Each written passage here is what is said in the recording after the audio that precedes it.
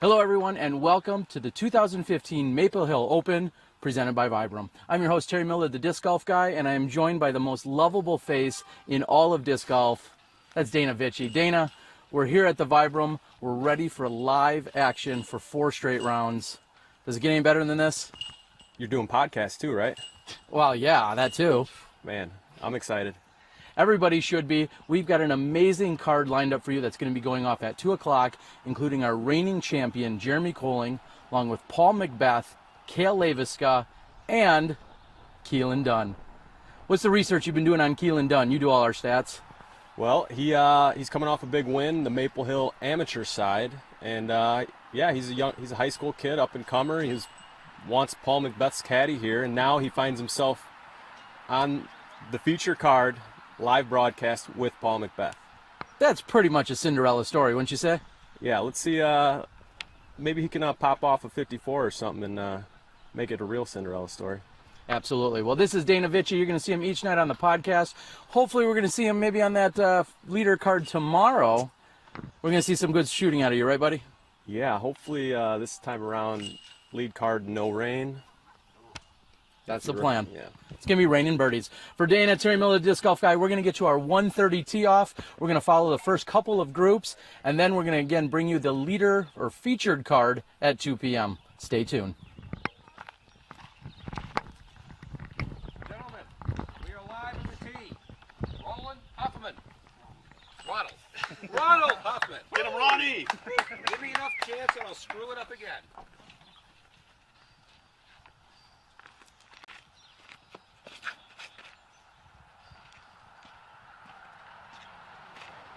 That's a good pull, Roland.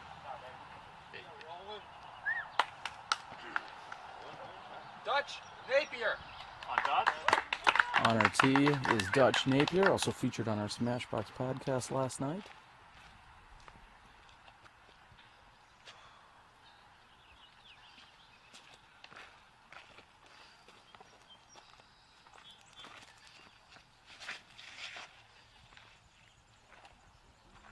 And Dutch with a beautiful turnover shot, getting over that pond with ease. Great shot. Steven Deeps.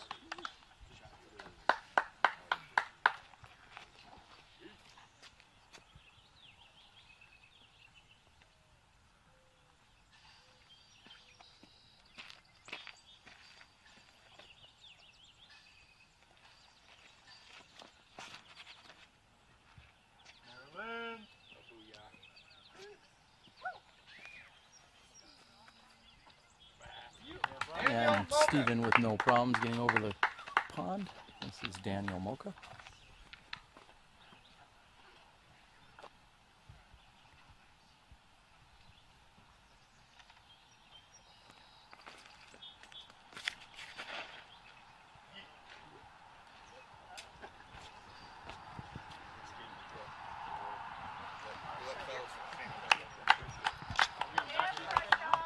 Our next group up at 140.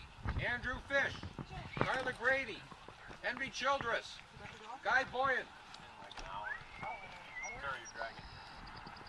Right pocket.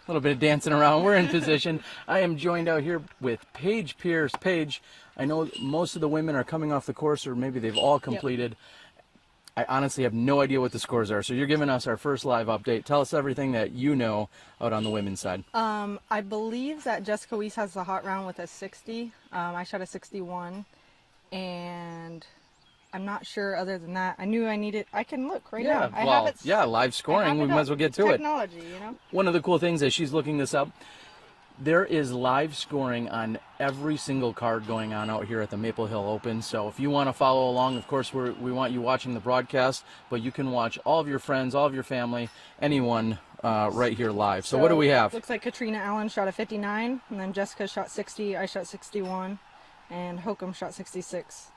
So that'll be the lead card tomorrow. Very nice. And so you said you shot 61, which is course par? One roughly? over. One Yeah, over? Okay. 60 is course par. Okay. How did that feel? It was good for most of the round. My first like 6 holes were pretty bad, but other than that, I didn't have any really mistakes. I just played like safe, I guess. And no Well- birdies really. Really, I was going to say, they always say you can't win the tournament on the first day, but you Yeah. can certainly lose it. And Yeah. you're right here on the leader card. Tomorrow, you think you could probably shave a few strokes off here and there? Absolutely, yeah. I think this morning it's hard because this course doesn't really have a warm-up area. It's this net that we're looking at. Sure. And so for the first couple holes, my release point was off, and then once I got it on, I was starting to hit my lines, and it felt a lot better. All right. Sounds like you're going to have a great card tomorrow. Again, you said Katrina Allen in the lead, 59, Jessica at 60, you're at 61, and Sarah Holcomb at 66. Yes. All right. Best of luck. Anything you want to share with everyone that might be out there watching? Are you going to be walking along with this card, or is it time No. for you to take a break? We're going to go sit on the bleachers and bet on who makes the green or not. All legal gambling, of course, here at the Maple Yes. Hill Open. Yes. All Word right. of mouth, no dollars. No real No dollars. dollars, No. no. All right, that's Paige Pierce. Maybe we'll catch up with her later on tonight in the podcast or some other time this week. And I know she'll be walking around and taking it all in. You'll probably be sitting on that bench watching the Yes. live feed. Yes. Oh, okay. Probably. Well, that's a good way to do it. All right. not? Thank you very much. Thank nice you. shooting. All right, again, that's Paige Pierce. We're going to catch up with Henry Childress here in just a moment. I think he's going to come on over. He's going to be teeing off in this next group, so I'd like to find out what he has to say. Henry, everybody talks about how they love hole one, and I know you've been a distance champion out here throwing off of different stages of hole one. Tell us what you love about this amazing starting hole. Yeah, it's a great hole. I mean, in disc golf, one of my favorite things is when you get to actually watch the disc fly. So, this is a great example for that. Y'all can see it back here behind me. There's a pond, so you definitely want to be able to watch the disc fly and not see it make a splash. So, a lot of people play it safe. Over to where the people are right now, it's a great play there, so it's not necessarily just a big arm hole, but you certainly have an advantage if you can, beam one out there a long way. Get all the way out there. There's going to be a lot of people that will ask throughout the week exactly how far it is. Do you feel like it is for you to clear the pond? Maybe the exact distance, and then what you feel it really what it throws like, considering it's slightly downhill. Sure. I'm not certain on what the exact distance is to cross it. I would guess 450, maybe 10 feet here or there, one way or the other. It's probably a solid 400 to 420 foot throw just to get safe across the pond. Of course, you don't want to leave yourself right on the edge of the pond. If you can give yourself a little room to run up and crush one up there onto the green, that's a little bit better. I know you're a veteran of the Maple Hill Open. You've been coming out here for a number of years. How many years is it, and what keeps you coming back? Yeah, I've been coming up here since '07, back when it was the Marshall Street Championship, Marshall Street Open, Yep. whichever one it was. And, we used to play across the street at Pyramids and over here as well. And just the community aspect of it, the spirit of it, it's a big thing that Steve Dodge talks a lot about. The players meeting last night, he talked a lot about the spirit of the players that come out here. We're all glad to help, and we want to make sure it's a good event for everybody. And I love that about it. It's the course, man. It's my favorite course in the world. Well, which says quite a bit. Now, you work at Innova, and I know people think, well, you work for a disc manufacturer. You probably go play Frisbee all day, but you're in the office grinding it out. You got to actually take vacation to come play disc golf, even though you work there, right? I do, yeah. This is my one real week off every year. And you can see, I've got some calluses here from not throwing all that much and then throwing a bunch over the past couple days. So, getting away from the desk and getting some practice time in gets a little more tough as the years go by, but I try. So. Well, good to have you here. Hi to Kyle and everyone else back at the shop. We wish you the best of luck out there. Have a good round. Thanks, Eric. All right, there you have it. That was Henry Childress. Again, been coming here since 2007. That speaks volumes of not only the event, but all of the amazing things that are going out here at the Maple Hill Open. I think we're just about ready for our next group. We're going to go ahead and listen to Scooter for the call. 2 minutes. You got 2, Terry. As we actually just heard, it looks like it's going to be about 2 minutes before the players are able to tee. One of the things that Paige had referenced earlier was the fact that the players have this black mesh net that they can throw into. There's not really a lot of wide open spaces out here on this course, so this is a great opportunity for the players to be able to throw as hard as they want without having to fetch the disc. We see Nate Doss throwing some drives from the other side. I believe it's a slight upgrade from last year. Usually it's more of a one-way net, and only about 3 or 4 people can be practicing at any given time. And now this way, having the net going both directions, we can have a lot more people warming up at any given time.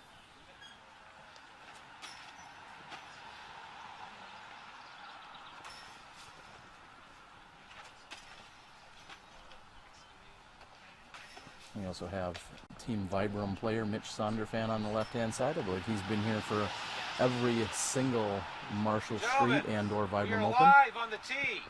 Up first, Andrew Fish.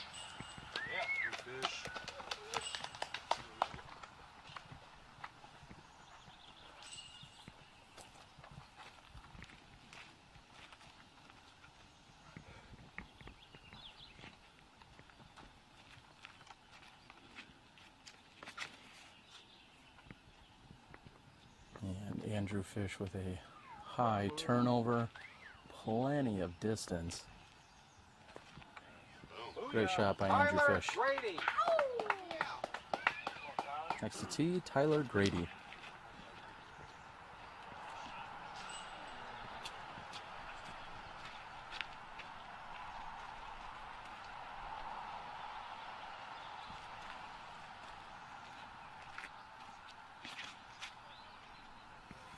Yeah, Tyler. Tyler not relying too much on turnover. However, no problems getting up and over. Henry Childress. Henry Childress, this Jeremy Koling fan club.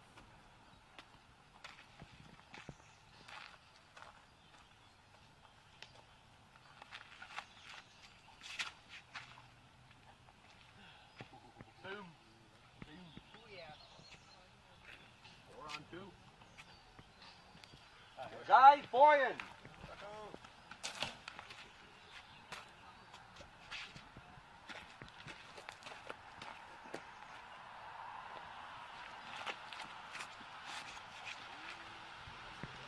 And Guy playing pretty conservatively off into the left-hand side.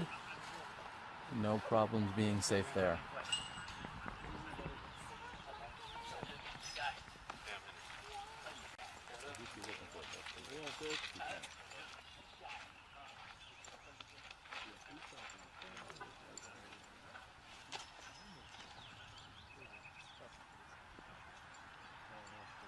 Our next group at 150, Dustin Keegan, Mitch Sonderfan, Justin Medor, Chris Becker. Yeah, Mitch.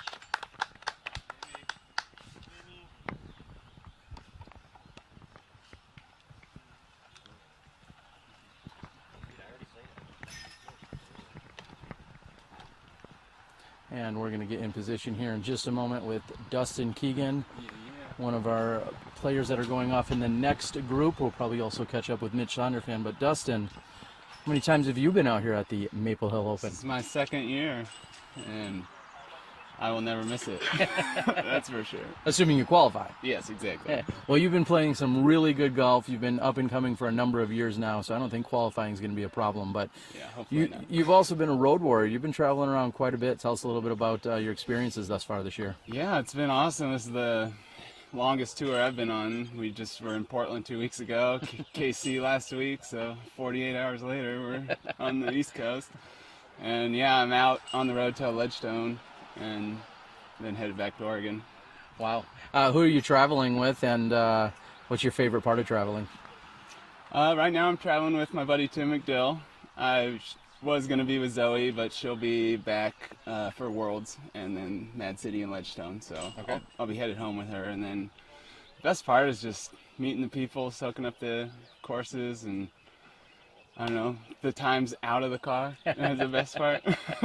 Now, you've been able to experience all different corners of the country. Northwest, I saw you in the Southwest. Here we over on the East Coast. Do you have a particular area or a section that stands out for any given reason?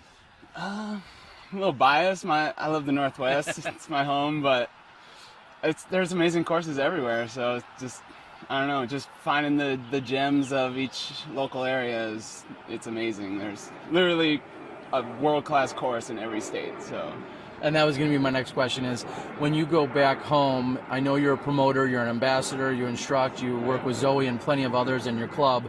When you go home, what are some of the things that maybe you take with you that you've picked up from some of the areas, whether it's in course design or strategies or leagues or anything like that? Is there any kind of things you're picking up while you're around the country? Yeah, course design is big. We're kind of limited, you know, growing up in the same area. It's just you always get the same style of courses. So just seeing everything, seeing what's fun to me, what's fun to the other touring pros, and it helps for growing our sport with the new courses that are coming in every few months. There's a new course popping up somewhere. So as long as we can get our input, that's the big deal. And Maple Hill, I would say, is pretty diverse. What's your take on it? Oh, it's got it all. It's behind Milo just because of the Northwestness. This is definitely my second favorite course in the world and that I've played so far. And I don't know, it has everything you could ever imagine. And just the woods is tough. You just kind of hold on and just, I don't know, play smooth and smart. There you go. Well, we wish you the best of luck. Again, I know I'm going to be seeing you all around the country the rest of the year, and we're going to see you on top of those leaderboards, and we wish you the best of luck. All right, have a great week. All right, that was Dustin Keegan. We're going to catch up, I believe, with Mitch Sonderfan, if he's got a moment. Mitch over there talking with... What are you doing? You're giving some love to all the smashies out there. Sweet. I'm joined by Mitch Sonderfan. Don't make me wrong, because earlier I said you've been at every single one of these. I've been at every single one of these. Good. I did my homework. So, Mitch, you play for Vibram, and obviously you're coming out to the Maple Hill event every year. What keeps you coming back? Is it Steve Dodge, really? I mean, is it his good lucks? Steve Dodge, Todd Dodge behind the camera is one of my favorite people on earth. Terry over here is pretty cool. Oh, thank you. It's all the locals. It's a huge family out here. You come back and you got 100 people that remember you from the year before. Everyone loves everyone. It's just awesome. Of course, it's pretty nice too. I'm not gonna argue that. Everybody says it's nice. That's a given, I guess. Now you've had a recent addition to the family not too long ago. Is that keeping you off the course? It is somewhat keeping me off the course. I blame that for the couple-point rating slide, but yeah, you said you actually have dipped below 1,000. What's that feel like? Thanks, Terry. Appreciate it. Hey, you're the one that told me. I'll pop back. I'll get back over. Yeah, not a will. problem. Have you been playing any tournaments, or is there maybe let's look forward any tournaments after this that you're particularly looking forward to that you'll actually get the chance to play? We have Colorado State's coming up, which is one of our big A tiers. It's down on two gorgeous courses. One is a really manicured city park, and the other one's got a really nice river that runs through it, lots of trees, really tough. So if you want to come down for that, it's in October. I hope it'll be cooler. I was just in Colorado last week, and it was 95 with humidity. Is that normal for June? We're going to hit 100, but we'll hit a week of 70 as well. Okay. So. All right. Well, we wish you the best of luck. So you said every year. How many years exactly is that? Let everyone know. This is my 12th year coming here for this event. Wow. 12 years. 12 years. Do you get a pin? One third of my life. 1/3. All right. Well, that's Mitch Sonderfan of Team Vibram. Sonderfan? What do you say? Sonderfan. Whatever you want to call it. I was pretty close. Close. Yeah. All right. That's Mitch. Mitch, we wish him the best of luck this week. And we're going to get to their group in just a moment. Okay. 2 minutes. You are one of my favorite people, even if you don't think so. And again, we got some teeing off in just a few minutes. Actually, technically less than 2. As we've come over here, we see Paul and Big Germ. Big Germ getting his forehand on. I know, dude. Stop reminding me how good it was. It was really good.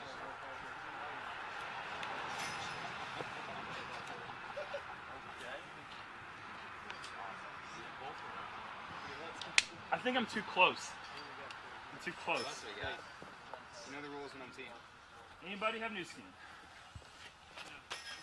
Can't do it, Paul. Do it. It's too high for my sideline. You know? Watching Big Germ and Nate Doss, as I said, get warmed up. Last night they competed in the Champion Skins. That footage and coverage is available out to you on YouTube on our SmashBoxxTV channel of YouTube. I will not fully spoil it. We'll just say that one particular world champion cleaned up pretty nicely. We'll put it that way. A little more hope for you.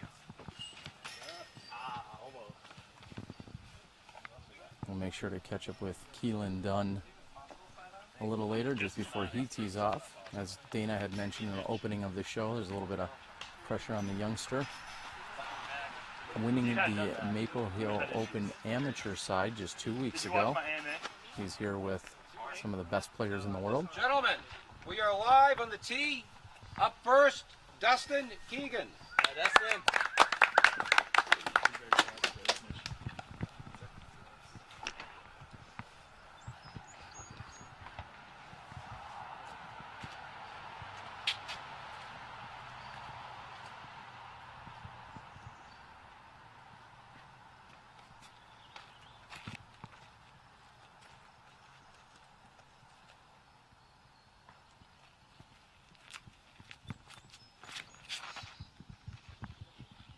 Dustin's shot is going to carry over on the right-hand side of the pond. Mitch Sonderfan. Mittens.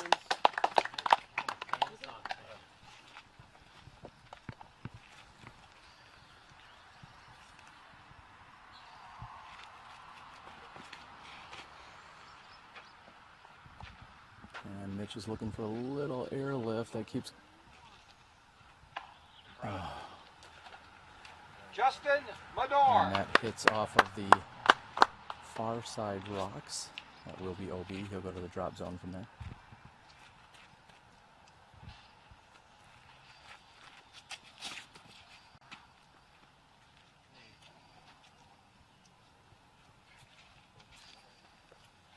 Chris Becker.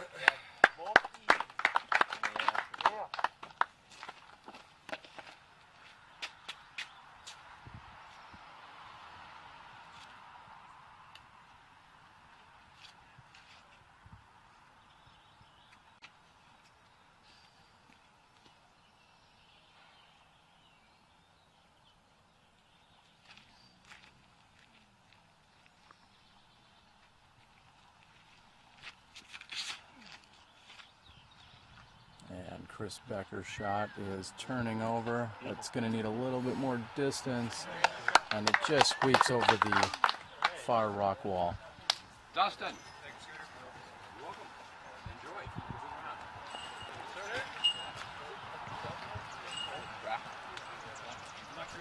Have a good round, Dustin. Besides hole 1 and hole... Our next group, up at 2 o'clock. Nate Doss, Jared Rohn, Tim McDill, Jeff Spring. Jeremy, I got it. We know that many of our players are always interested to learn what's in the players' bags. I'm going to do my best to call the shots for you, but maybe before that, we're going to get a little insight from Big Germ as to what you're throwing. Everybody's going to want to know what's going on out there, and you got a lot of discs, man. Yeah, I got a lot of discs. So give everyone a quick overview of what you're most likely going to be throwing out there. Okay, on the big shots, hole 1 and hole 11. You want to show them so that maybe we can compare? Sure, I got it in my hand. Oh, that one, okay. I'm going to throw my D2. On some of the tighter woods holes that are long, I'm going to throw my 400G D3. It stands up and turns over, nice gradual turnover.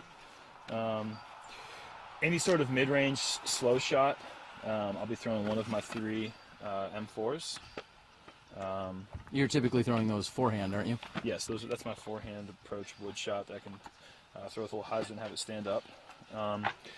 And then if it's green besides this D2 here, it's going to be my D1s, all broken into variable states of stability. And then I got my old trusty team D1 that I have my skull die that I've been throwing for about 2 years now. It's a really nice, consistent, slow turn.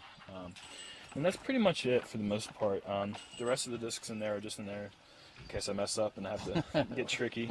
Or round out the bag so it sits on your back evenly. That's right. That's the reason why it's in there, really, so they don't sit in there funny. Plus, I got a caddy, so I can put as much in there as I want. Well, there you go. Well, that is Inside the Bag with Big Germ. I'm going to do my best to try and remember most of that. For the most part, I'm going to say D1. Yeah, it's D1 probably, or M4. That's safe. That's safe for sure. Okay, Yeah. D1 or M4, that's what he's going to be throwing. I know Nate Doss has a pretty consistent bag week in and week out. We're usually seeing him throw Z Forces or a Z Predator of sorts. Those are the two most common discs that we see Nate Doss throwing. We're going to catch up with some of these guys in just a moment. We're looking at our 2 o'clock tee very shortly. Stay tuned. You're watching the 2015 Maple Hill Open. Okay, nice. Awesome.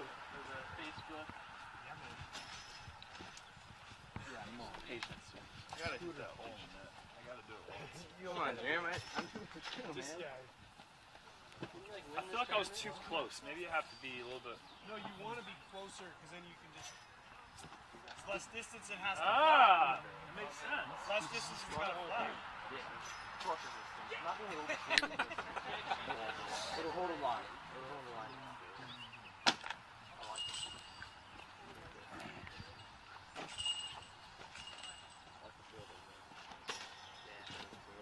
I like her. All right, I'm going through the hole. No, you're not. If you do, then I'm. Oh, so close.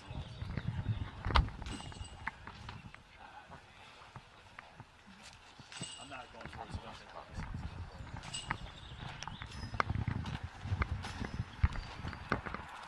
I think just getting out of bed? Yeah, you look well rested, buddy. Joining us now is our Maple Hill Open Tournament Director, Steve Dodge. Steve, looks like a well-oiled machine out here. Things are going well, aren't they? It is shocking, honest to goodness. It hasn't run this smoothly since '09. I'm not kidding. And one of the more exciting things, I was walking up here and I was thinking, this is going to be a very exciting round that we're about to watch. And I was thinking to myself, this is day one. We just started. We got 3 more very exciting days, and I'm looking forward to stepping off the camera and watching what you do. That sounds like a lot of pressure on me. Actually, I don't really care what you do. You don't. I want to watch what the other guys do. Yeah. You've decided to go with, well, 3 of our top players in the game, and the up-and-comer Kealan Dunne. Mm-hmm. He won the AM weekend just 2 weeks ago. You trying to make that guy nervous or what? Well, Kealan or the other guys? Not only did Kealan win the M side, but I don't know how old Kealan is. Kealan, how old are you? He's 14 to 16 years old. And the interesting thing is we had a 16-year-old and a 13 or a 14-year-old on the final card, a 14-year-old on the final card of the AM side. These guys, we had 2 seasoned guys with them, and it was very interesting thinking, can these young guys keep it together and understand how to win a tournament on the final day on Maple Hill Golds? And Kealan stepped up and won the tournament by 3 or 4, which was amazing. He did not falter. Proving that he belongs to be playing here with the rest of these gentlemen. Absolutely. He is a Maple Hill Open champion, and I look forward to seeing what he can do. I'll go ahead and say it out loud. I think he's going to beat one of these guys. Which one? You seem to be staring down our reigning champion, Big Jeremy Koling, when you said that. Time will tell. Time will tell. How many hours is it going to take for these players to get through this round? I think we're looking at 3.5 hours. I heard there's a backup on, I think, is it hole 1? Where's the backup? Oh, no, we're clear. Okay. Good. 3.5 hours. Should be good. All right. Anything you'd like to say to all the Smashies out there that are taking in all the action this week?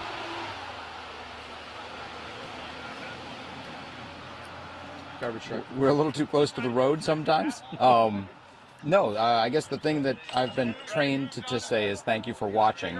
But in reality, without the people watching, the sponsors of the event wouldn't really care that much.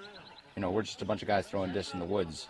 We do a good job of it, but if we don't have people watching, we're not going to grow the sport. So all the people watching, they're the reason we're here. Step inside the smash box, as we like to say. Great. So I do have one follow-up question for you on our conversation from yesterday. Okay.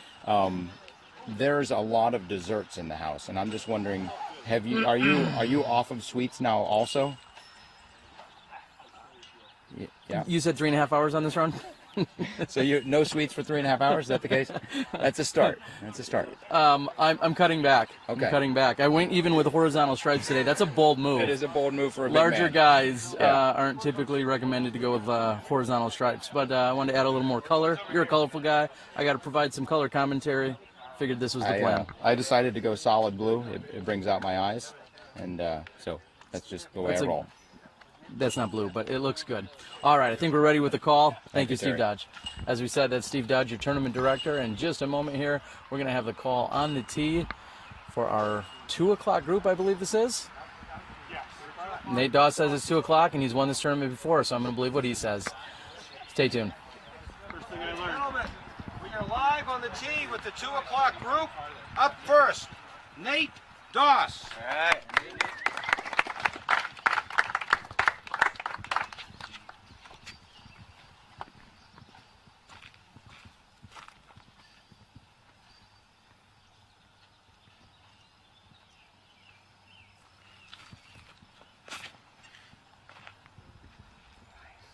When Nate Dawes is going for big distance, we're always seeing him throw an ESP nuke. That's some big power by Nate Dawes. Very impressive opening throw. Jared Roan likely throwing a Star Destroyer.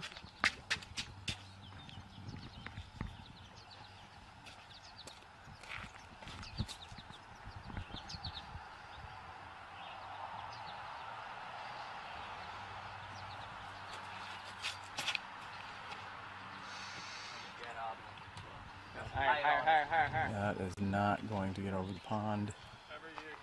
Tim McDill.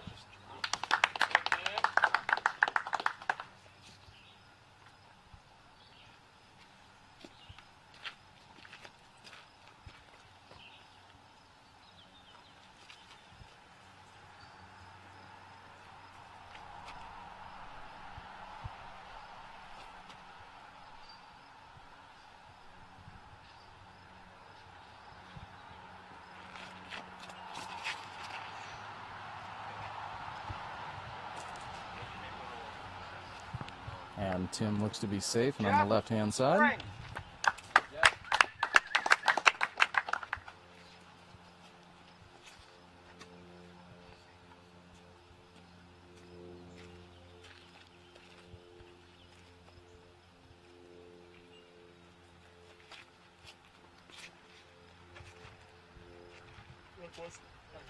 And Jeff Spring of Smuggler's Notch Resort is safe and on that left-hand side.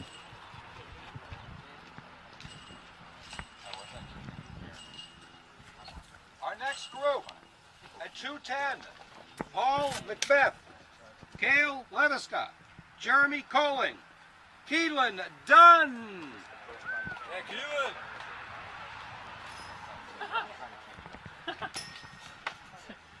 No, it is not. It is not even for like the. I'd say most tournaments actually. It would be weird if we did that.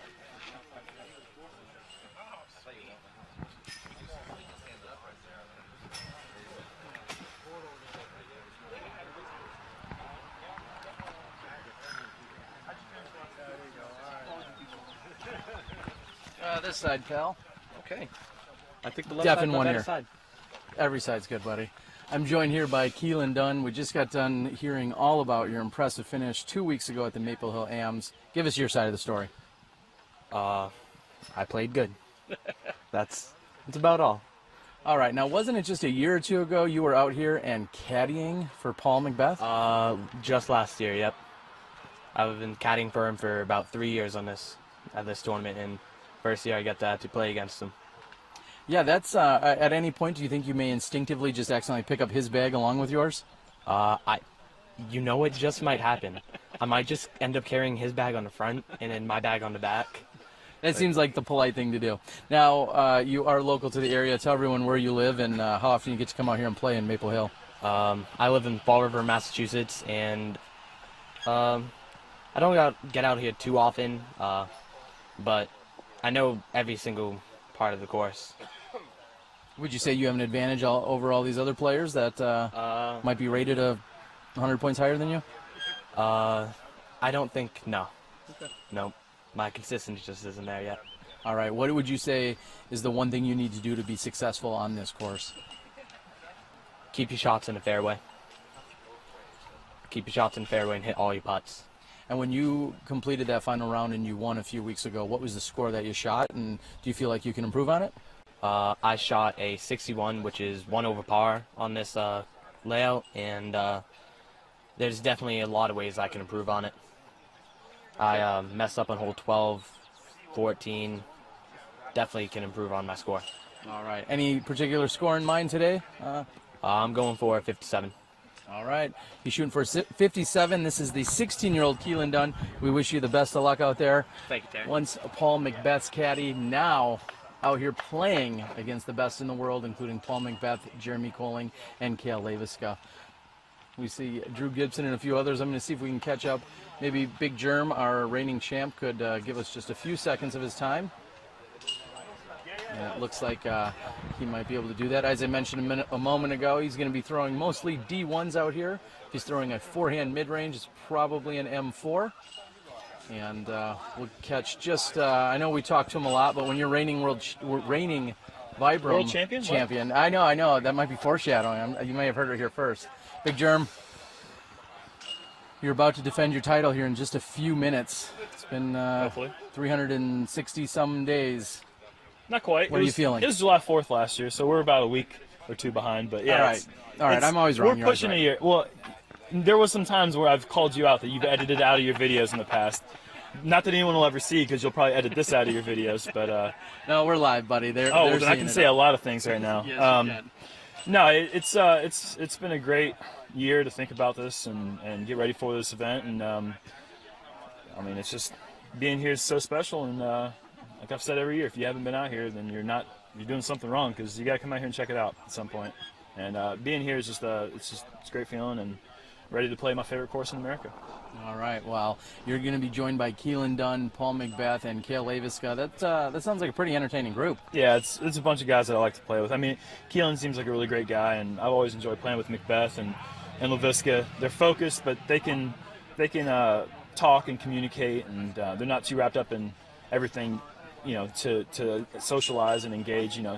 Some people you don't need to do that with, but it's nice to have that opportunity, and so it's always fun playing with them, and we always have a good time playing together, so really looking forward to it. Sometimes people need to get away for a moment and collect their thoughts on the course. Is there anything that you do if you want to get amped up or get your head back in the game? Is there anything? Do you play a song in your head? Do you go to music? Do you check your Facebook? What are the things that you might do? Sure. I mean, I do some phone stuff sometimes. Sometimes I'll play a quick game, just have fun.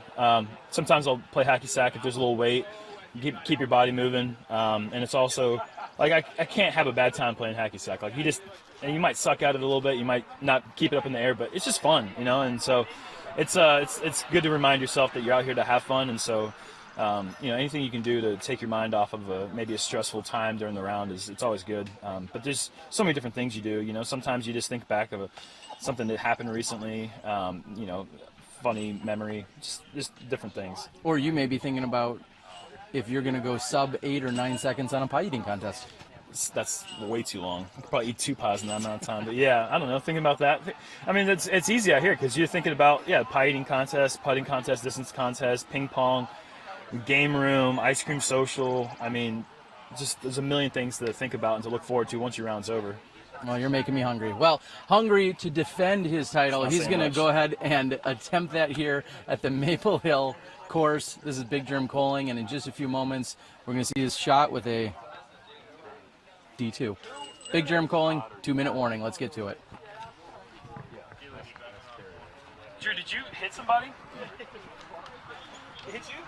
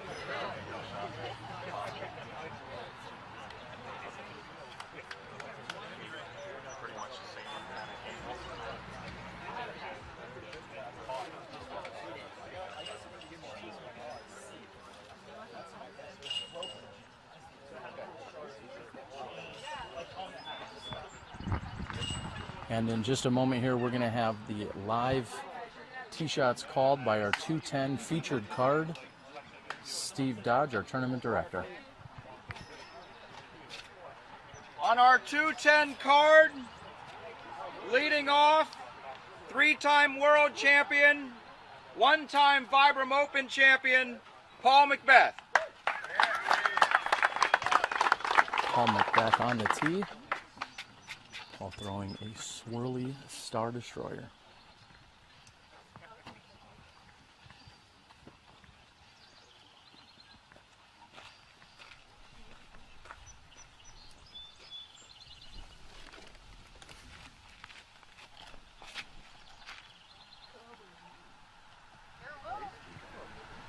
Beautiful shot by Paul McBeth, going up and over.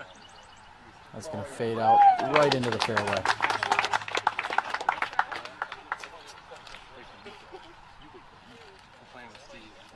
Teeing off second on our 210 card, 2-time Vibram Open champion, Cale Leiviska.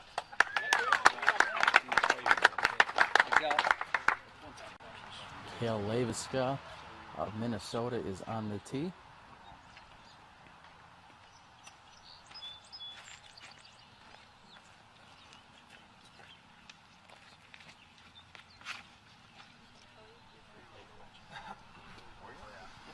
And getting an air bounce there near the end. Cale's shot is on the right-hand side.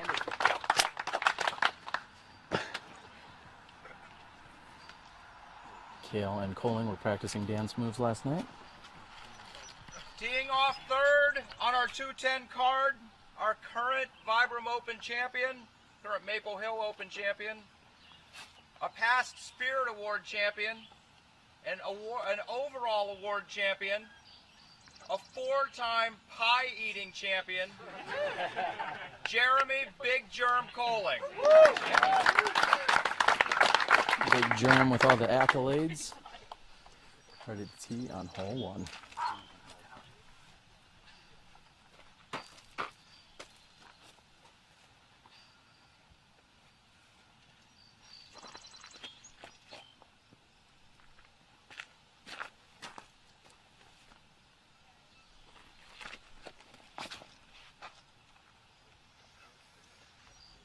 And Big Germ looking for a little lift on that.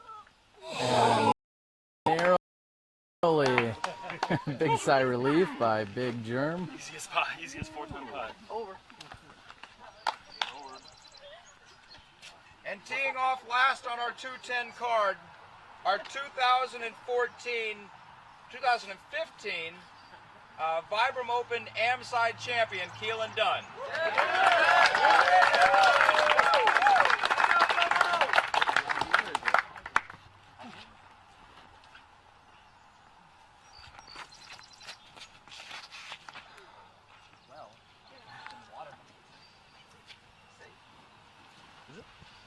And Kealan with a low release. We'll have to see that if that in fact got to the pond or not. In the meantime, we're going to follow our players. This is our 210 featured card.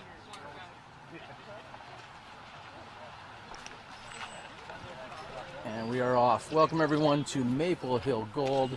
You hear every player out here talk about this beautiful course, the challenge that it provides, the difficulties, the variety. And you are about to take it all in right here on SmashBoxxTV.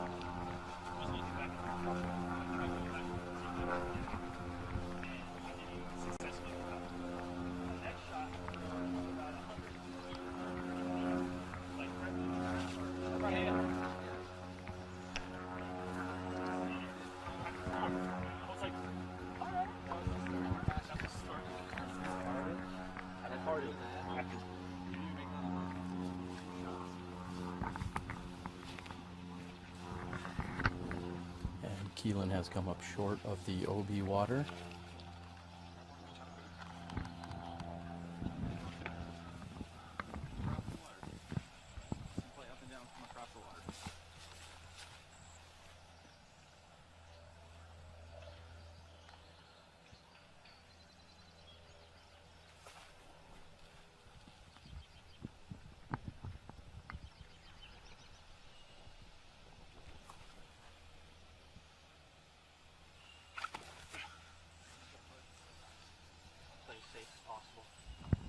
And simply getting over the pond safely was challenging as he had his back to the hole.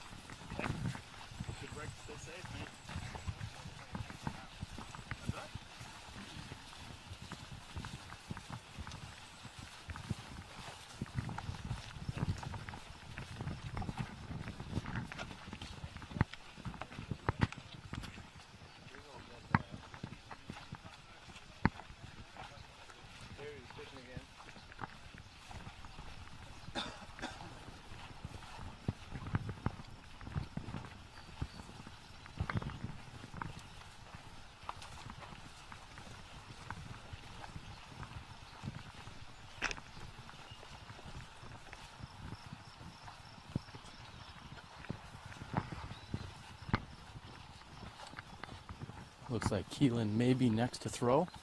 We'll see if we can get in position for him. Hole 1 plays into a peninsula green, which is guarded by OB on each of the sides.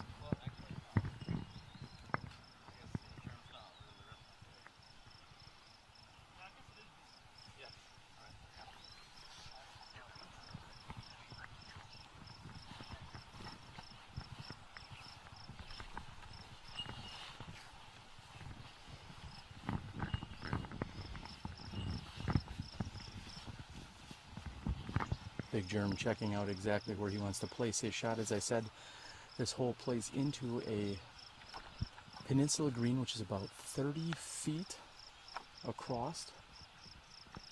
OB left and right.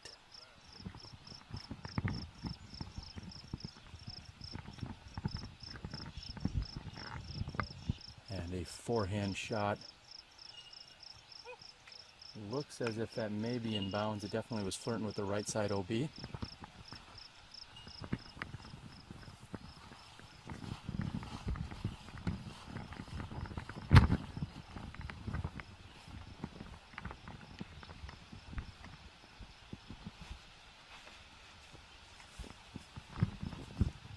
Kealan's third shot is heading toward the green. Looks like it should be just short of the mouth.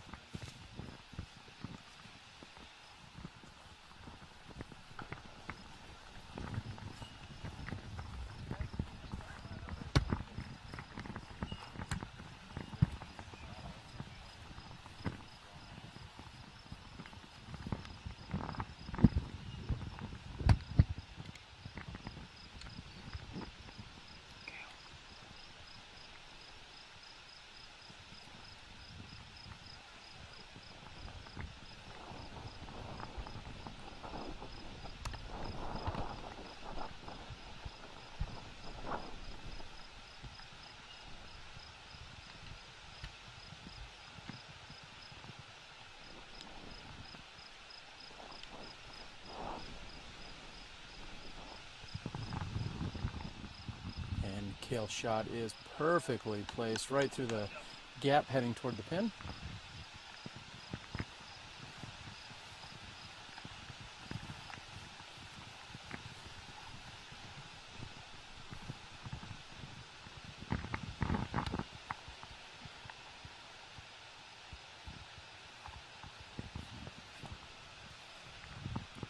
Paul McBeth with a slight turnover of his Nova.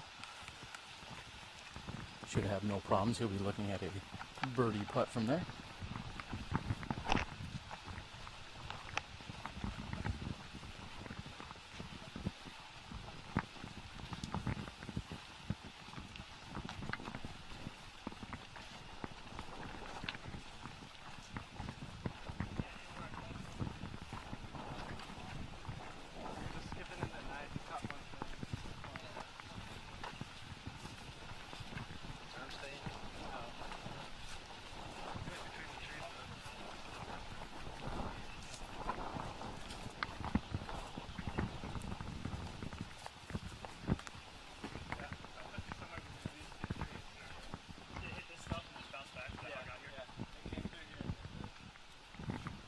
Big Germ getting a clarification as to where he went OB. Is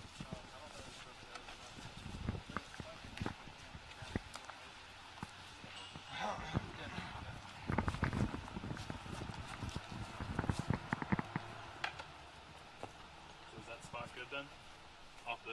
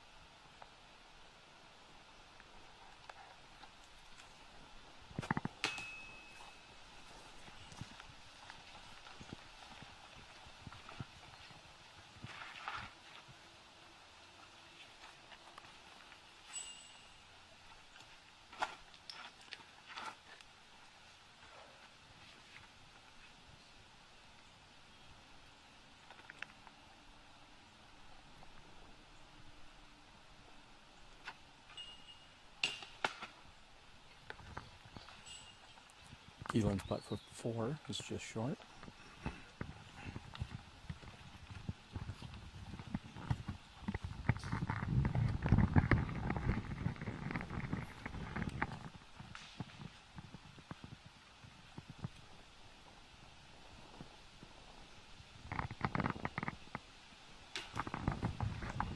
And consistent with the previous 2 putts, Cale Leiviska comes up just short. Paul McBeth is left with less than 12 feet for birdie, and he will be the first to strike this morning.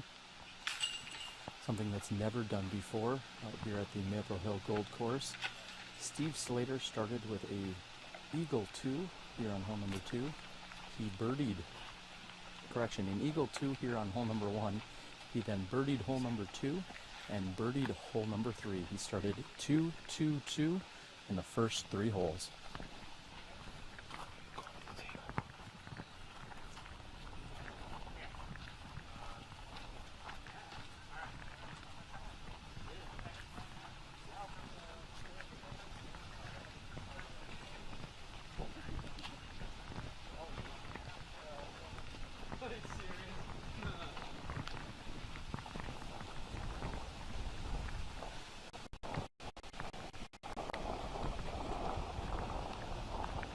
Overlooking the, well, let's say gorgeous pond. Some may argue if they find their disc in there. There's a number of them out here at this Maple Hill layout. You will be seeing them play around them on holes 5, 6, 14, and 8, to name a few, possibly hole 9.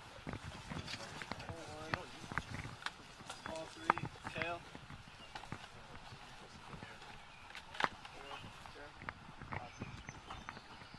Kealan. This one's 5. Yours.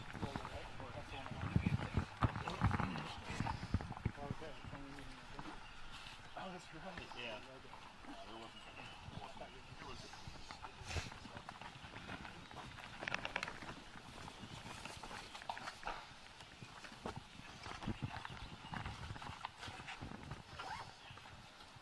Go ahead.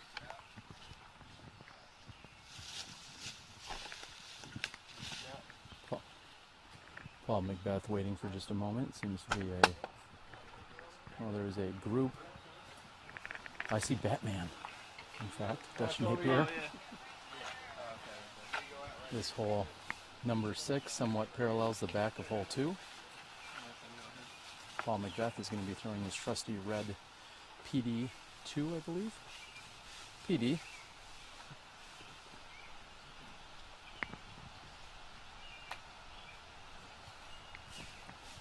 Paul said they were going to wait on this group that is directly behind their tee.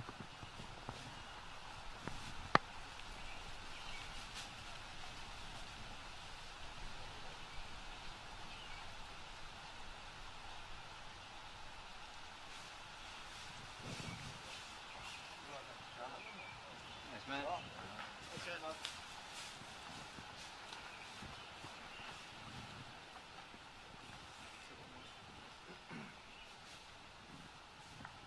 Paul waiting for one more approach shot over on hole number 6.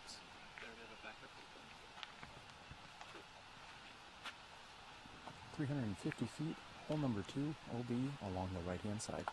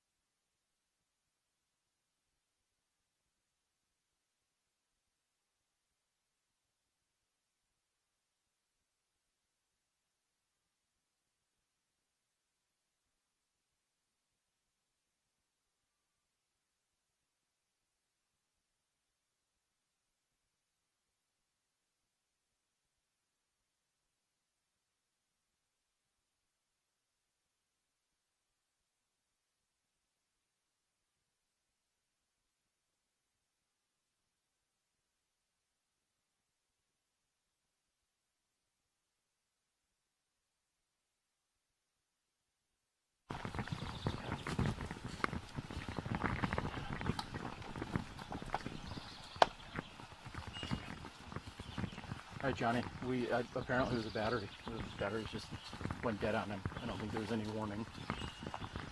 So.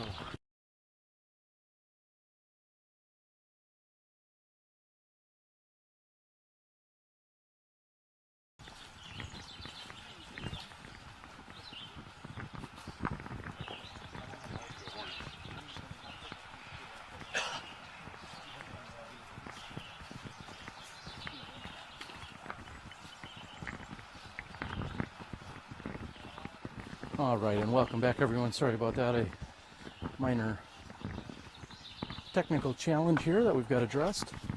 Just watch the tee shots on hole number 2. No,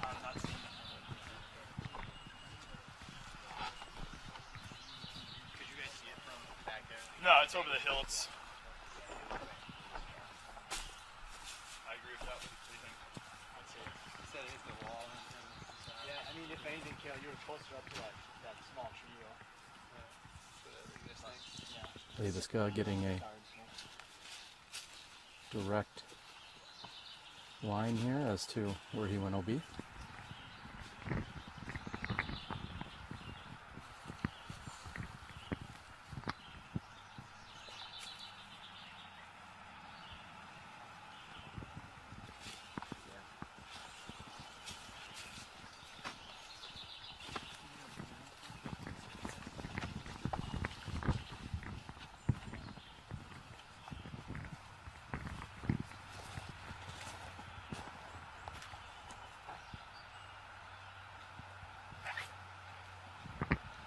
And Kealan with a simple approach to within 8 feet.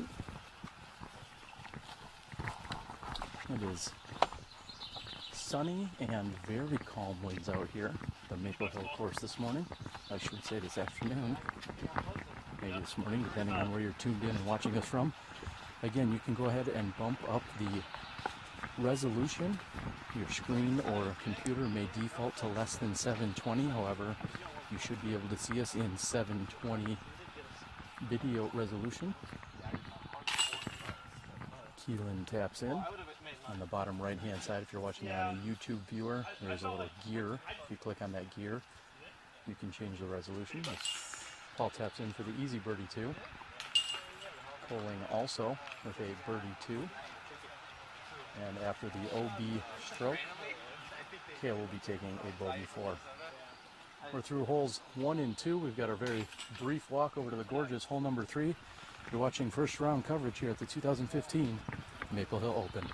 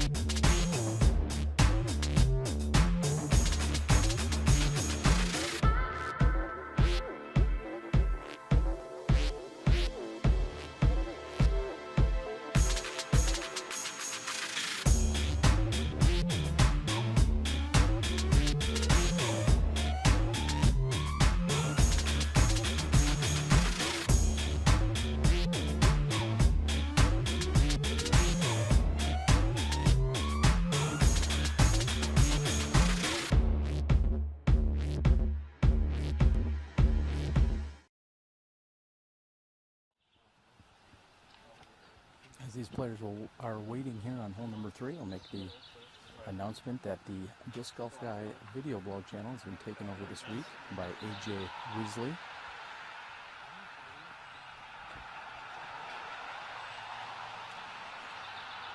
And in just a moment, it looks like we should be ready. Paul McBeth on the tee after starting birdie.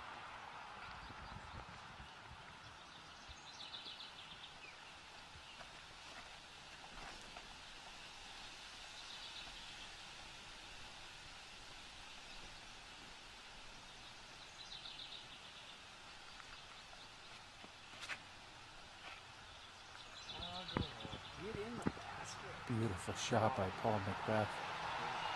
Does finish left side of the pin, however, very nice looking shot, stayed clean the entire way. That was a champion Thunderbird.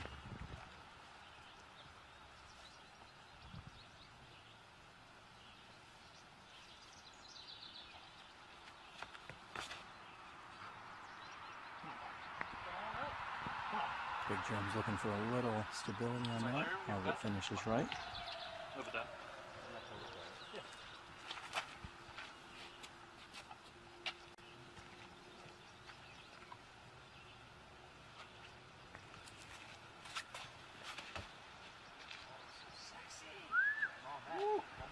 And a nearly identical flight pattern from Kealan Dunne. Cale Leiviska on the tee.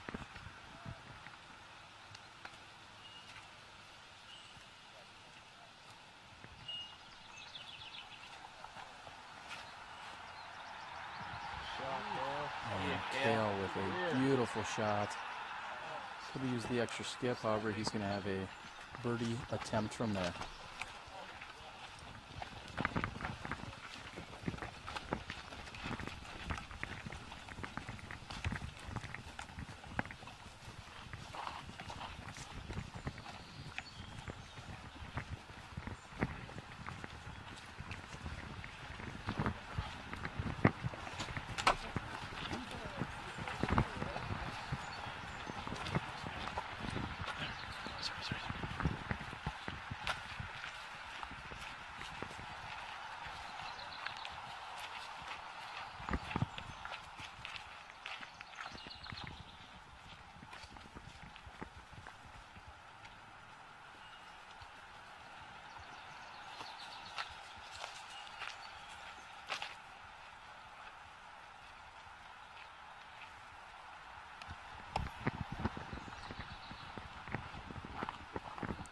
as we walk down hole 3's fairway. A little bit of adjustment here on the audio. Some feedback coming in asking for a little bit more volume, so I hope we got that adjusted for everyone at home. Please go out and like, share, tweet, Tinder, do whatever you need to do. Let everyone know that we are watching live disc golf. 3 of the best players in the world, plus our amateur champion from the 2 weeks ago on the AM side, named Kealan Dunne. We're glad you're here taking it all in.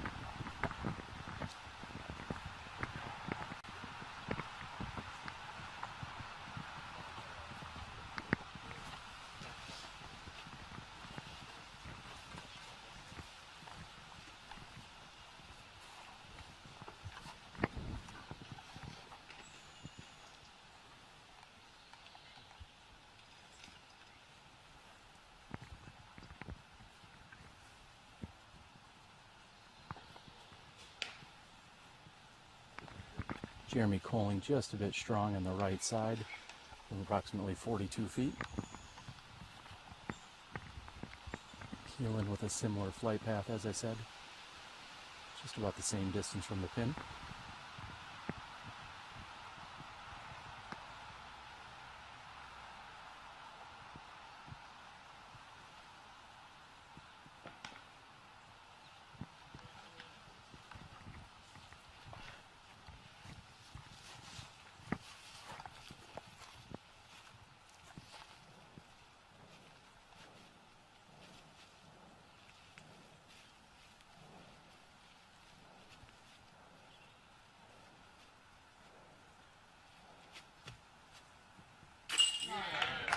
Gorgeous putt by Cale Leiviska.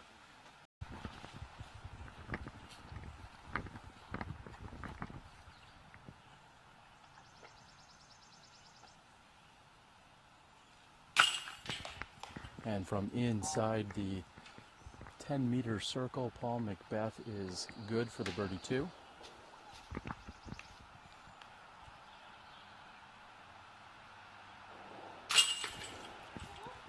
Koling cleans up, and I expect this.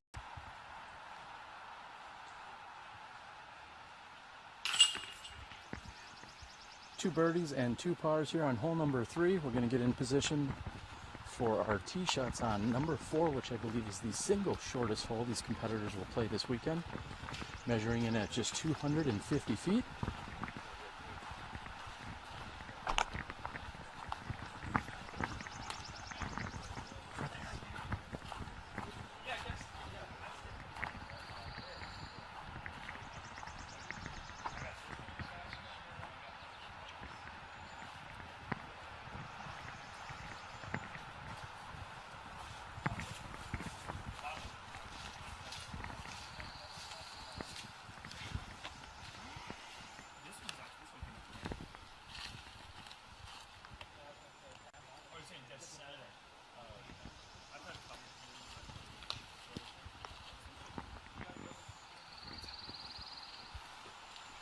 Second card is putting out here on hole number 4, or correction, I should say the 2 o'clock card.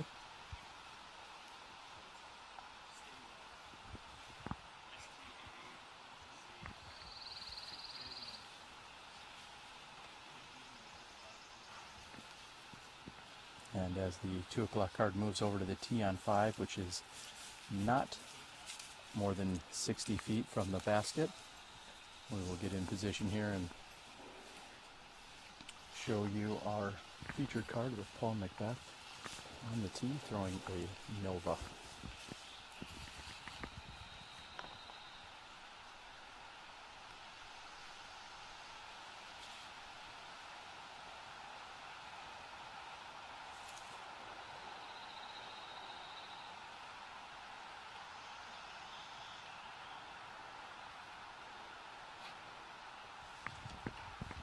And McBeth kisses off a tree and heads left.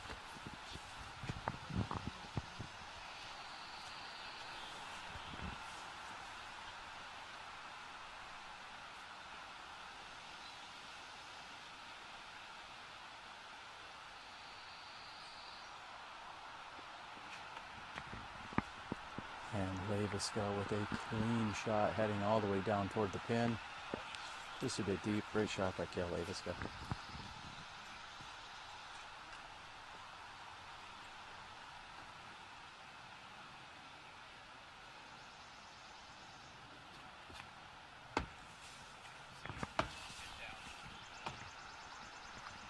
And Koling's forehand hits.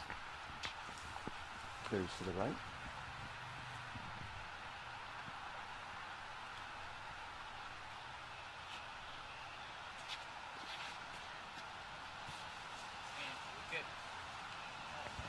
And Kealan looking for a little bit more skip. However, he's going to have a long downhill putt from there.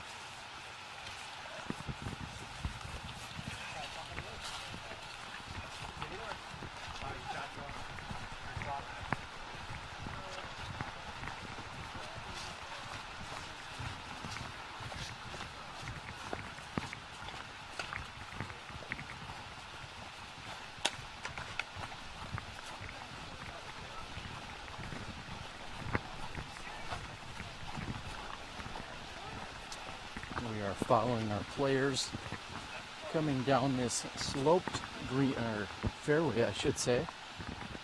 We find Paul McBeth on the left-hand side.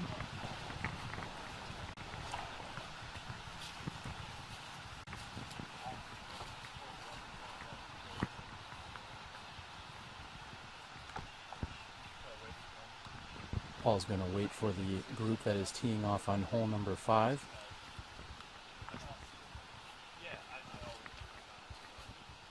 Paul with not much of a look here. I think we're going to see pretty much a layup from this distance and angle.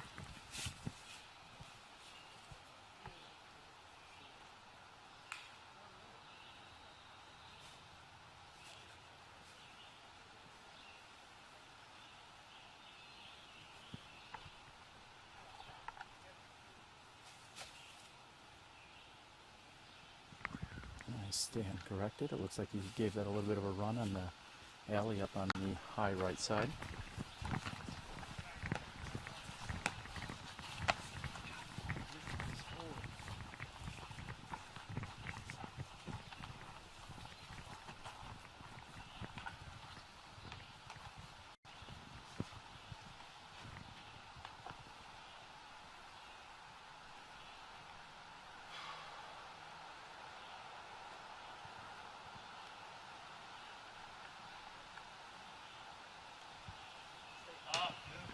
And again, big germ just a bit short. He knew right out of his hand that he needed a little more height on that. Kealan sitting right here at the 10-meter circle. Downhill putt.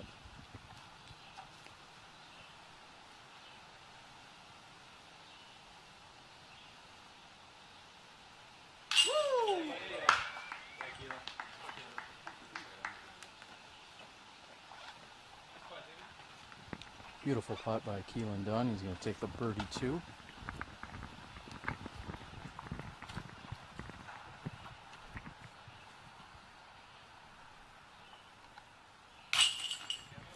And Leiviska, the easy cleanup for birdie as well.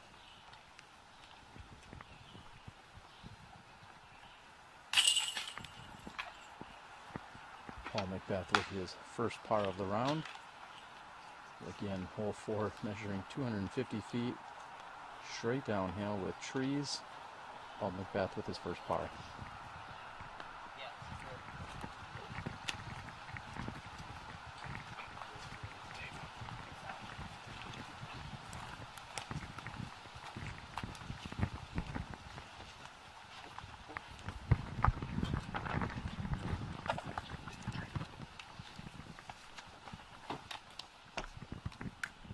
Hi, I'm Paul Euleberry. I'm here at Maple Hill, hole 5, 285 feet. One of the more challenging holes on the course, even though it's 285 feet. A lot of people throw sidearms over the water or turn over.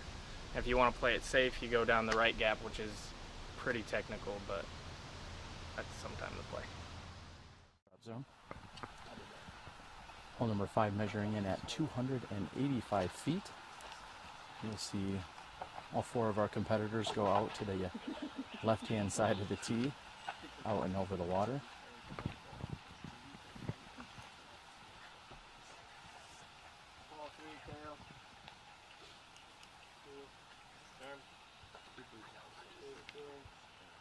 What, 2 please? Sorry about that, Paul.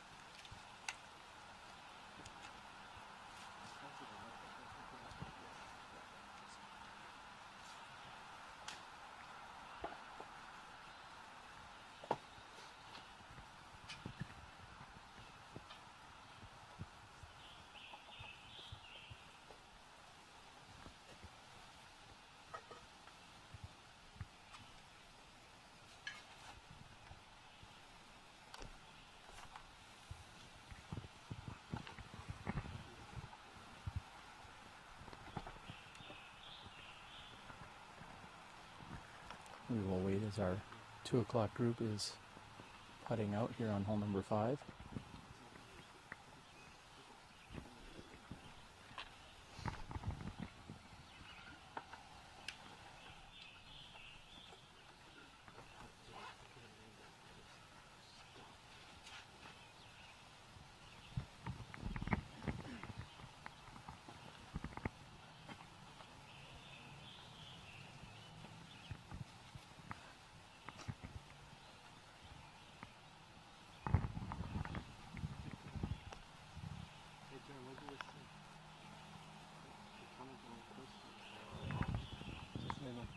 Just a little something. My girlfriend doesn't really like watching live coverage, so I tagged her in and told her to watch.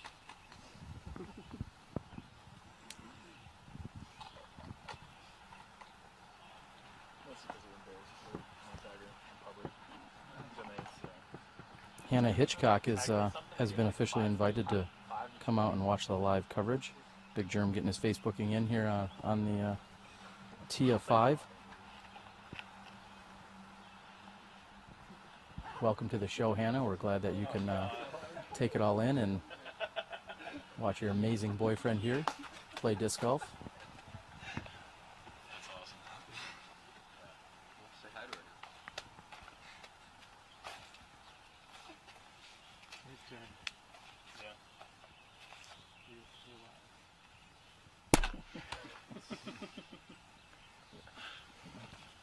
No look, baby.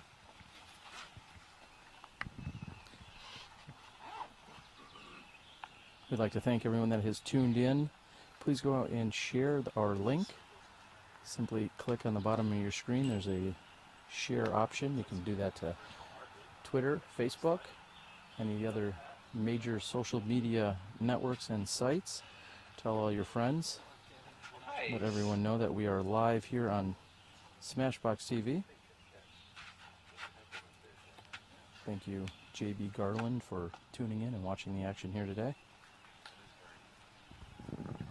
It is.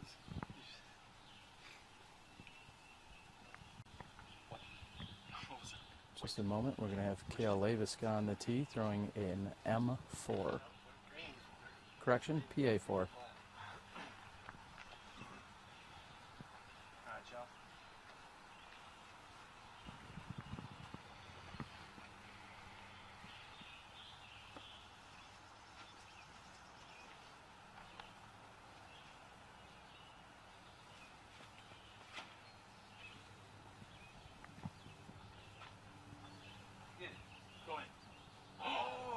And a very nice shot, giving Cale Leiviska chills here on the tee of hole 5. Mako 3 is what Kealan Dunne has in his hands.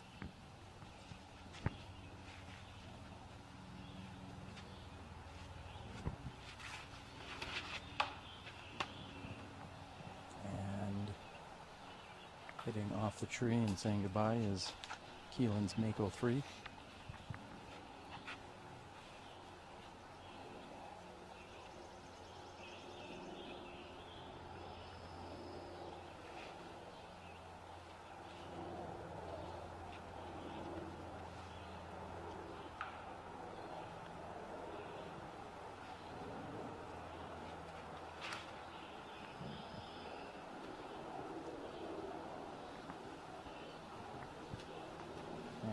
McBeth. A little bit more angle on that than I think he was looking for. However, it's worked out just fine.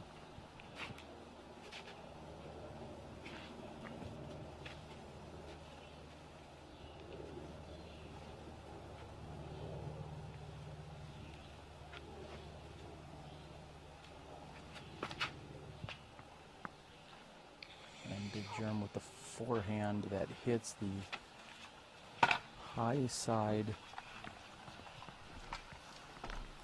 wall on the just short of the pin.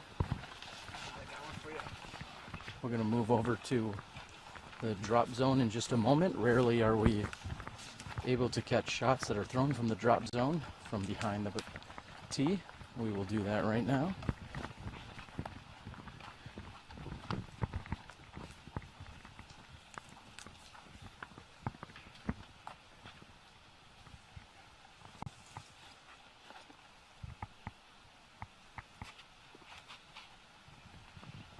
And Kealan needs that to get just right, and it does, barely over that wall. Next to throw will be Big Germ with a forehand.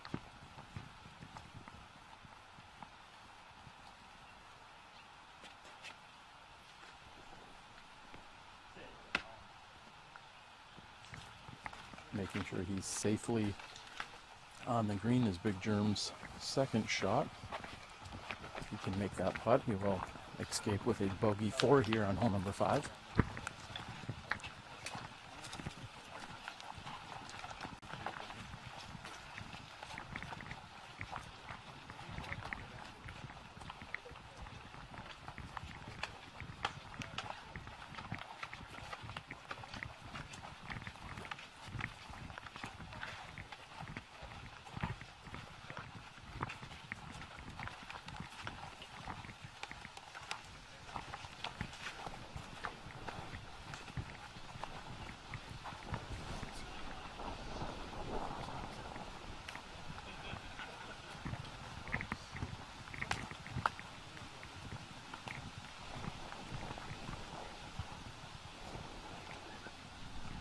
And if you look off to the side, we can see Nate Sexton has officially been handed the belt between him and Big Germ. They're constantly playing week in and week out for the championship belt. And that is Nate Sexton putting it around his waist. Just handed off by Big Germ a few moments ago. Somewhat awkward timing to be doing that, but I'm not going to question it.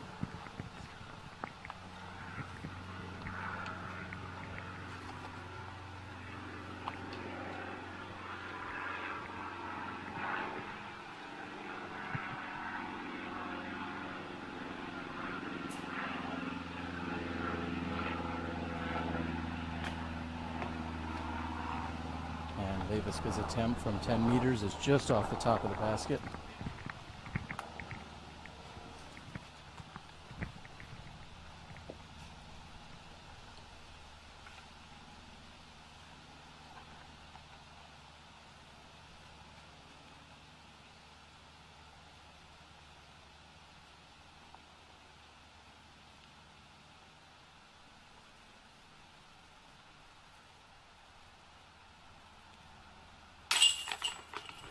And Big Germ with a solid putt from inside the circle's edge. He's going to escape hole 5 with a bogey 4.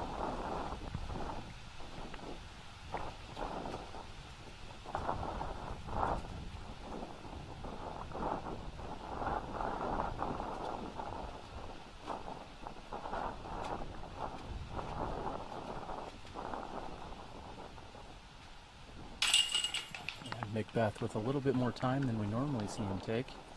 Somewhat of a 5 to 10 mile an hour headwind coming straight at him during that putt. Made sure to take his time, and no problems for McBeth, carding the only birdie 2 here on hole number 5. McBeth sitting 4 down after 5 holes.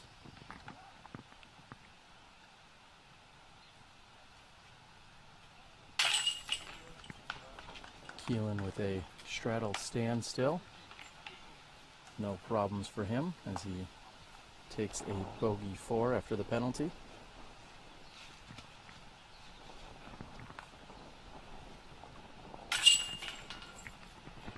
And Leiviska taps in for his 3.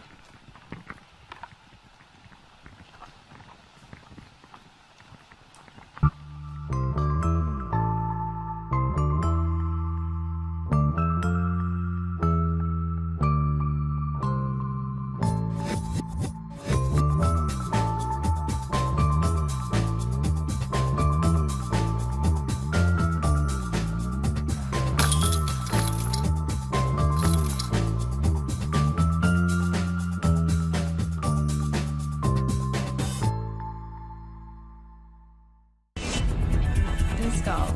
It's in the air.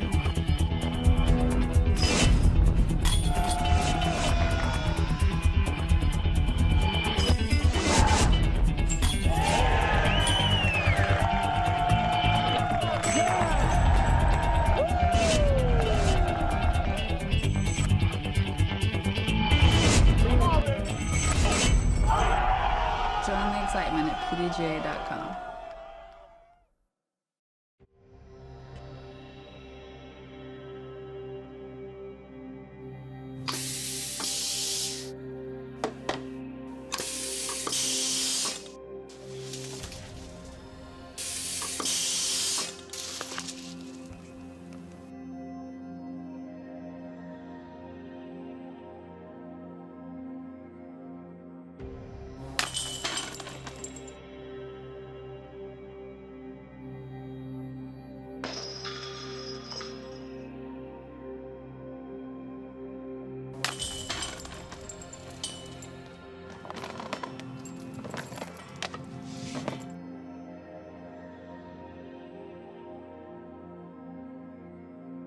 The Mach X by DGA, the evolution of disc golf.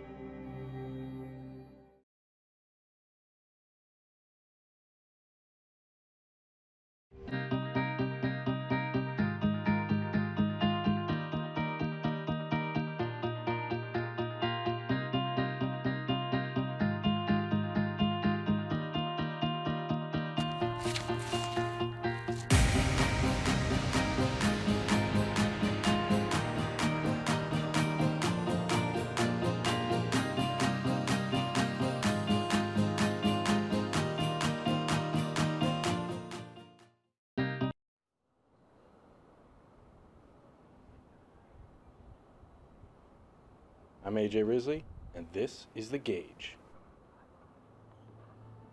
With its reliable straight flight and its excessive amount of glide, The Gauge is perfect for players of all skill levels.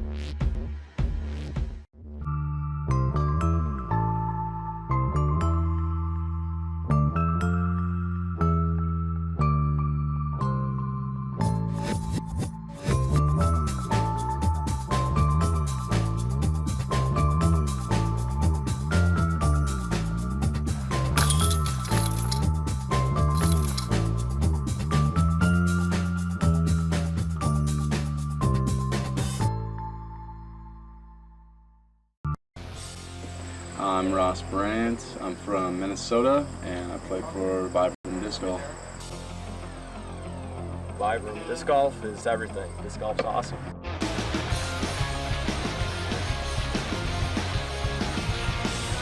The discs are fantastic. They're the best driving putters I've ever used. The rubber's great. It lasts forever. They're really good putting putters. It's very consistent.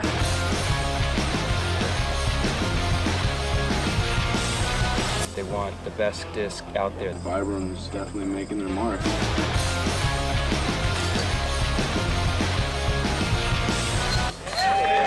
We're here, we're living in this wonderful moment, and we're looking forward.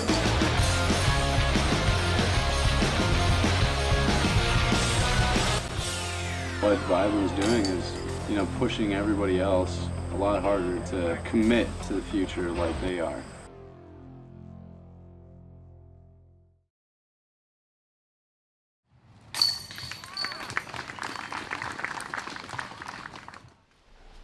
Hair look all right? We're here at hole 6, Maple Hill. It's a par 3, 375 feet. While it's a par 3, this is one of those holes where if you walk away with the par, you're feeling really good. There's a number of shots that you're going to see out of the righty backhands. You can see the hyzer flip with the mid-range or a fairway driver. And the fairway driver play could get you the 2. A really pure mid-range shot will get you up there, but you have to contend with a rock wall on the right, a very tight corridor. If you hyzer out to the left, you're in the water. It's a very difficult shot. You might even see some people lay up with the putter or play the mid-range just to that second stump up there and then go to the bucket from there. Even from there, it's a relatively difficult shot. This is one of the many swing.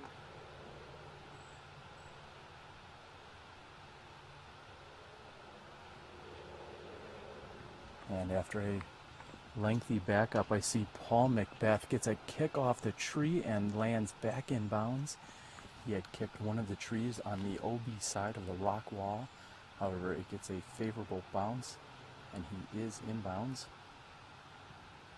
He may even have a look at getting up and down from there.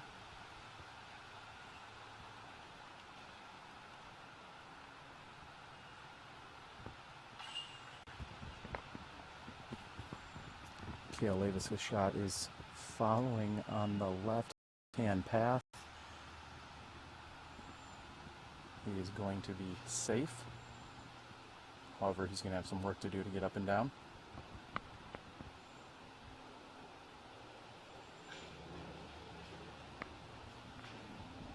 Kealan Dunne with a nice turnover and gets a horrible kick and carries over the right-hand side, over the OB wall. Kealan Dunne with a very unfortunate kick.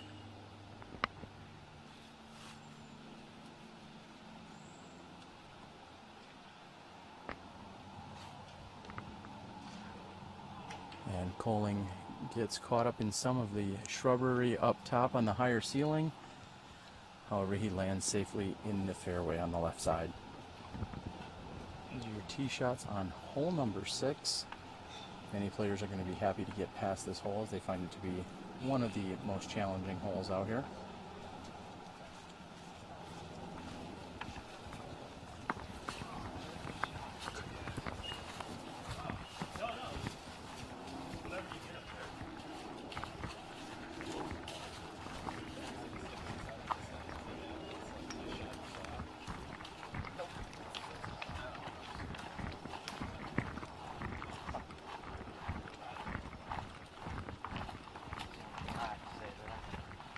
Out, basically, where it's out. Still safe before. Where did you go, Kealan? Oh, you're up there. I'm pretty sure it's going to be like right. I think it's going to be me going first.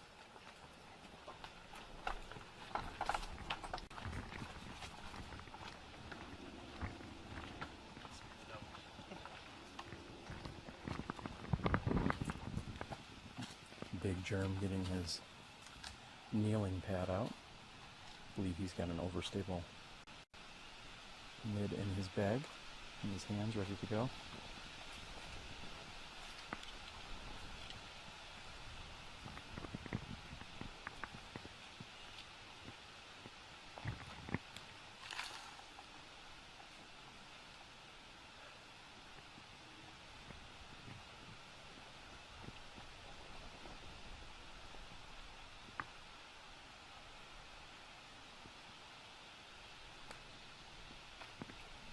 And a beautiful shot here by Big Germ, right up the center of the right-hand gap.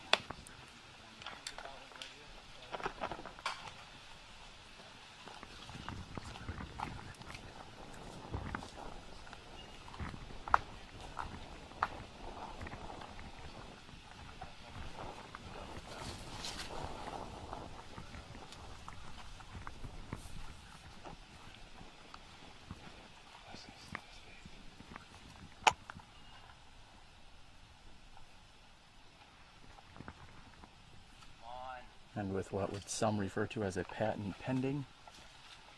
Kealan Dunne throws his Nova with his back to the hole.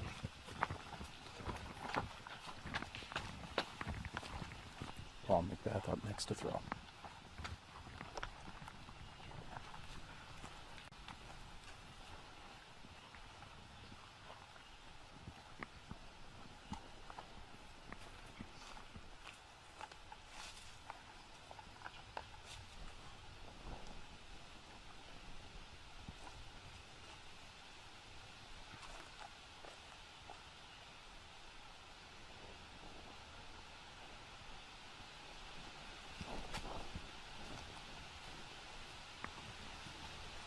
Simple jump putt approach there by McBeth. He's going to be carding a par 3 here.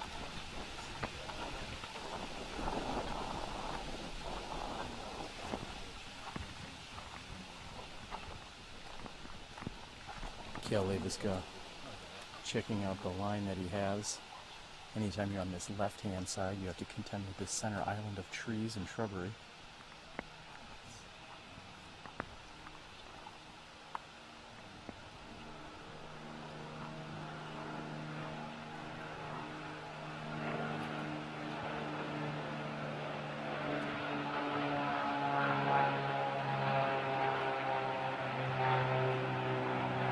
Cale looking at his various options, whether he's looking for Anheuser or Anheuser.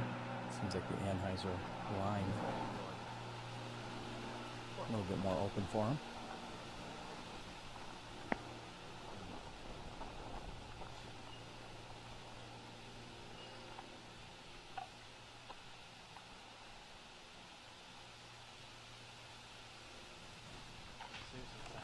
And he decides to punch through the lower gap.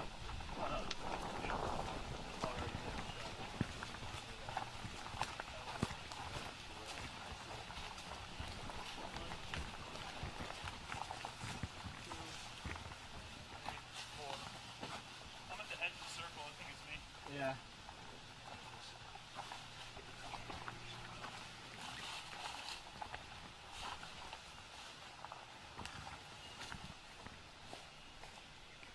Big Germ's left with approximately 25 feet for his par save.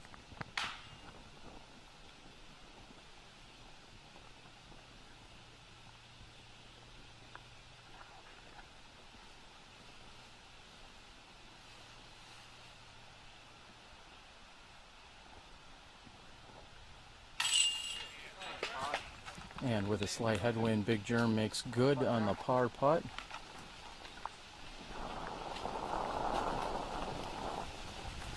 Kealan left with also about 25 feet, except from the opposite side of the basket.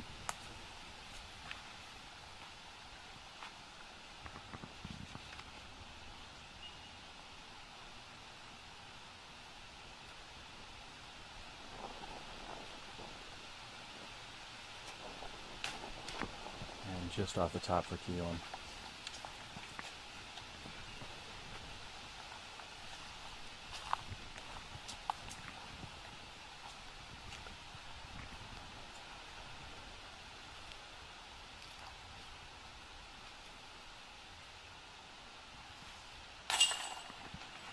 Cale, no problems on the cleanup. I expect the same of McBeth, who's also just 15 feet away.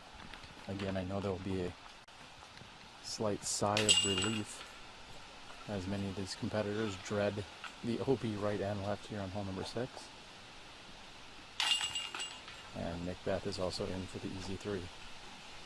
I believe we have 3 threes and a double bogey 5 by Kealan Dunne. That's hole number 6. We've got a brief walk over to hole number 7.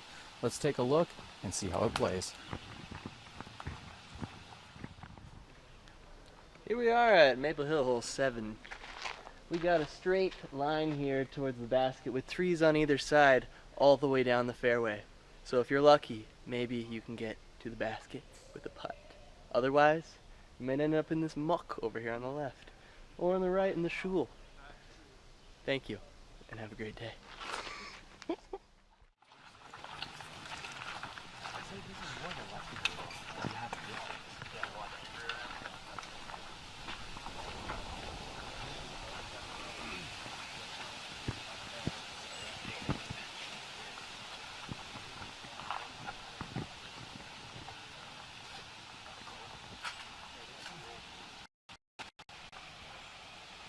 Jerm. Thanks, buddy. Paul, 3. Got a 3. Jeremy, 3. Kealan? 5.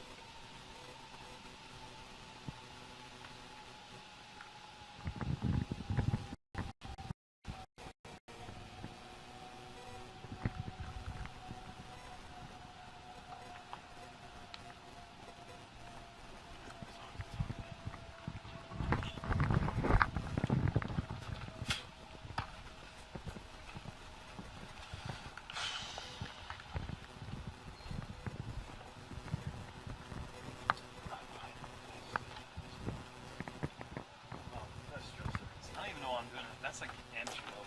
This is pro level.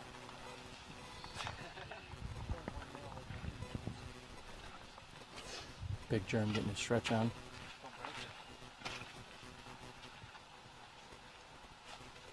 Sorry, I'm so sorry. It's a pro move by Big Germ here. Getting some, getting to it. Paul McBeth throwing a Star Thunderbird. Correction, Star T-Bird.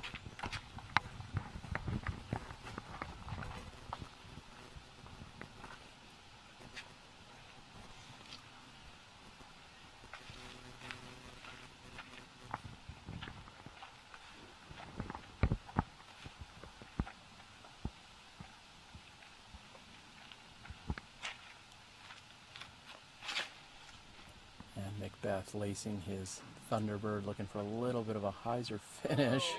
However, it skips straight through the, we'll say, cheater route. Cale Leiviska throwing a D3.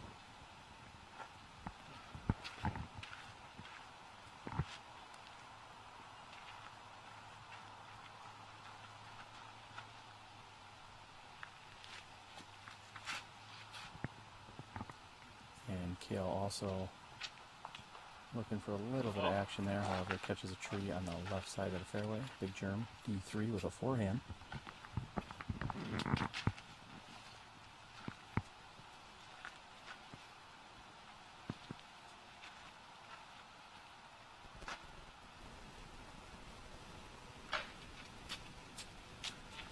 Makes a lot of speed.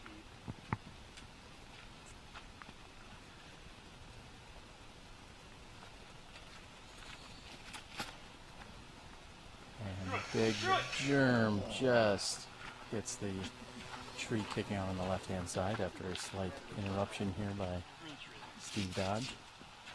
Kealan Dunne on the tee.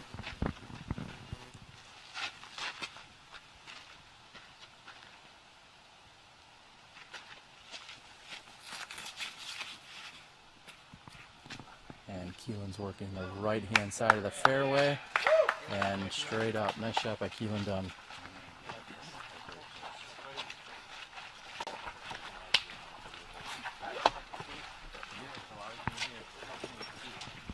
We are walking over the brand new tee pad that's found here on hole number 7.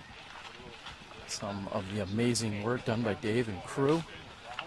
Each and every year we find this course getting better and better, which are some of the reasons why so many players love coming out to the Maple Hill Tree Farm. As I mentioned last night, hole 7 just wide enough to possibly drive a somewhat crooked semi through.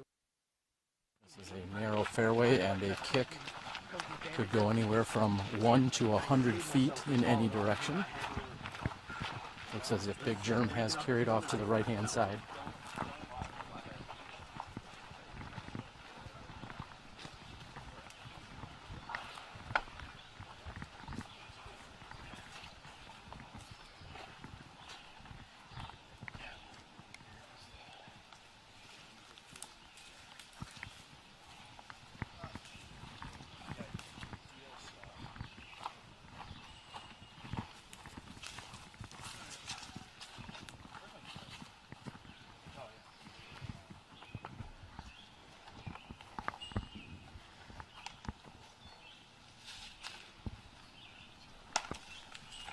Big Germ coming up with his strategy here. It looks like he's going to go with a forehand.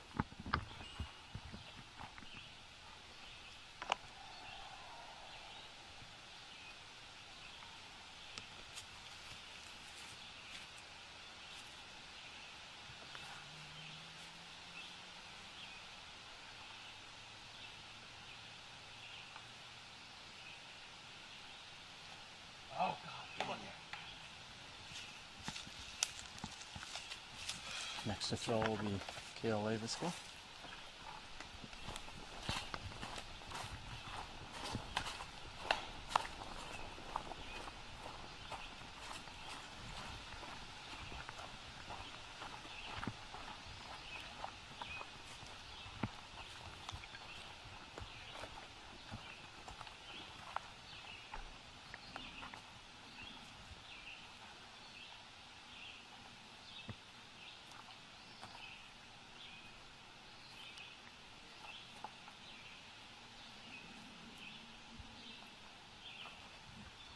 Cale with a slight turnover approach shot. Should leave himself pretty close to the pin.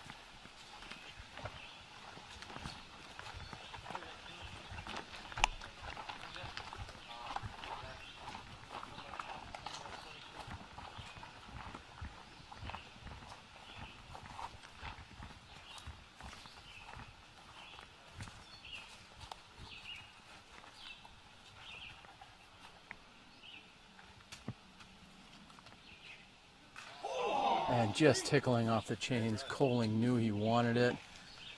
Little look of frustration there. He would have been very, very happy to save par.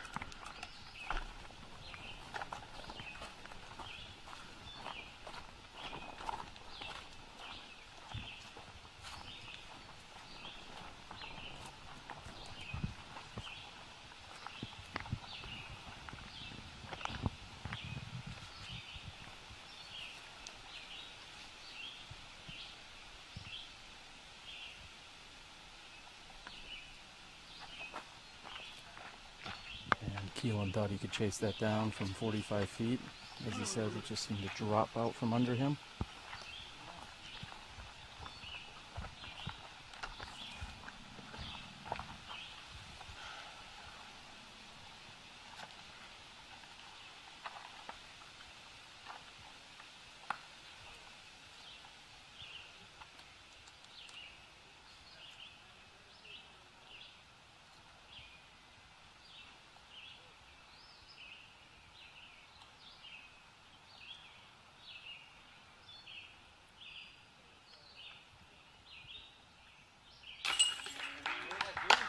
Beautiful shot by Paul McBeth, taking yet another birdie here. Paul has birdied 5 out of the first 7.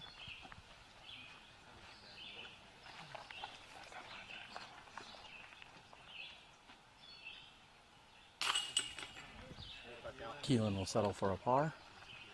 Leiviska looking to do the same.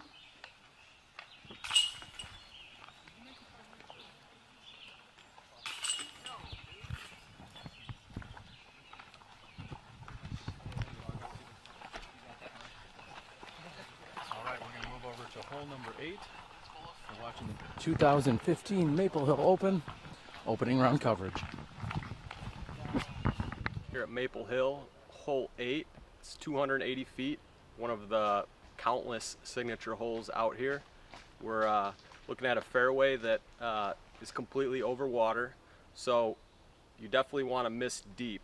If you're going to miss deep, you're going to see a lot of guys play a mid-range shot just across. I myself like to throw a fairway driver and go a little deep, but the comeback putts, you're putting right back at the water. If you do throw in the water from the tee, you have to go to the drop zone, which is basically a little pitch up, and you'll be looking at a 4. So and don't saw it off. You might see a couple people get lucky and saw it off a little early, and it might skip and go in bounds, and they'd be smiling if that happened. Any backup? Is anybody in the hole?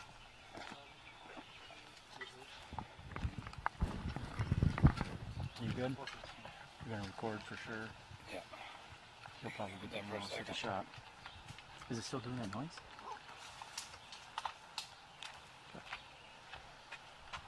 Okay, here we go.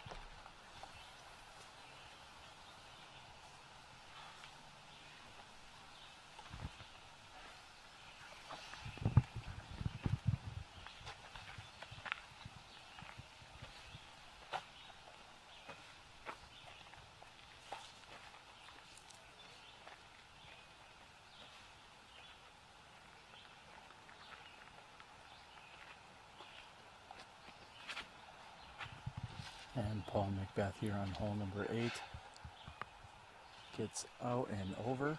He's happy he's made it over the water. Little fist pump. Sometimes it's the simple things that gets Paul McBeth pumped up.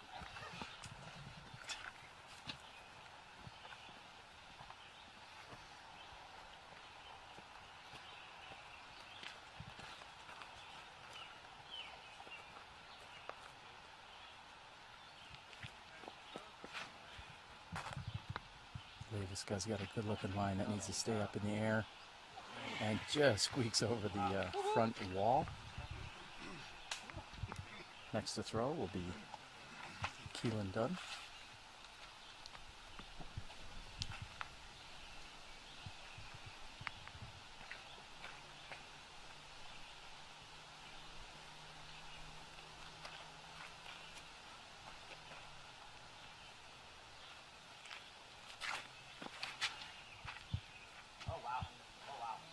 Kealan's shot is out and on the right hand side. He's hoping that clears and unfortunately gets caught up in the trees and comes up short.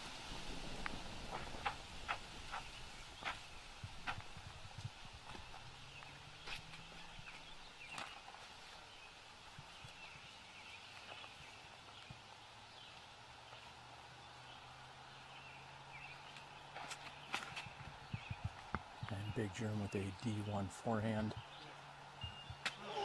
And so close to putting that in. Big Germ looking to make up for the bogey in the previous hole. Very nice shot here on hole number 8. As we walk down the fairway, we feel a slight headwind that these players had on the tee. Paul McBeth making sure he got over that rock wall. Normally you wouldn't see McBeth throwing a Thunderbird on a 320-foot shot. However, again, I think he was trying to err on the side of being longer rather than short, of course.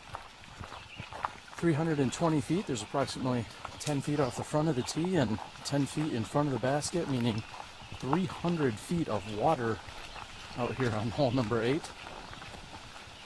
Two competitors, including Batman, Dutch Napier, had aced this hole last year, caught on film and showed to you later on.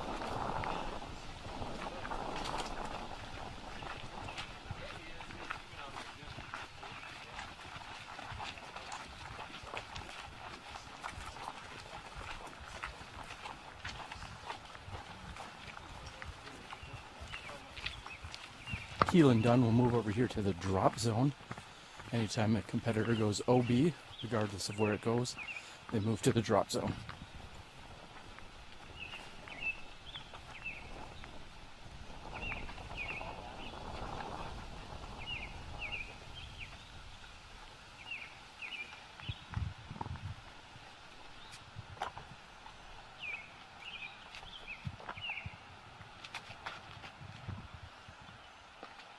And Kealan approaches to within 18 feet. He's going to have to settle for a bogey 4 here.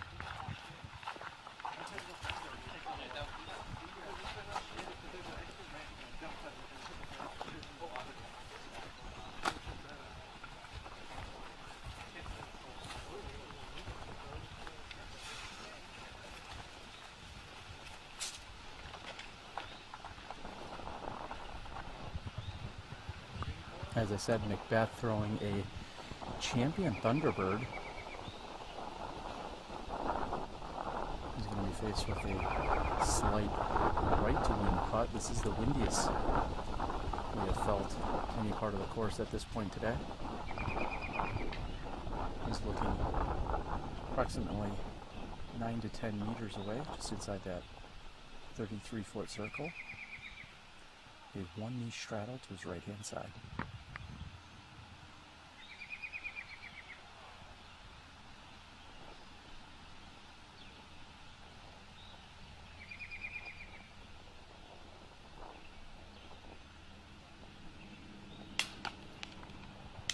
And a rare miss by McBeth, just a bit high.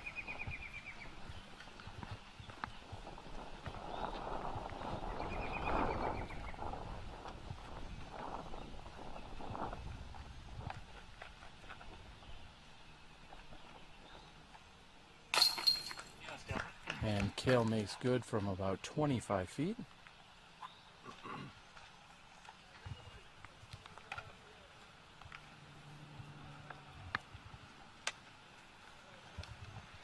And Big Germ's gonna wait just for a moment while Kealan Dunne is fishing his disc out of the water.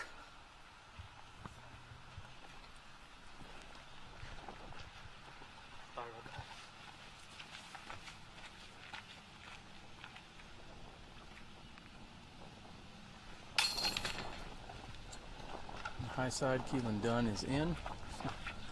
Big Germ's going to wait for him to clear that out. Kealan seems to be a little bit haphazard here, a little distraught.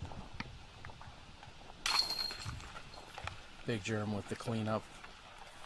And McBeth, a little bit of frustration after missing what is usually a given for him.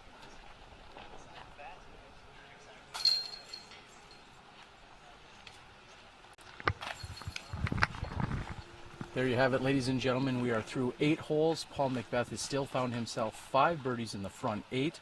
There's going to be a little bit of a backup here on hole 9, as there always is. This is easily the most challenging par 3 that we'll find out here on this course. Many would even argue that it's a par 4.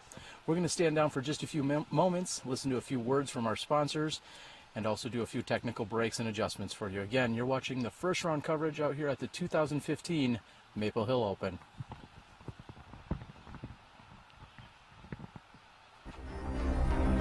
That's one small step for man, one giant leap for mankind.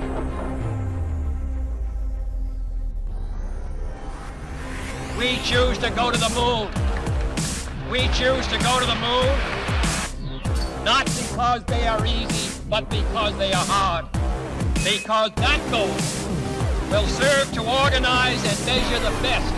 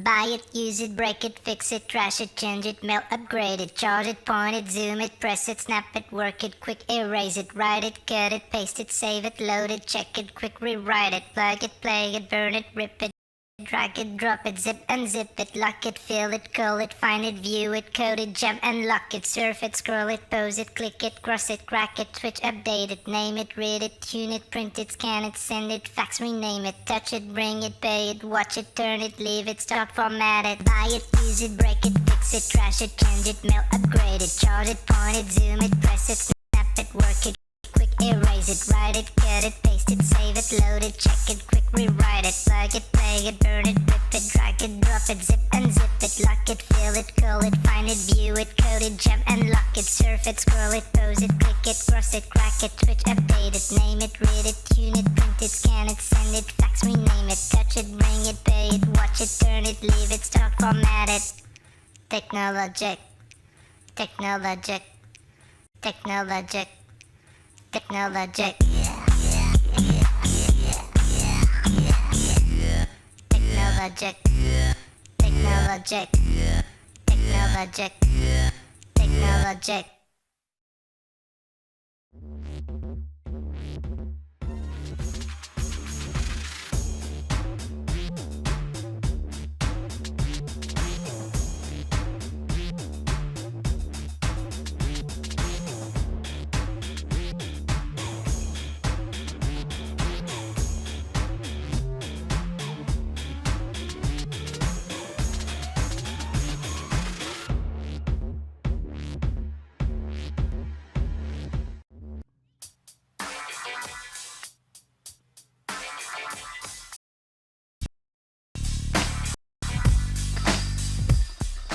My name is Bobby Music. I've been playing disc golf for 20 plus years out of La Mirada, California.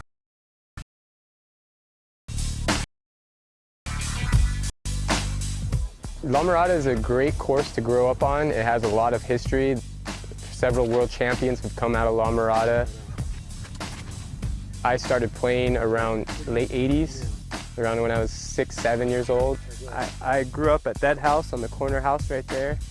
I used to wake up in the morning, hear the chains on the baskets, and walk to my front window, see who was putting. If I wanted to jump in with them, I was able to grab my bag, grab something to eat, and meet them by hole 15 in about 5 minutes. This year was a big year for me, very big year. I've made a couple changes, and I'm now with Legacy Disc Golf. We are going on tour this year, this being my first year really on tour. I'm 31 now, and been playing 20 years, so I think it's about time. You know, I have no kids, nothing holding me down, so this is my year to go out and do this. And thank God Stevie and Bomba have confidence in me that I will. I think we can go pretty much whenever. All right, here we go. All right, we're live. Bye.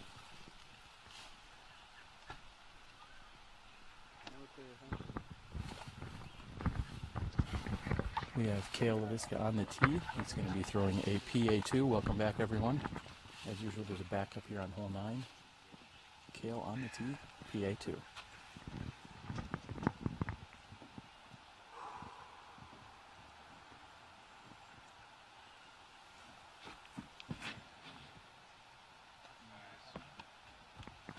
And from below the tee area, that looked to be a really good shot by Leiviska.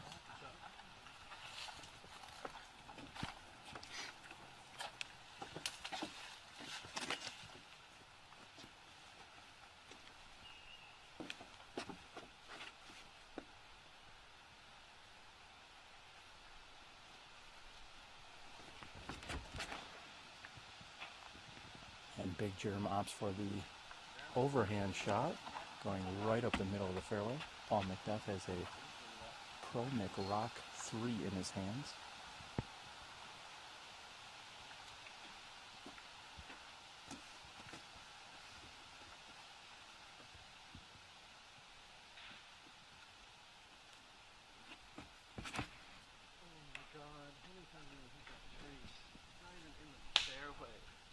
And McBeth hits the tree on the left-hand side.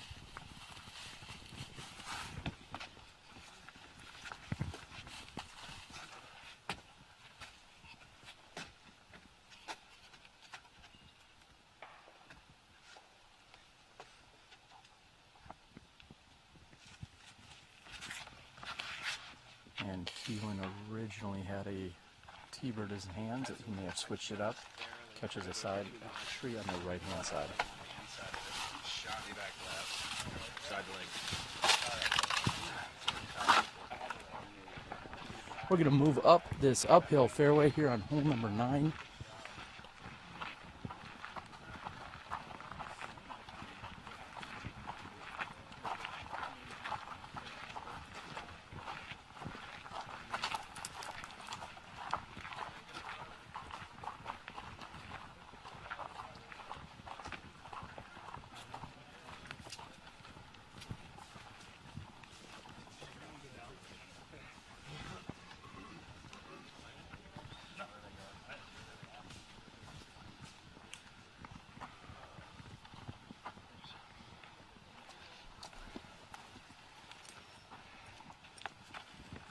Kealan is off on the right-hand side looking for his disc. McBeth's on the left side of the fairway.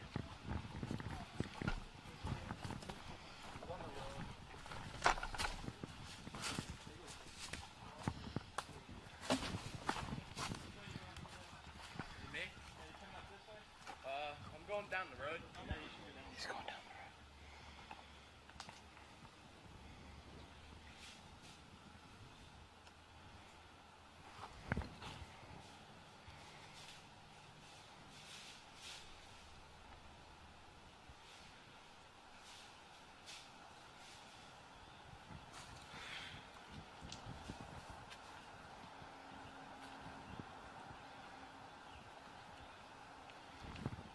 And Kealan has not much other than just trying to get out to the fairway from that right-hand side.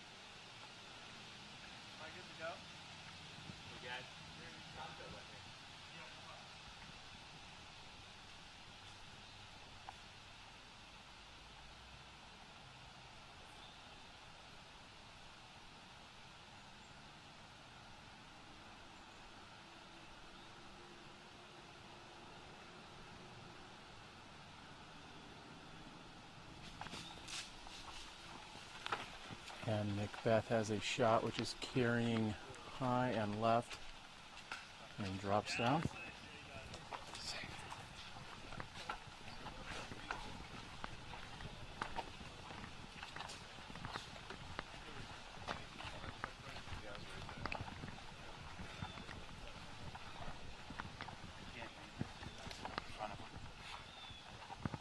Leiviska is on our right-hand side. Looks as if he had actually finished further right than I could tell from the tee. I thought that he was good to go.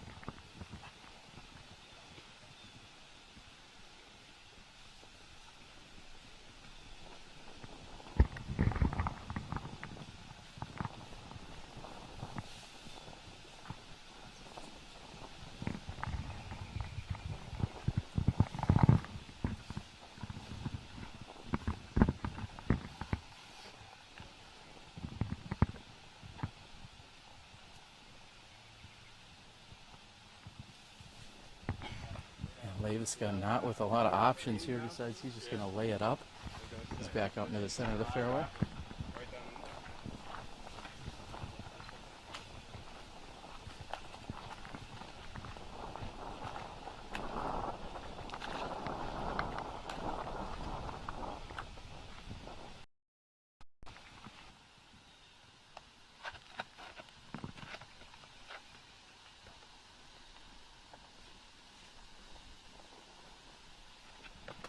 Big Germ barely keeping balance, getting a kiss off the tree, and still lands on the island green.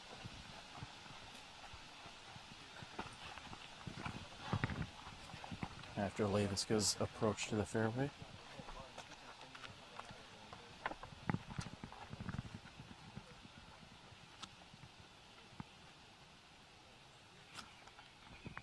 And Cale with a beautiful shot to this island green.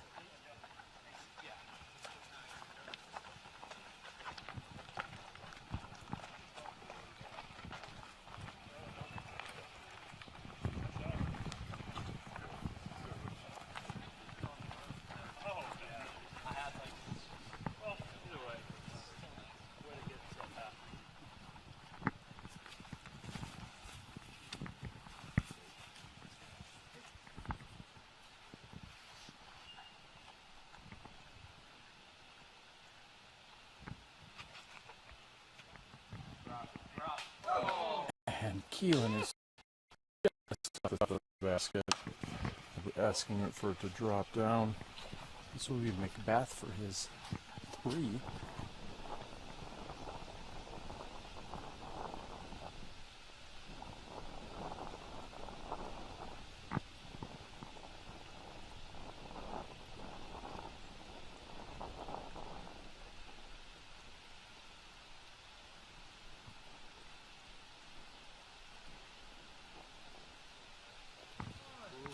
And McBeth wanted it. Oh, and it got up after a backside tree. Rolls away from him just a little bit. That was heading toward the OB.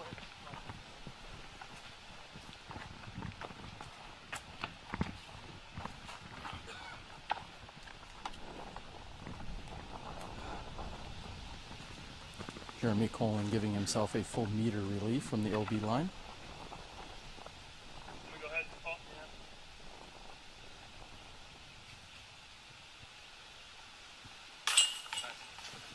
And Big Jerem's going to be happy with a par 3 here on hole number 9.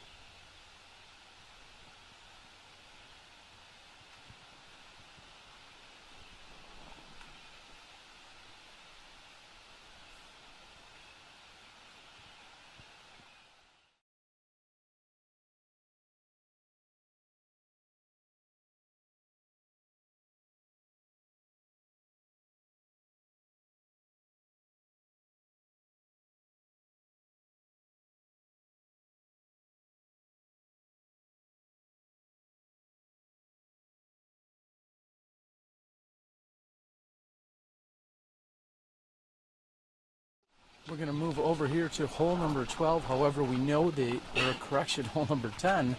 However, we are aware that the signal in this area is less than ideal. So please stay tuned. Again, you're watching 2015 opening round coverage here at the Maple Hill Open.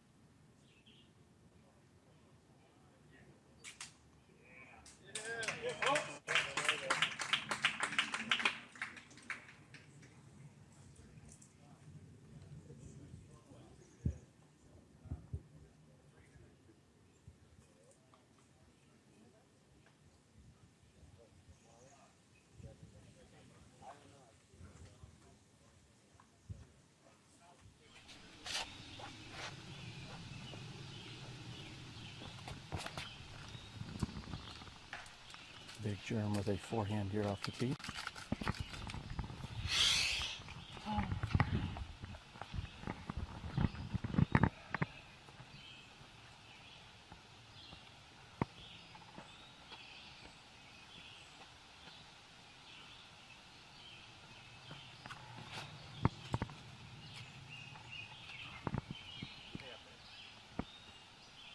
And Leiviska with a slow fading turnover.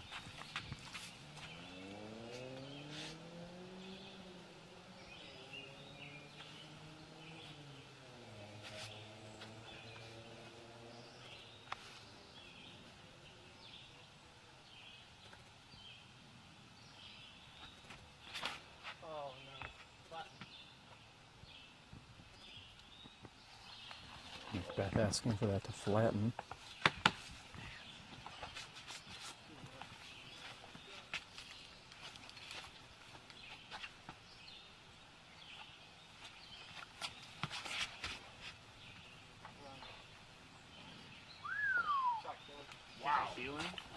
Used to be a perfect shot there by Kealan. Paul and Big Germ acknowledging as such. Again, for the next few holes as we cover 10 and 11, there may be a glitch in your signal. We are well aware of it. Fortunately, nothing we can do about it at that point. Once we get to the top of the hillside on hole number 11, we will break away from this group and we'll catch up with some other action taking place on 11's tee or 13's tee, and then we'll wait for the group to come back through.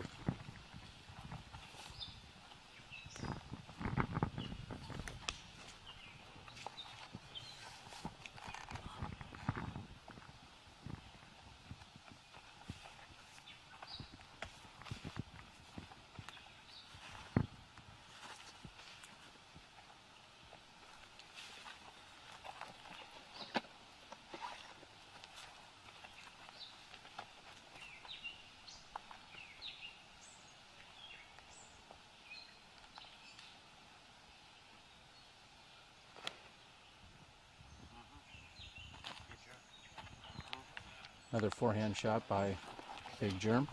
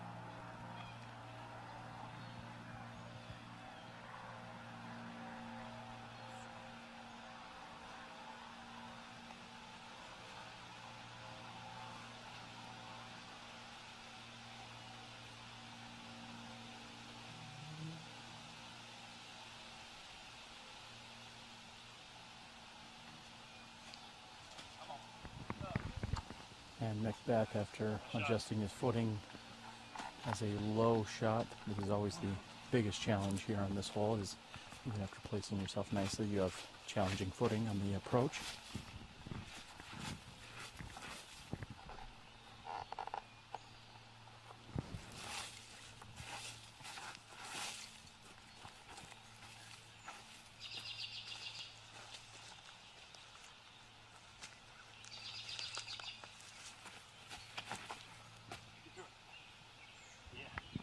And Kealing fights through the right-hand side. He's going to be just a bit short.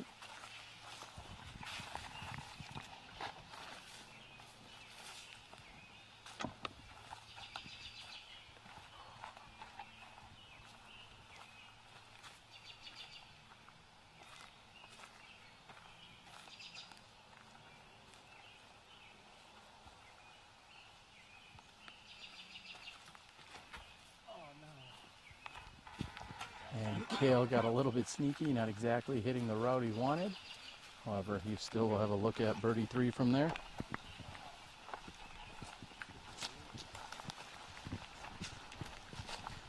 Again, one of the most challenging parts here, and you'll see this all weekend, is even if you've placed yourself perfectly on hole number 10, it still is very challenging to get a good run up. Here's Big Jerm on his third shot.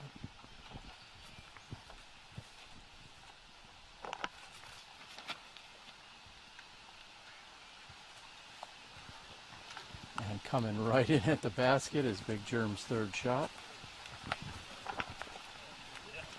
Please go out and share our link with everyone you know. We'd like to at least double or triple our viewership. We know that if you're sitting at work or at home lounging, taking in all of the live action, we're glad you could join us here. This is opening round coverage here as the 2015 Maple Hill Open.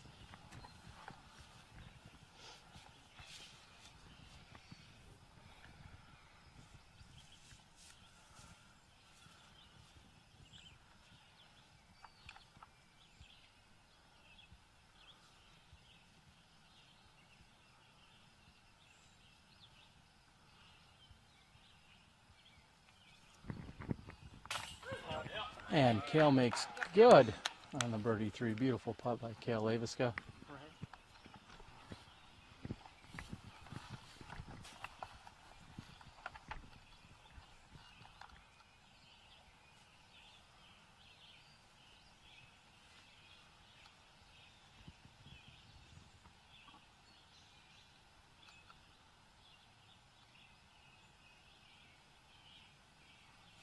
Stay up. And Paul McBeth, a straddle putt, asking for it to stay up, and it does just that. What a shot by Paul McBeth.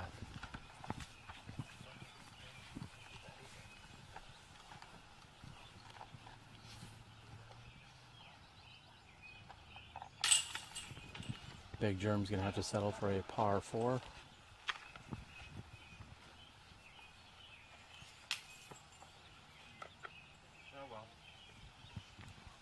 And Kealan, slight lapse in concentration. I think he said, oh well.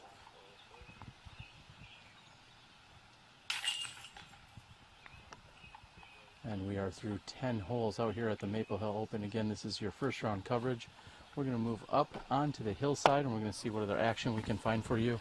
Again, please bear with us as we know the cellular signal in this area is not good. In fact, it's never been good. There's really nothing we can do on our end.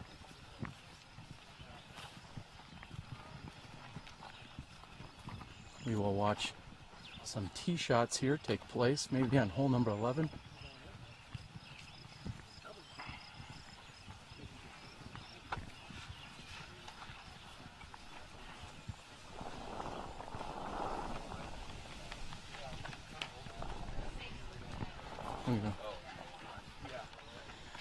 We are moving over here to hole number 11. I'm going to see what we can provide for you. Again,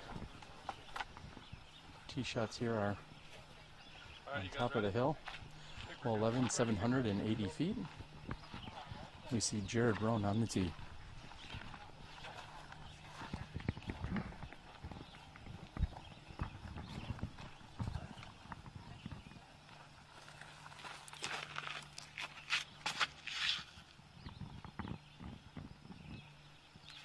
Jared Roan with a nice pull out into the left side of the fairway.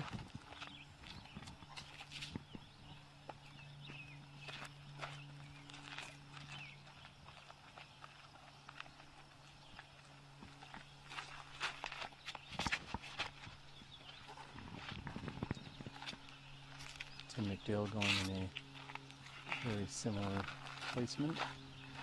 Nate Doss on the tee, ESP serve.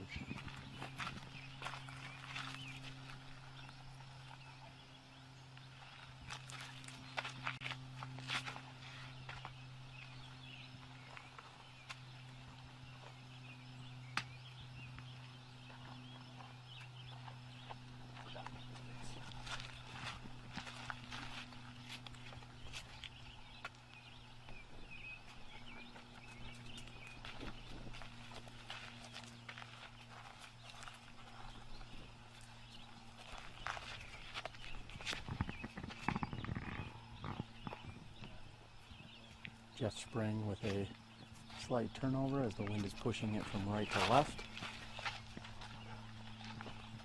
And we're going to watch this card move down the fairway.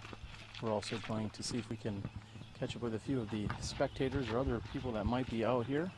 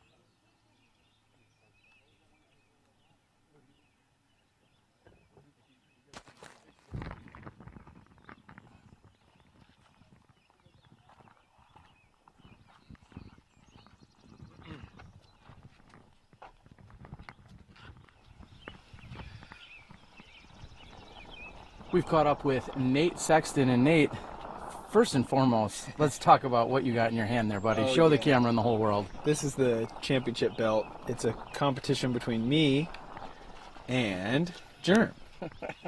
And whoever wins the tournament keeps it until the next one beats them. Ties don't get it. So I won it back at the Beaver State Fling, but I got out of there really quick. So Germ kindly brought it here, and he had it in his bag for me. So try to defend it this time. Whoever wins at this tournament has the burden of trying to figure out how to get it to Europe.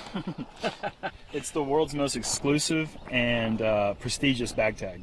Yeah, and you can tell how valuable it is because it's like diamonds, gold, silver, maybe platinum. Hashtag disc golf rich. This is probably rubies. It's the blood of... Yeah. So, and it even has more diamonds and emeralds here on the side. So it's actually pretty valuable, pretty nice thing that we play for every weekend pretty much. It's actually dinosaur leather. It's prestigious dinosaur leather. Yeah, he's the one who found it, so he knows more about its origins than me.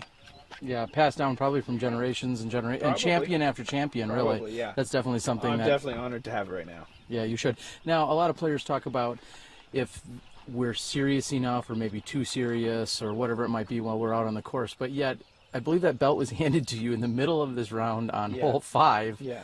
So there must be some degree of lightheartedness going around. Certainly, and I think Germ had thrown OB. He knew that it's probably bad luck to have the belt when it's not rightfully yours. I think it unburdened him. I think he's starting to play a little better, and I would expect more birdies soon. Okay. Now let's talk about your round. You're out here watching and taking in all this action. You obviously played earlier in the day, and again, we've been so caught up with our live broadcast. I don't know all the scores this time. Neither do I. Okay, but you can tell me what you shot and what your card shot. I shot a 54, and I beat my card by a lot. I think 10, 15, and 17. But they were good guys. We had a fun time. Wow, that's pretty impressive. Now, 54, you got to be happy with that round. That sounds like a great opening round. Yeah. It's my first time here at this course, so I was happy. Just 3 2s and 3 4s. Very impressive. Now you're watching. Has anything surprised you? What you're seeing out of Big Germ, Leiviska, McBeth? Anything surprised you here thus far? Not yet. I don't think so. They're great, and they're throwing great shots just like I expect them to. I've seen them too many times to be surprised by awesome putts and everything. They're too good. So now you will be traveling over to Europe, you said? Yeah, on Monday. On Monday, which is in just a couple days. That would mean something to have that belt going over to Europe, wouldn't it? Yeah, absolutely. I'm going on all cylinders, try to keep it away from Germ. All I have to do is tie him at this point, so I have the upper hand just slightly because I own it now. If we tie, I keep it. That happened at Glassbone, actually. Now, you've been traveling around the entire country, really, with Paul McBeth and a few others that have kind of come and gone. We're about halfway through the year. How's it been treating you? Pretty good. I just got a nice little break in Oregon. I stayed on after the fling for another week. I played the Whistler's Bend Doubles, a non-PDGA event that I've been playing for years with my brother, and we won. It was great. It's always great to win. Yeah. Is it possible to have fun or to win a tournament and not have fun? I haven't tried it. I don't know. It might be possible, but I think I've seen people do it, actually. Oh, okay. I'm not going to name names. Well, we wish you the best of luck the rest of the week. I will guarantee that 54 will at least put you in the top 3 cards. I think you'd be pretty comfortable with that. I think so, yeah. I heard it was preliminarily 1056. That's some solid play. We talked to Drew Gibson on our podcast last night, and he said if he could average 54 over 4 rounds, regardless of where that places him, he thinks that'd be a solid score. It's very similar to the Beaver State Fling. The course, I think the course par is the same. They might try to call this a 60, but clearly it's a 61. And the Beaver State Fling, both courses are 61s, and 54 average is always the goal, and this seems very similar as far as difficulty of the course. All right, well, that's Nate Sexton. We wish you the best of luck the rest of the week and with your title belt. Thank you. All right, there you go. Again, Nate Sexton now walking around. I mean, if I had that title belt, I know I would certainly be walking around the Maple Hill Gold Course with it in hand. We're going to see where our competitors are at. Again, this is a 780-foot par 4. You throw slightly downhill, and then you actually have to navigate past a tunnel-like area, some guardian trees that play all the way out to the basket. We are not going to be able to follow our leader card that entire time. Again, cellular signal prevents that. We learned that a number of years ago. We're going to hang out here on hole number 11 and also see if we can catch some of the shots on hole number 12. 12 buries down into the woods as far as it possibly can. So there again, not really an area that you can cover. So you're going to have to stay tuned, and we'll catch up with some other players here on 11's tee as well on 13. We're about halfway through our first round here at the 2015 Maple Hill Open. We're glad you could join us. Please go out and like and share our link with everyone that you can. We see we got a large gallery of people out there taking it all in, and we see that the comment and chat board is blowing up. We're glad that you're out there interacting with us. Stay tuned. We've got more action right here at the 2015 Maple Hill Open.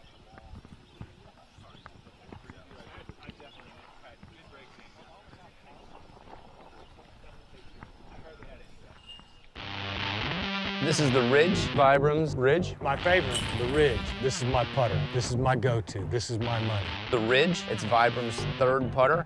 It's got a nice flat top. It's a traditional height, strong rounded shoulder. It has a bead in between that of the VP and the Summit. I'd actually call this our best driving putter. It's very stable, where the VP will hook left and the Summit will hook right. This baby just goes straight, holds any line. It's a utility disc. You can use it for driving, you can use it for putting, up shots, sidearms. It's just very accurate. It's just how you manipulate the disc. Predominantly what I use it for is driving off the tee. It's also great for a straight 200-foot shot. It also has minimal glide, so when you're attacking the pin, you won't go too far past it. You can throw it. Little embarrassed to wear them on camera. Come on. I am joined here by Paige Bjorkis. Paige, you're out here at the Maple Hill Open. I believe this is your 2nd time out at this event, which is an amazing time. Tell us a little bit why you came from across the country to play here. First of all, it's an NT, so I think it's very important to get play as many of those as I can. And Maple Hill is beautiful. One of my favorite courses. It's ran beautifully. I have friends here that I only get to see here, so once a year. And you know, it really tests your game, and it really shows you how good you are and what you need to work on, and that's kind of what I need to know. Well, what you need to know is that you just graduated from high school a few weeks ago, and now we find you out here on the PDGA National Tour. You just going gung-ho all summer long, and so you head to college in Kansas, don't you, after this? Tell us about some of your summer plans. So I'm playing this, and then a tournament in Connecticut, and then one in Wisconsin. Then I play a couple C-tiers in Minnesota, and then I have my family reunion. Okay. Other than that, and then from there I head over to Worlds. And so that's it. I might make it to the PDGA Championships. Okay. I'm going to try my best to do that. But for the rest of the summer, I'm pretty booked, playing tournaments almost every weekend. So if you're trying to get Paige to your tournament, she's already booked. You got to catch you months in advance because this young lady is very busy traveling around the country. How did the round go for you today? Talk a little bit about it. It didn't go great, but it was a roller coaster. I only had a few bad holes, but the bad ones were pretty bad. But my putting was on point, and that's really what I've been working on this past summer is putting, and it's really showing at this course and last weekend. It's really coming together. So. Well, awesome to see. We wish you the best of luck the rest of the week. Paige Bjerkes here finished third just last weekend, just a few days ago, at the Rocky Mountain Women's Disc Golf Championships, which was run by her father, along with Ray Woodruff, who put on an amazing vet out in Colorado. And it was an honor to be out there and to watch that and watch Paige's solid performance in third place. So hopefully she can repeat some of that action for this week. Best of luck to you. Thank you. All right, again, that's Paige Bjerkes. Thank you so much. I think our players are just about ready to tee off. We're going to catch their tee shots, and then we're going to move over to hole 13 and the rest of the area up here on the top of the hill at number 11. It's 2015 Maple Hill Open.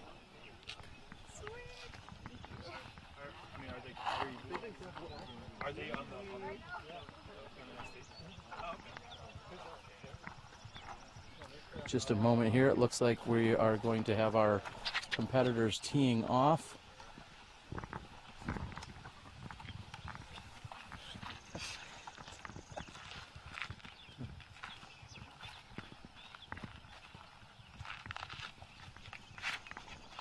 And Cale Leiviska is able to let one rip. He's looking for it to get a little bit more left. He's flirting on that right-hand side. Cale wants to send a shout-out to his mother and the rest of his family who's watching. Paul McBeth with a Star Destroyer in hand.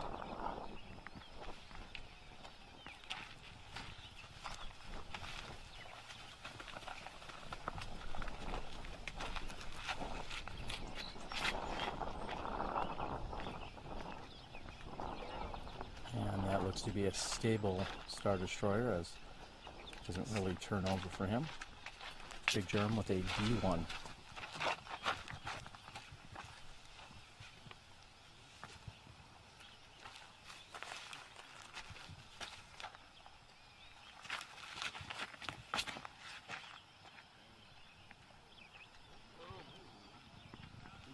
And Big Germ putting some heat on that as it looks to finish in the center of the fairway, probably close to 450, if not 500 feet away. I believe Kealan has a Star Destroyer as well in his hands.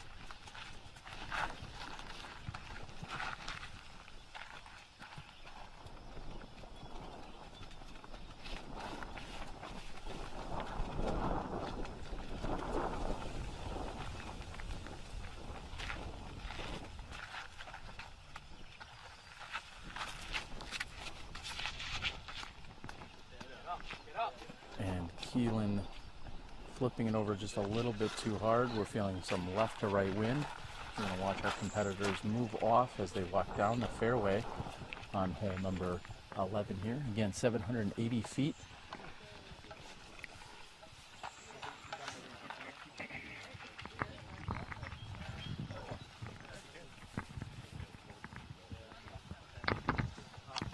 Hey, how you doing? Come on over. Hello. Well, hello. Well, we're up here on the top of hole number 11, as we've been saying. Unfortunately, cellular signal's not going to cooperate to follow our featured card. It's the dead zone up here. It's the dead zone up here. Speaking of cellular signals and dead zones, you have to be concerned about that too. Tell us what you're doing. Yeah, I've dealt with a lot of courses like this. Seems pretty common for the big giant disc golf courses, but you know, just do what we can. Luckily, live scoring does not take much uploading at all to get the scores through, so we can always keep live scoring going for everybody. I get really frustrated about it, you know, the tweets, even like a small picture or something is going to get stuck out here. But it ends up being pretty funny later because I'll look and I'll see a video go through from 5 holes ago. But, you know, we just keep going either way and just hope stuff goes through and, you know, hope the fans understand. Yeah, and just to introduce you, this is Marty Gregoire, known as Media Marty from the PDGA, also responsible for your PDGA Live and coordinating the live scoring at most of your events that going on around the country. Now, live scoring is something that Steve Dodge has been very adamant about for many years out here, far before, we'll say, even all of the development on the PDGA side. How is it that they're getting so many different scores up and posted from all over the course?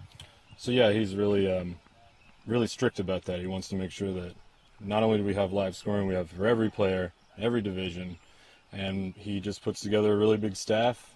It's pretty obvious that he's really good at that with all the extra events that this place has, and he has people on I think holes like 3, 6, 9, and then a few holes in between until the very end, and they're bringing the scorecards to them, the players are, and they just punch the numbers in on their phone, and if anything gets stuck, we have people back at the scoring center to fix any mistakes and help get any delays through. Now, you've been looking at the scores and the results and a lot of those things that we haven't had a chance to do here being live. Can you tell us what you've seen so far, whether it's hot scores or anything that's been amazing? I did speak of the 3 consecutive 2s that Steve Slater opened with. He went 2-2-2 on 1, 2, and 3, which is incredible. Have you seen anything out there that you can note? Wow, 2 on hole 4? Okay. Or hole 2 on hole 1, yeah. I know Dan Hastings started out with a par on hole 1 and then ran off 5 in a row. So he got 2, 3, 4, 5, 6 as birdies. Bogeyed the next one and then birdied 2 more. And that was the last time I checked it. So that's a pretty crazy start. I mean, he's a 1,001 rated player, so he's obviously no slacker. But I'd like to see how that finishes out. As far as I know, Nate Sexton, I think, still has the hot round at 54. Okay. But I'd have to check and see if there are any new scores that come in. All right. Well, that's Media Marty, PDGA Media Director and Coordinator. And thank you for everything that you do and keeping all of our players and spectators and fans and everyone across the world all up to date. Well, I'm just glad when people are watching. I love what I do, and I'm going to run down there and keep doing it. All right. There you go. I'm not going to run anywhere. But we can watch Media Marty catch up with the group. Like I said, he is going to continue to do live scoring with them so that everybody can be on top of what's going on out there with that group and all the other groups that are taking place. I believe we're going to stand down for just a few moments here. Again, there's actually not a lot of action going on up top. Normally there's a huge backup on a couple of these different holes. So we're going to stand down and listen to a few words from our sponsors and supporters. Again, you're watching the 2015 Maple Hill Open.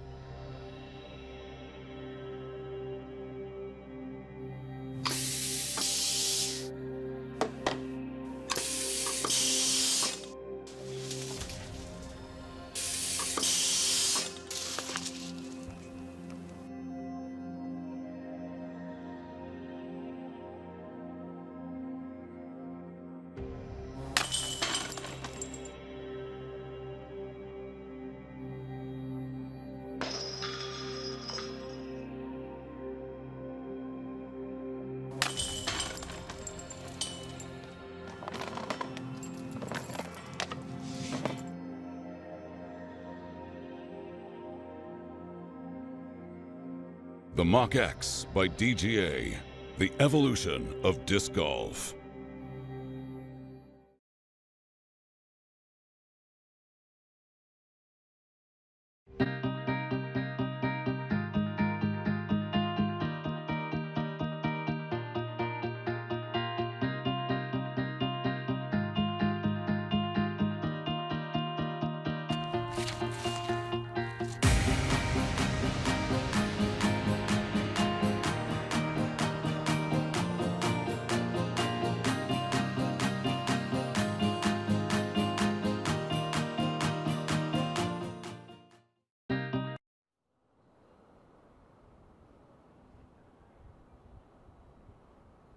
I'm AJ Risley, and this is the Gauge.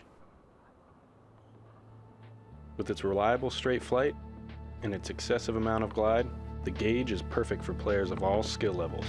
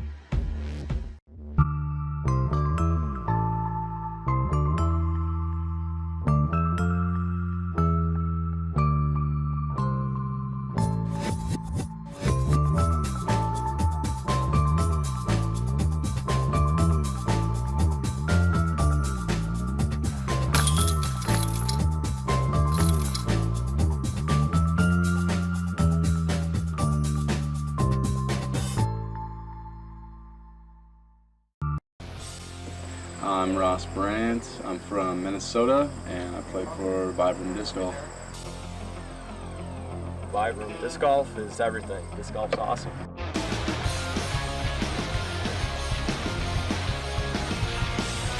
The discs are fantastic. They're the best driving putters I've ever used. The rubber's great. It lasts forever. They're really good putting putters. It's very consistent.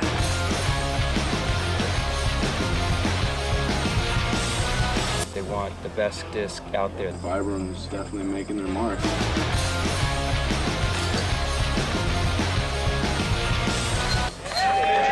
We're here, we're living in this wonderful moment, and we're looking forward.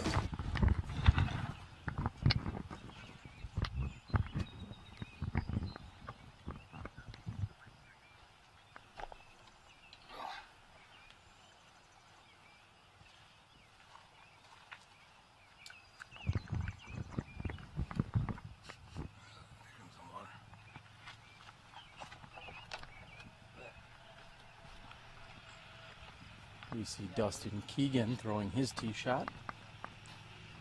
Mitch Sanderfan, Team Vibram, will be throwing next.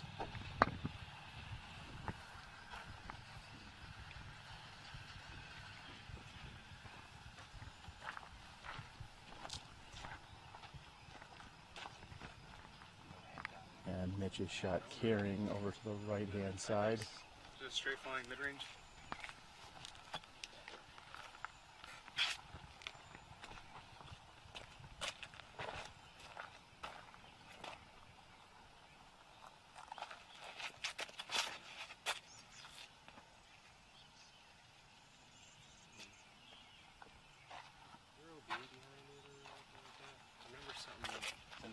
Chris Becker, fourth to tee.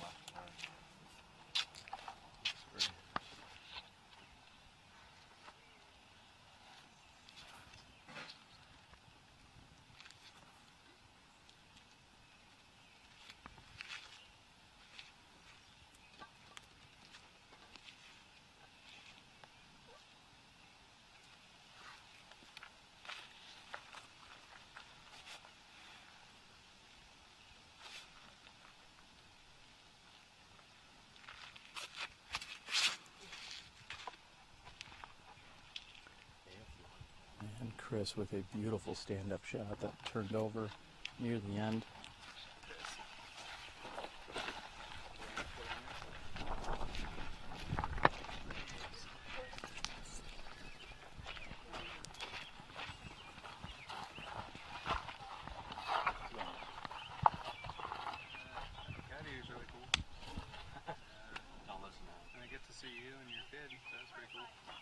So life's good. Yeah. What's that? What more could you want? Maybe 7 or 8 strokes better, but okay, guys.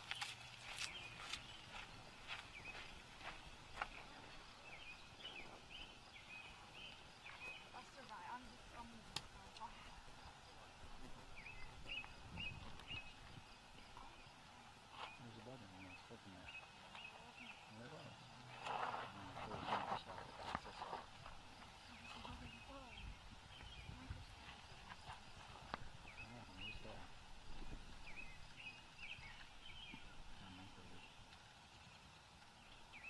As we watch our players walk down the fairway of 13, some have called it the Oregon card. I'm able to look at a few of the comments.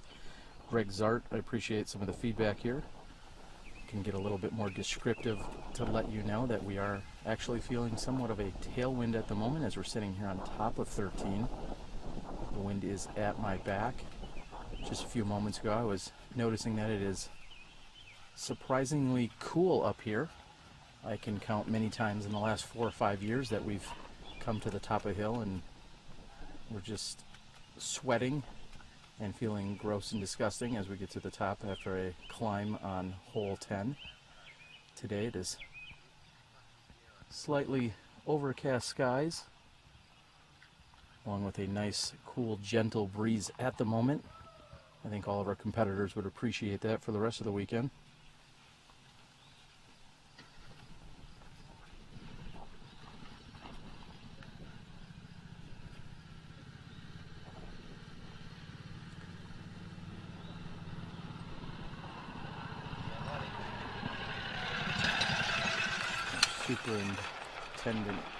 Course Superintendent Dave is making a descent down the the fairway here on 13. As I'm looking at the brand new tee pad that some of these competitors are treated to this weekend. Thus far, I've noticed new tees recently placed on holes number 7 and 13.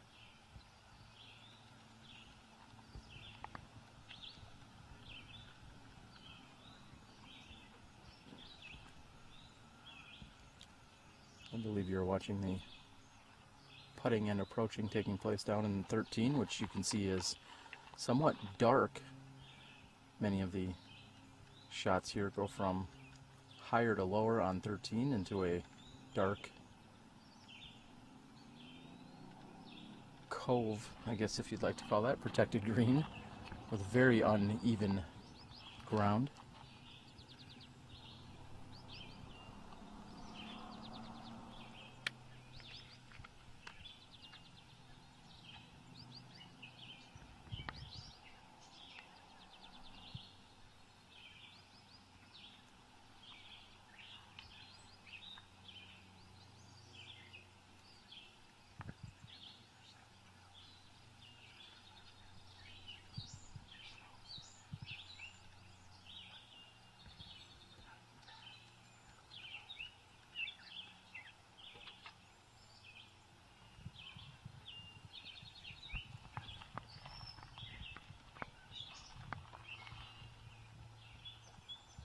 As I look behind me, I can somewhat see. You guys in no man's land out here? Yeah, currently. Maybe in just a moment we're going to be yeah,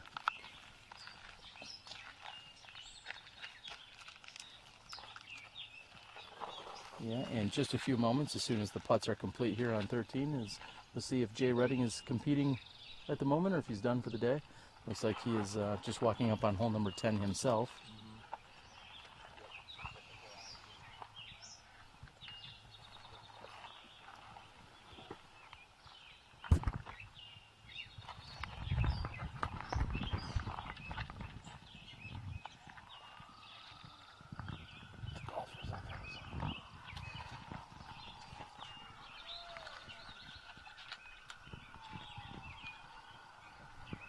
As the players continue to putt out on hole number 13. Just behind me on top of the hillside, I'm watching our feature card walk down the fairway on hole number 12. However, like I said, similar to hole 12, they're going to get to a certain point and then it is going to go into a very wooded area, which is also downhill and void of cellular signal. Or I should say decent cellular signal, that is. Looks to be a solid gallery of at least a few dozen people out here, and this is just on our opening Wednesday coverage. Correction, Thursday coverage. In just a moment, we're going to see a few other players walk up here on hole number 13.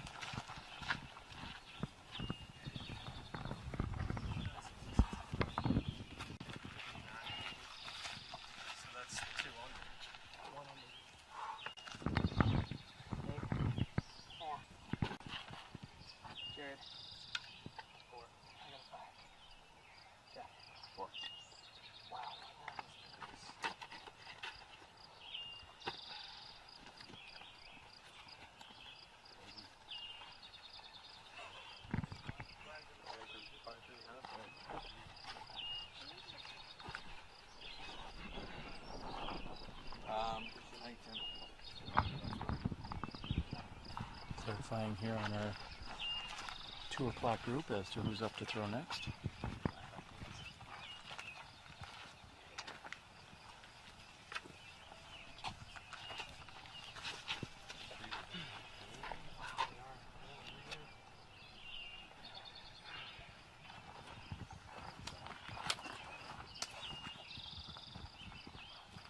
This is nice and full, nice and fresh. We gotta take it. Clear. All right. And a clear signal. I believe Nate Doss has a TI Bugs in his hands.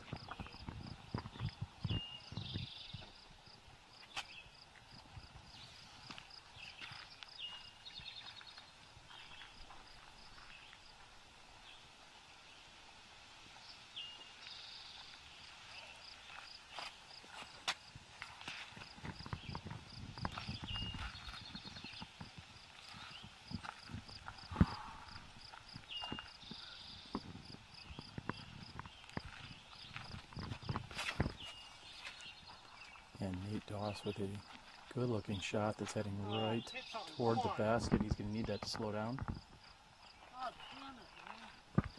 Nate had to pause on the tee here as there was a distraction behind him.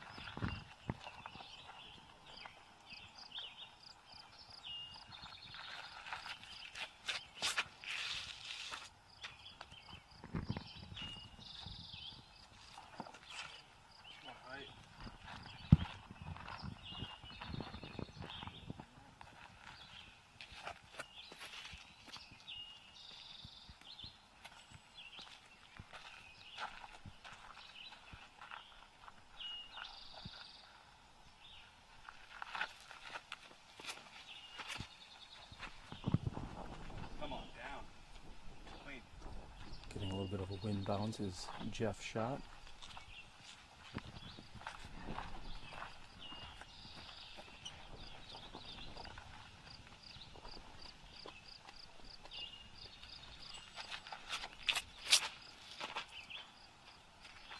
Get up.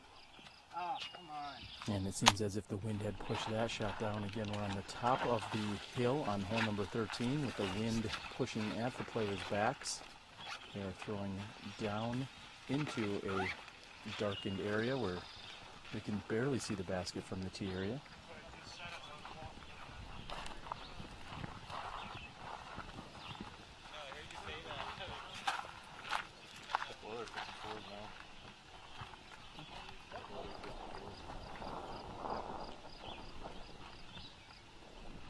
I'm just getting word of a few other 54s that have come in from the live scoring.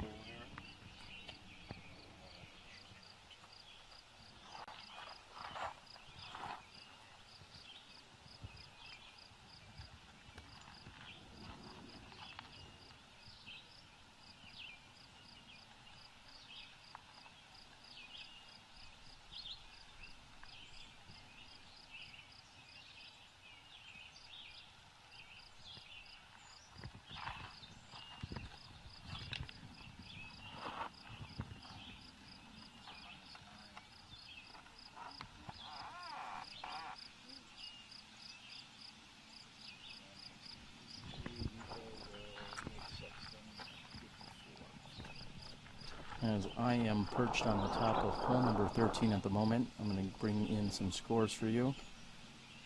Ricky Wysocki seems to be your leader, carding a 51, which is a -9. He is through 18 holes. Dan Hastings, sitting at 6 under par. He is through 17 holes. Nico LaCastro is in the clubhouse with a 54, as is Will Schustrick, 54. We caught up earlier with Nate Sexton, who had shot a 54, which is a 6 under par. Currently, we see Paul McBeth through 10 holes is at -5. And Cam Todd is in the clubhouse also with a 55 at the moment. So, as expected, solid shooting here. There's not any major surprises taking place there in the top 15 or 20 players thus far. And Paul McBeth is sitting at 5 down with just 6 or 7 holes to play, so certainly in contention to still come in with a hot round at this rate.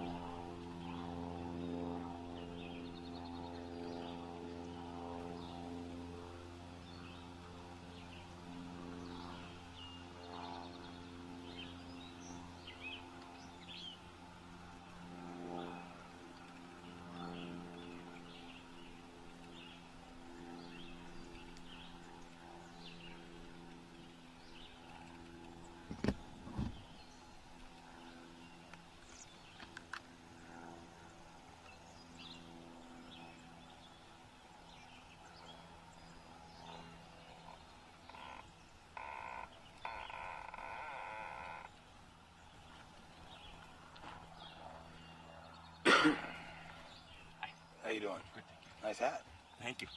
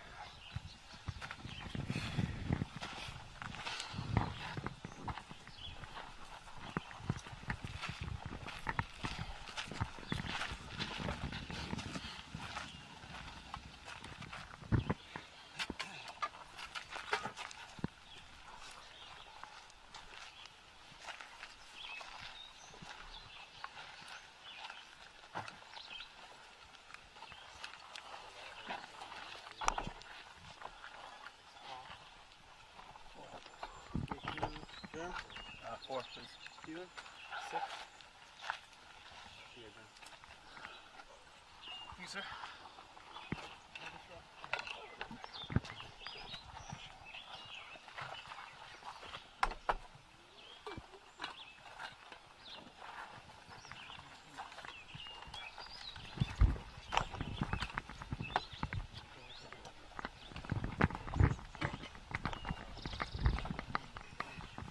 We're good.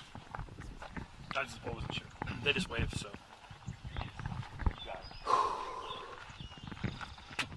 That was in fact Cale Leiviska, ladies and gentlemen, not me, Paul McBeth on the tee.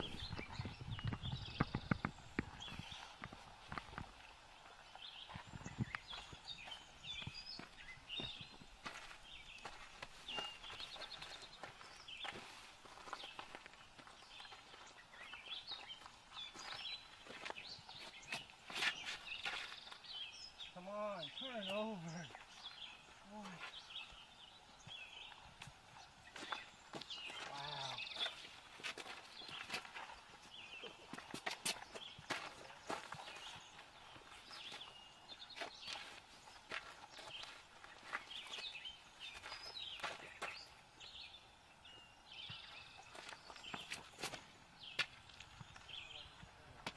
What a beautiful turnover shot here by Big Jerm.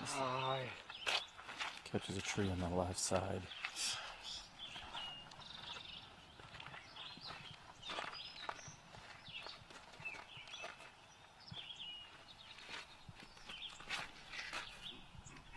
Leiviska throwing his M4, which continues to gently turn. You should be happy with that. Thanks, guys.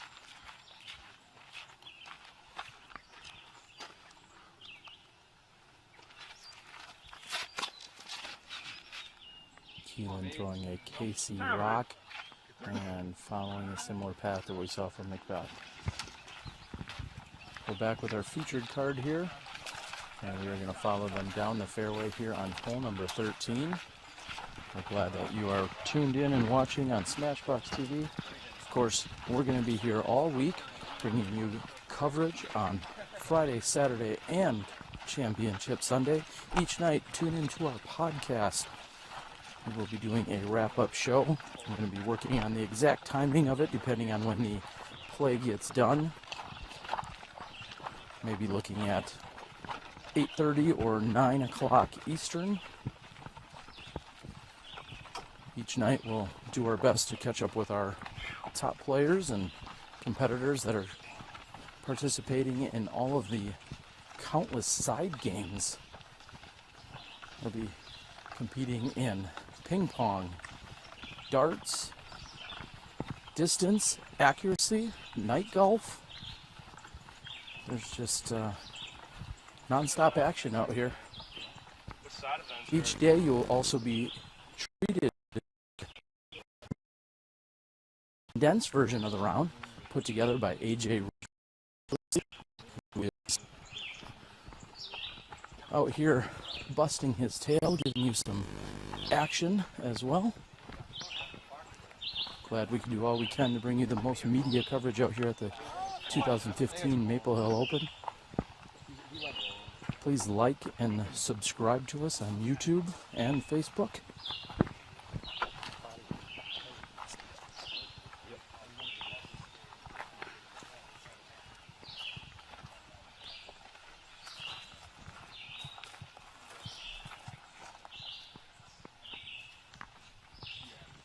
And we're going to attempt to give you the best possible coverage from where we're at right now.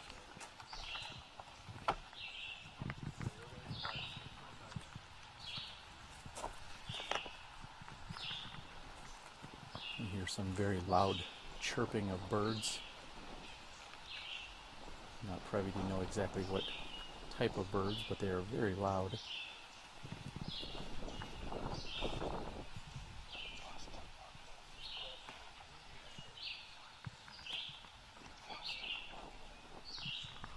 Well, apparently our crew and staff members do know it's a Boston warbler.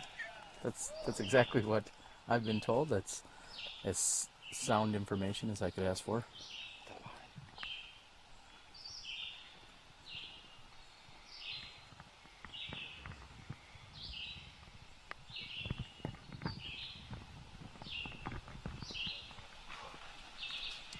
And Kealan shot us to the right.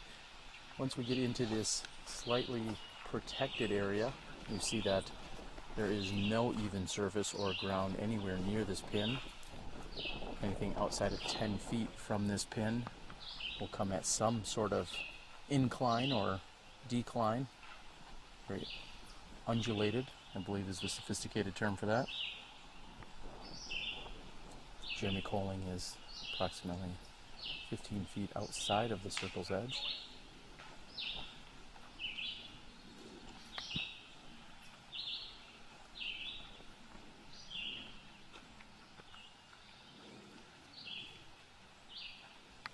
I'd like to send a huge thanks to all of our Smashies that are out there watching our live broadcast today. Of course, we have Joe Height on the camera along with Todd Dodge, Johnny V back in the studios in Milwaukee, Wisconsin. Support group from Ryan Heedy as well as AJ Risley. All of this made possible by Steve Dodge's vision here out at the Maple Hill Open.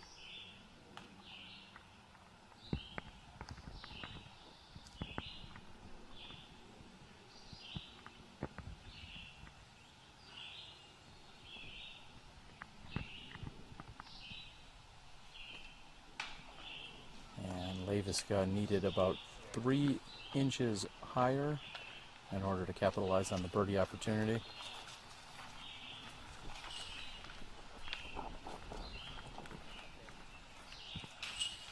McBeth will put in for the par. All 4 competitors carding pars here on hole number 13. We're going to break away for just a few moments so we could get up to one of the most majestic views you will find in all of disc golf. We'll be back with you in just a few moments from tee pad of hole number 14.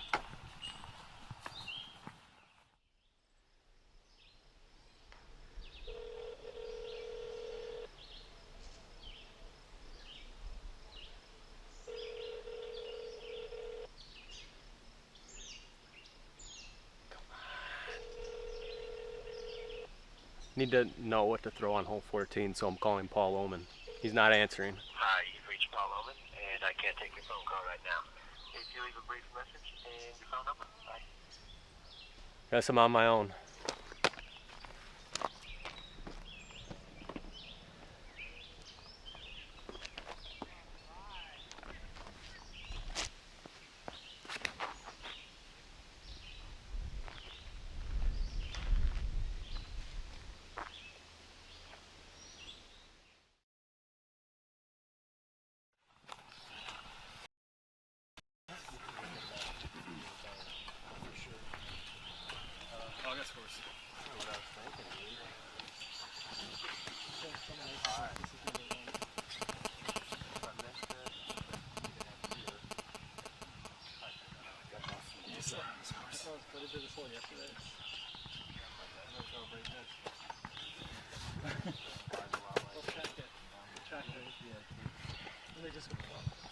Okay, that was hole 13, McBeth.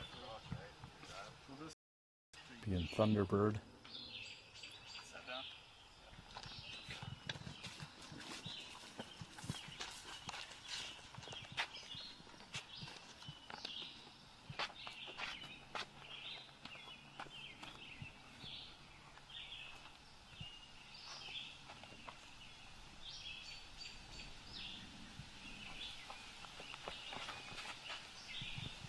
And Big Germ with a very nice release. That is heading toward the basket. Hits the hillside and checks up nicely. Big Germ's going to be happy with that shot. Cale Leiviska throwing his Prodigy D3.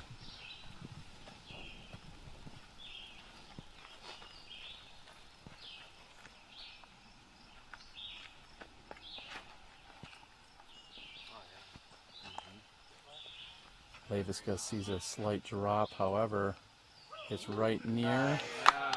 Beautiful shot by Leiviska. He's going to have a similar putt to Big Germ.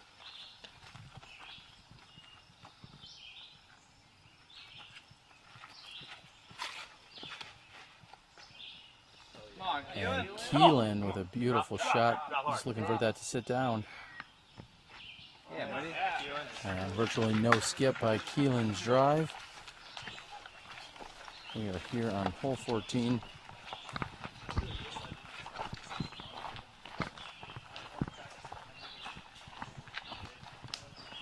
While walking up to the tee area on hole 14, Paul McBeth turned to me and asked if it was Sports Center worthy. And thinking that we've seen a few amazing aces thus far that have made it onto Sports Center top 10, this certainly would be one of those.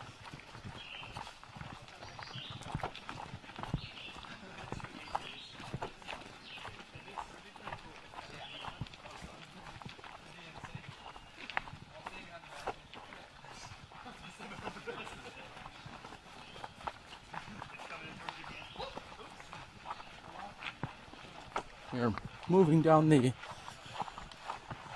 left side of the fairway here on hole 14. Hole 14 has a different tee pad that the women have thrown from for the last few years since they created this new tee area.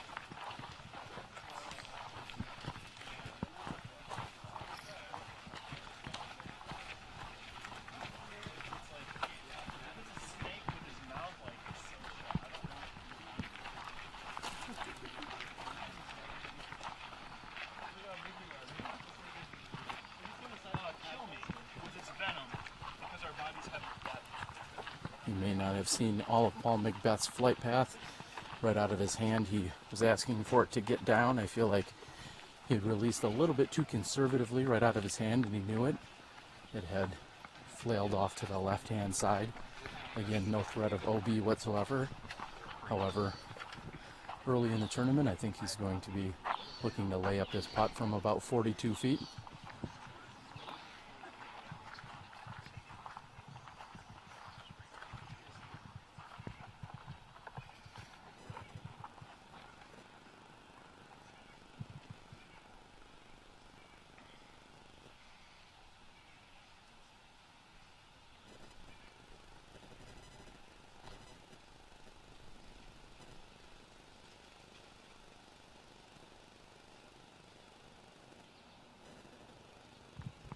There's no laying up by McBeth as he goes at that. However, it looks as if the log had stopped the roll. Kealan finds himself looking directly at the water, which is behind the basket, approximately 15 feet past it.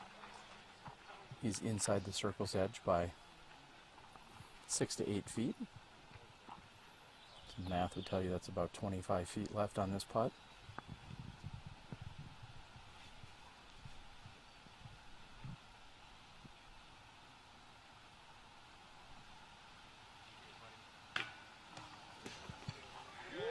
And a favorable log directly behind the basket. That log has not been there every year, so he's got to be happy with the save there, so to speak. I can get some space. I mean, the water's right underneath you, so if you want to get... Yeah.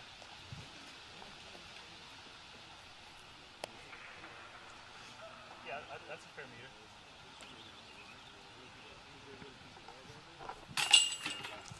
And Keelan's going to tap in for his three. McBeth giving himself a full meter in from the water's edge.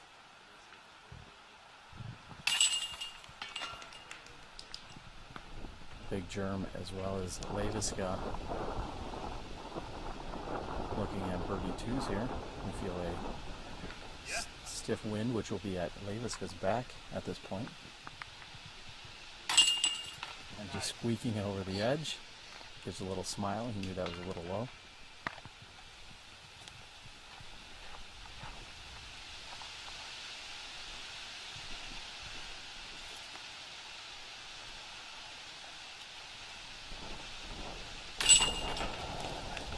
Big Germ with the tap in for the birdie two. We've got birdie twos by Big Germ as well as Cale Leiviska. We're going to move over to hole number 15, which has a slightly different pin position this year. Typically it's been a 315-foot dead straight shot. However, this pin now is tucked off and to the left. It's a little bit of a hyzer finish for it. I believe it now measures in at 355 feet.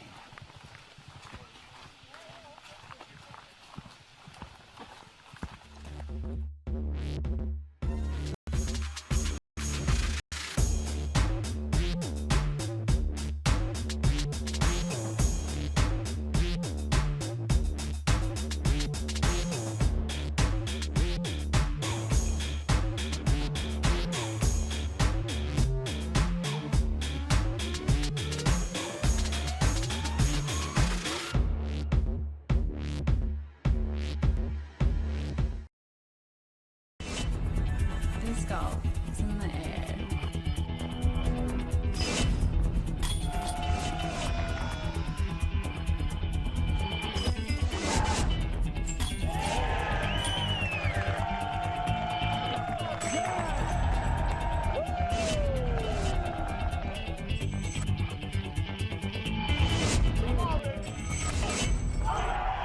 Join the excitement at PDGA.com.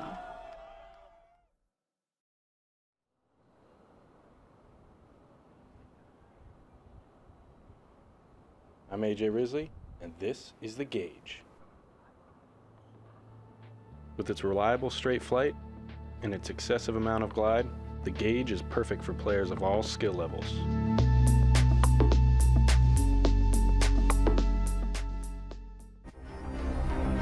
That's one small step for man, one giant leap for mankind.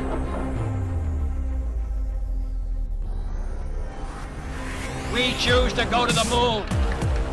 We choose to go to the moon, not because they are easy, but because they are hard. Because that goal will serve to organize and measure the best.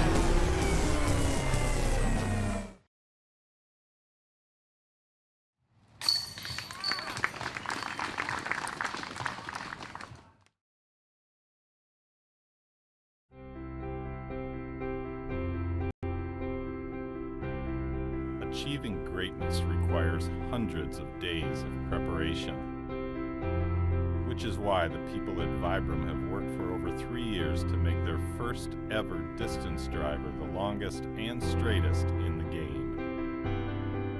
Introducing the new Vibram Lace, helping you achieve your greatness.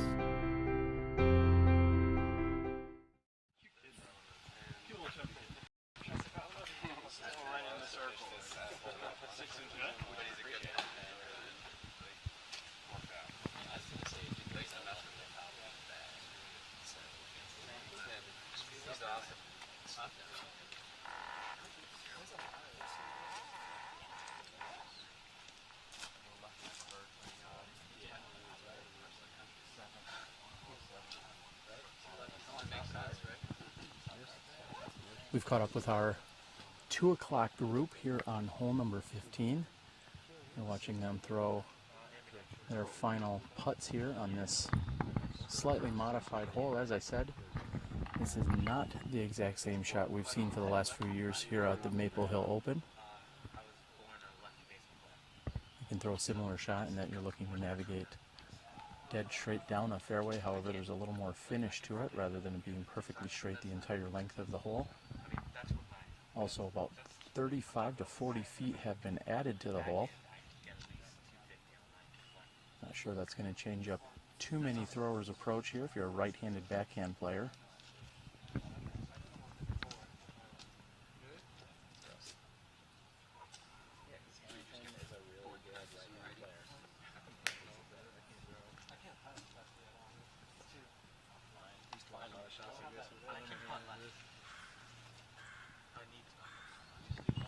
Back on the tee, we have our competitors talking about how challenging it is to throw with their opposite hand.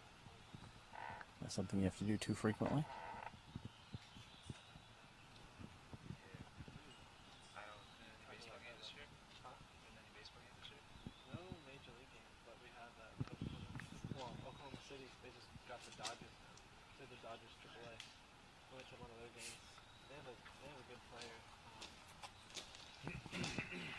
Looks like we're going to have Big Germ here on the tee, throwing his favorite D1.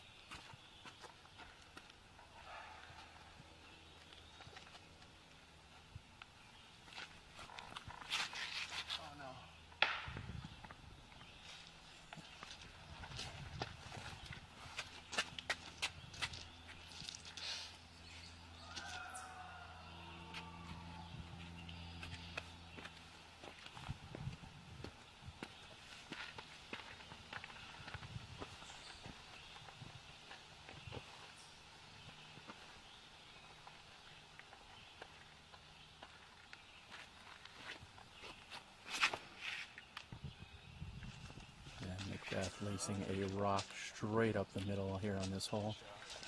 Whether it's a Nickel Rock Pro 3 rock thing.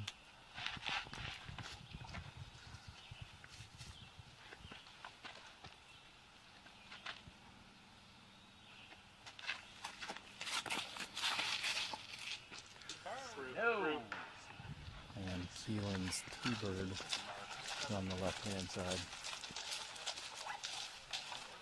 3 troublesome shots here off the tee. Cale Leiviska and Big Jeremy Koling both hitting the exact same tree. One throwing forehand, one throwing backhand. And Paul McBeth throwing straight up the center with a McPro Rock 3.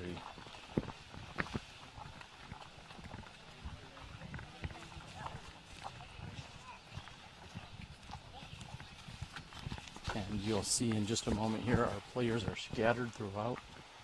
Again, Koling and Leiviska hitting the exact same tree. One with a forehand, one with a backhand.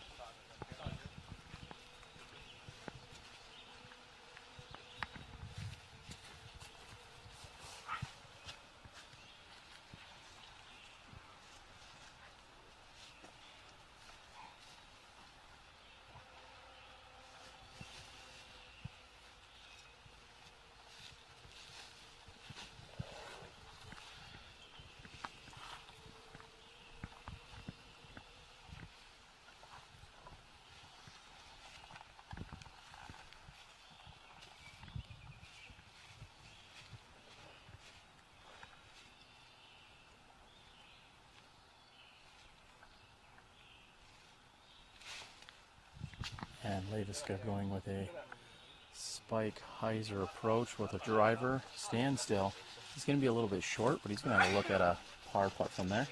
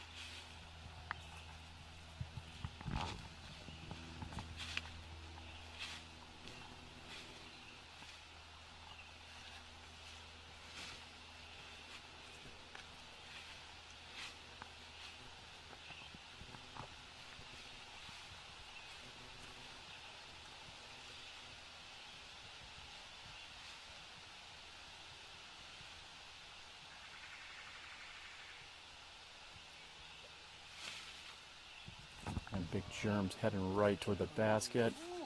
Beautiful shot by Big Germ. He's going to be a little bit short, but he'll have a putt from there.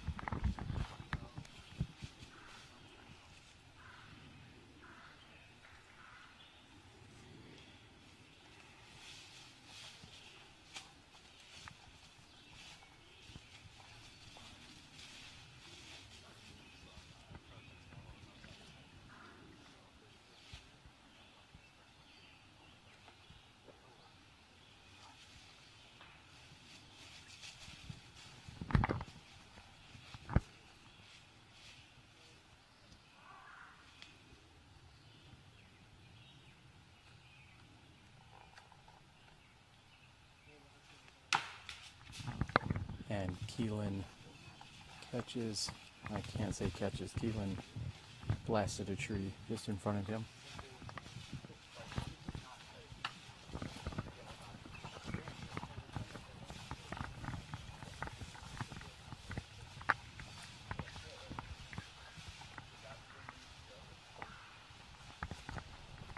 We see that there's a slight backup on hole 16, which is very common. Looking ahead.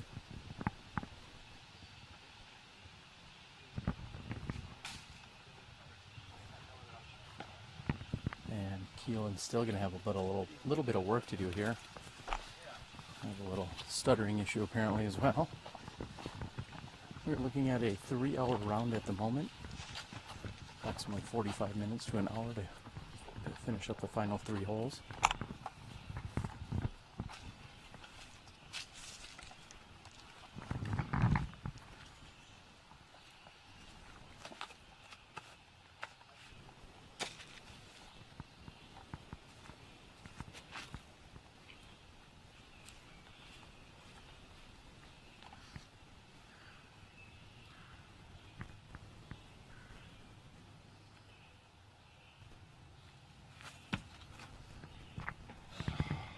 Leiviska's line was right on point, just a little bit strong.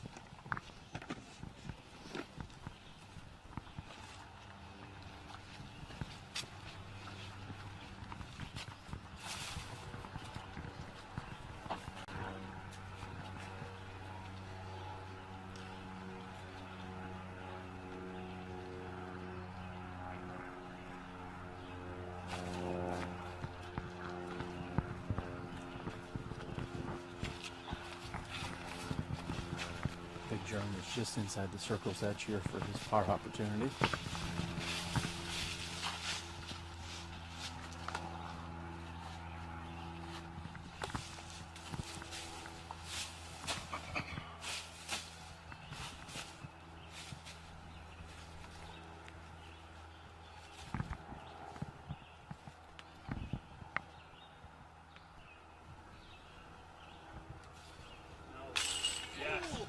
Big Germ says no, and then yes. Not sure what he's looking for here out of a putt, but he's got to be happy with that result.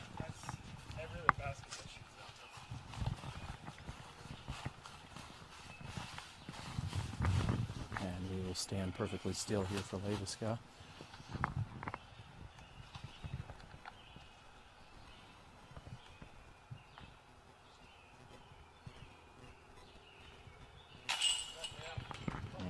Cale is in for the bogey 4. This hole proving to be more challenging than they were hoping for.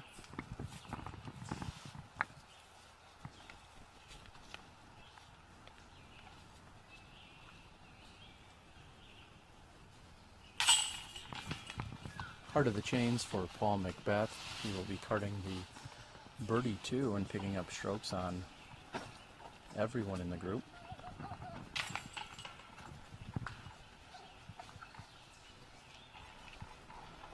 Kealan feeling slightly dejected here, knowing that he let a few slip by here on hole 15. We're going to move over to the tee on hole 15 and see what we can catch up with the 2 o'clock group as they're over on the tee already.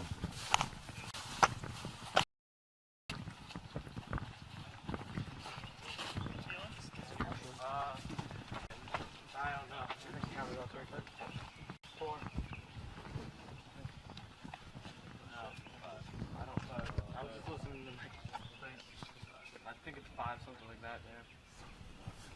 What is it? It's 5. Is Cale around? He's over there. He's strolling. Did he make the putt? Come back right there? Yeah.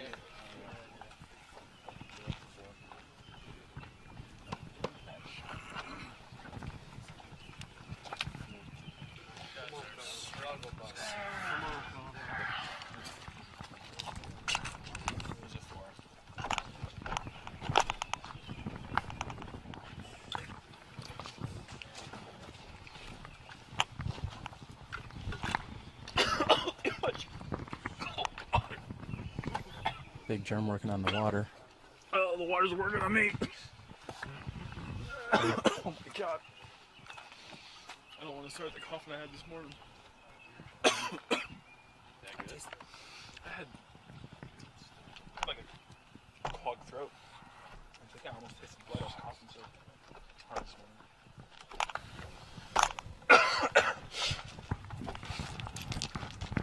Only time you ever want to taste blood is when you're eating a really rare steak, and that's it. That's it.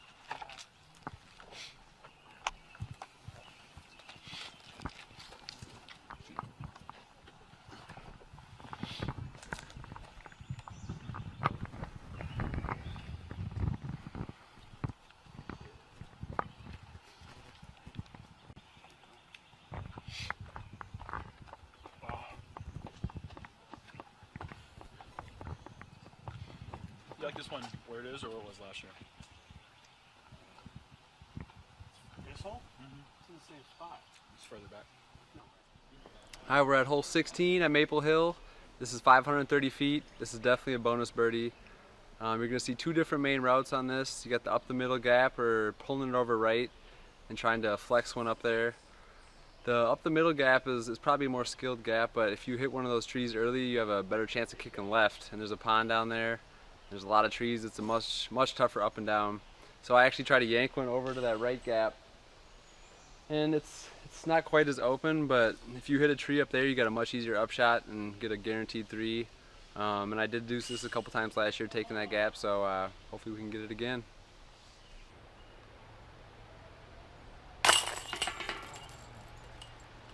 Goose.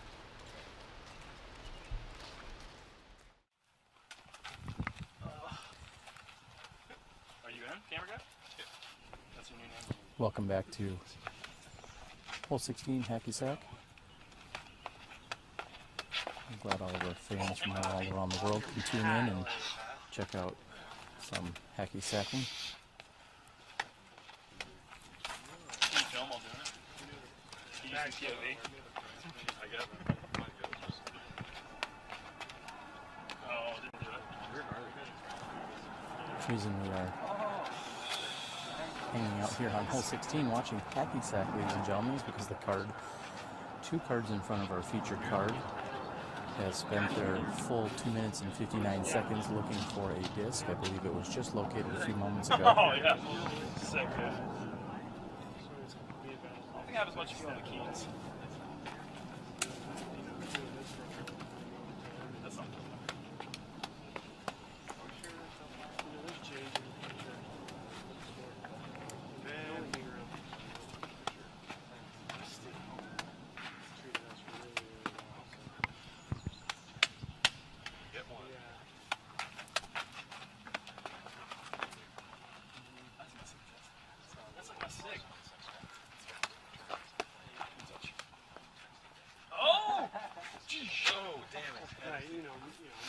Looks like we've got a camera follow. That's so filthy.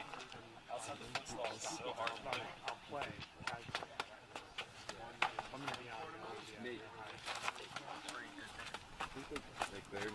No, I've been watching.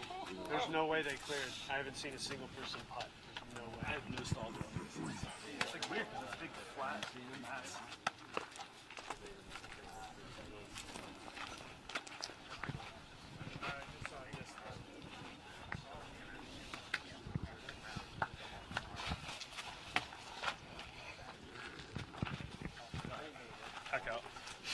I mean, no, they just said, I got 5 minutes. Alright. Not one person over this. Hack in. Alright, hack in. Basketball in high school. Yeah, that was probably where I learned work ethic takes to play at a high level. You know, even playing high school basketball. Camera, it's just really good team. Funny. Real successful. Ha ha funny. Funny ha ha or funny ha? Yeah. Play this at this level for so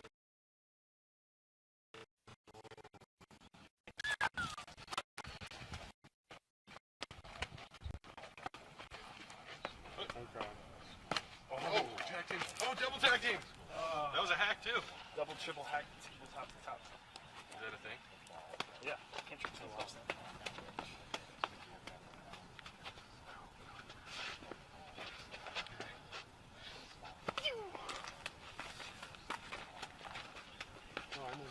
Oh, nice. Way to keep it up. I need one for the hack. Yeah. Oh, getting funky with it. Oh, watch out. Oh. That was a good one, though. Come on, man. You gotta stop doing the outside of the foot stall. It's easy. Okay. How do you do it? slept on the registration of the water bottle. I was going to be like 30 in front of Lakers. Kept thinking about it. And then the snow started flying. And I was like, man, I could play. And I wanted to play. Yeah, the group.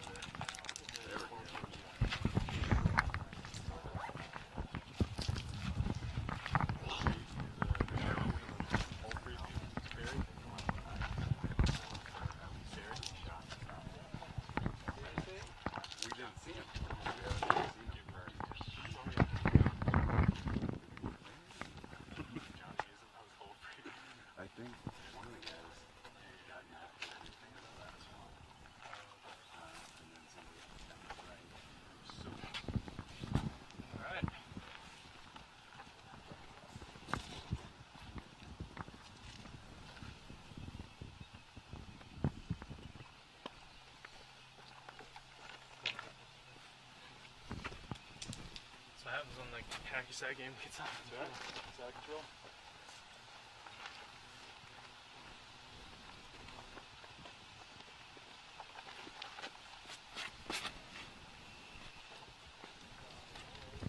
And Jared Roan is here on the tee as his disc catches and carries left into the center gap here on hole 16.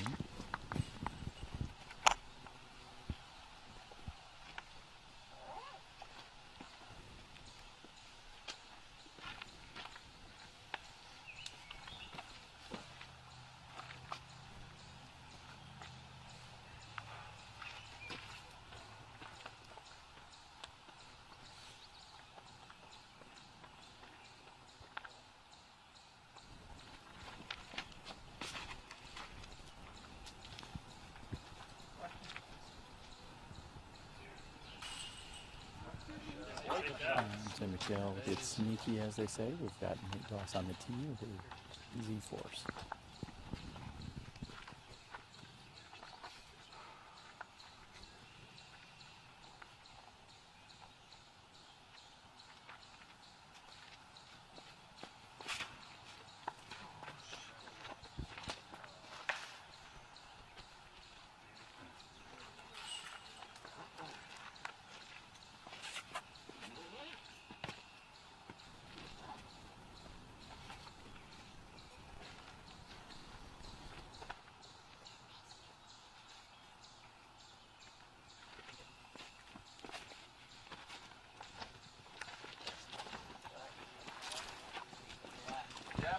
And Jeff's swing shot goes through the right-hand alleyway. Seems like it's going to work for him. Especially if one of them's Terry. Getting a little congested here on the bench. All our players looking to take a little breather and a break.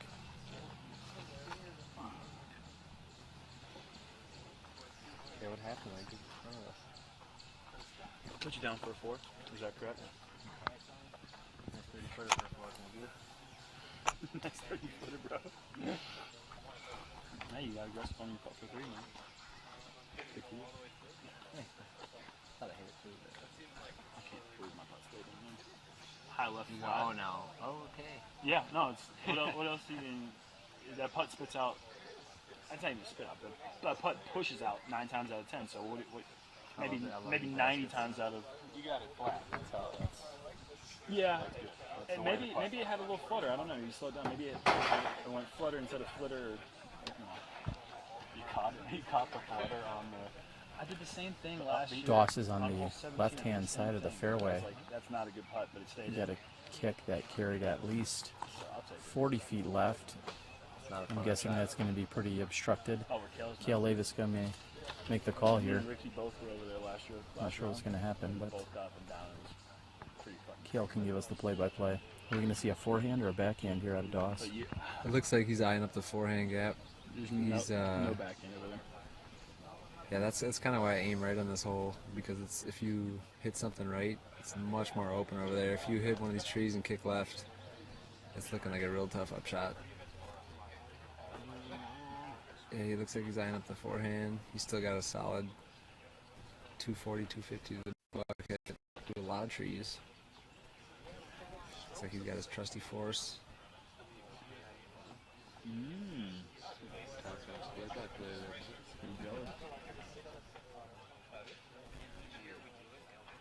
Oh, yeah, he got about halfway there, but it did hit something, and might be able to throw in a long one for par. He's got some work to do, that's for sure. Any player that doesn't make it up over this initial hill not only has at least 250 feet to go, but also is going to have to throw with a awkward angle to be able to get around the hillside. I haven't thrown it for a while, but it's something I got to bring out back in the woods. I need something that I can throw that will turn over late at 360, 370. It can if I throw it right. I haven't thrown it right yet. Yeah, it was brutal. God, the putt, man, I thought it was out of my hand. I was like, wow, that's going to go in. And it hit the chin so soft on 7 from like 100 or whatever. Yeah. You just didn't penetrate the chains at all. Just hit the chains so soft.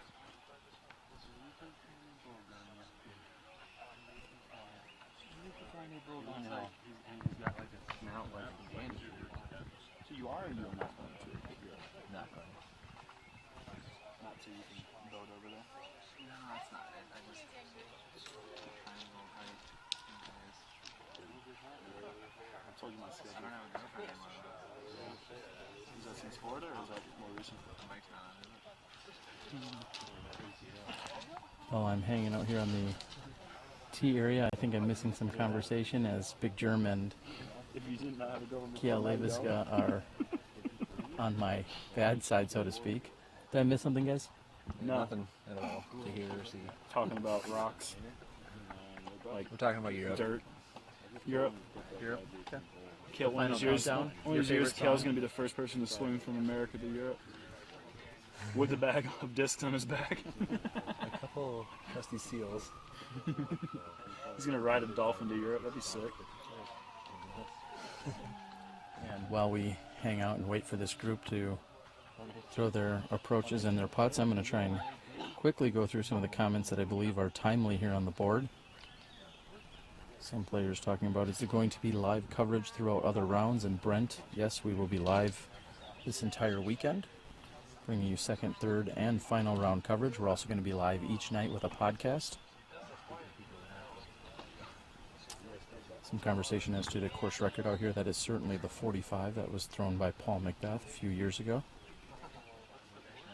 2013, as Bradley had said, 11:21 rated round. That'll usually be the course record. I was in that 11:21. Pretty astounding. Yeah. Cale Leiviska can reflect a little bit on that. What were you saying about the 11:21 rated 45 out here 2 years ago? I was just saying that I was in the group, lucky enough to witness that firsthand, being in that group. And what I remember about it is not hitting left side of the fairway, right side of the fairway. Everything was just completely dead center down the fairway, exactly where he wanted it. It definitely, I think that's much more impressive than the 39 at the Fountain Hills course, which was rated higher. But yeah, it was. You know, if you shoot 54 out here, you're doing a lot of stuff right, and to beat that by 9, it's pretty astounding. Yeah, it's insane. I know that of all the rounds that I've heard considered for the greatest round ever played, I feel like I've played most of those courses, and I have an understanding of what the lay of the land is and how difficult it is to shoot a certain score. And personally, I think that's the most impressive round I've ever played, and honestly, I don't even think like the 39 is even close. Like, I think that is so much more impressive than any other round I've ever heard. There's been some great rounds shot, but that one out here, if you come out here and you play this course and you think 45, I mean, this course is huge. You can go out on your local course and shoot a 46 and be like, yeah, that was a good round. And then you think, oh wait, he beat me at Vibram Gold. That actually happened the very next tournament I played after. It was in the 8s here, and me and Josh Childs both shot 46, and we both were like high-five and felt good about the round. And then we looked at each other, and we both thought the same thing at the same time. And we were like, we just got beat on another course. Talking about you, bro. about a 45 here. Is that good?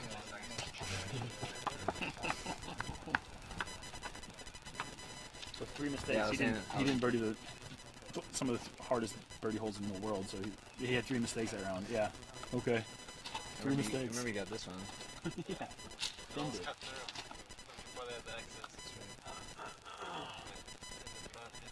got another long disc? I was gonna say, I did. We need to have some spotters up there, because this really does need spotting. If it goes off to the left,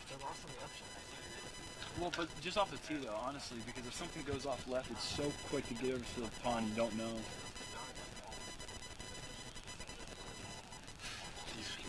Steve Dodds, if you're watching, get it together, dude. Tournament is lacking. Talk about it. I did one of these the other day.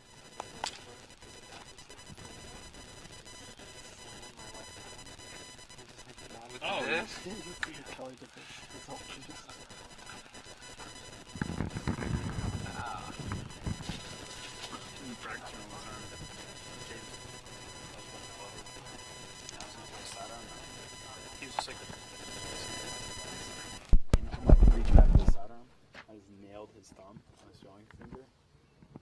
like I was never going to get the end of it. Did you ever see the video of Philo standing behind Avery? One of these? No. Avery was lining up a shot and Philo was standing behind him. He just got him on the backswing. I threw a flick roller over Philo's head in a national tour one time because he was on the tee pad for so long.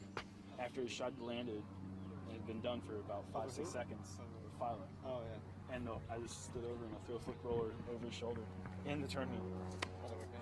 I parked the hole. I birdied it. It was pretty cool, actually, to do that. How long was it? Yeah.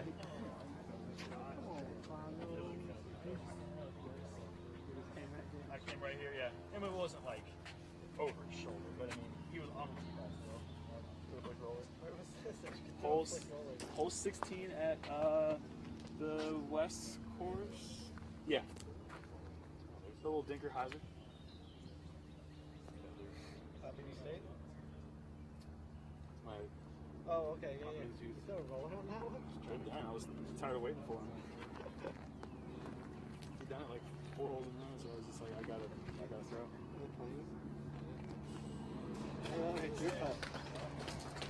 That was more simple than I thought.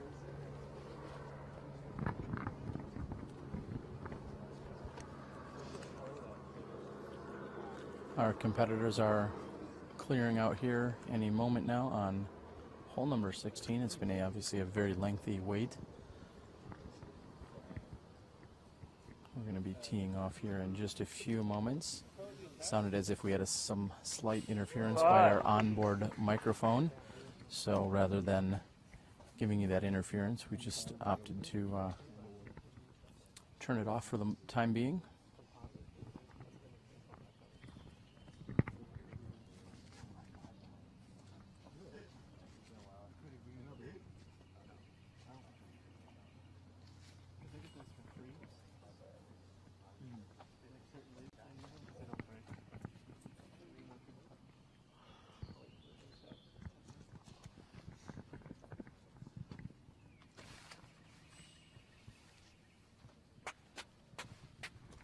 Paul McBeth on the tee with a star T-bird.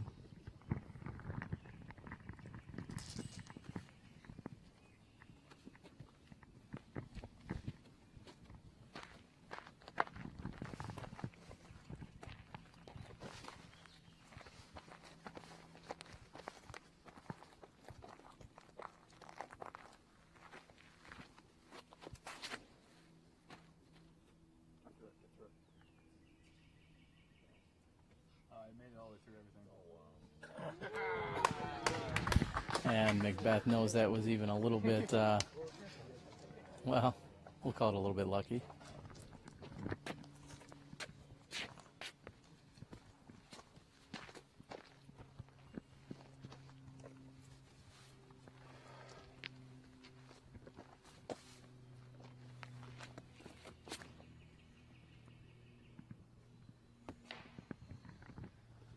Koling's forehand flips up. Not enough, though.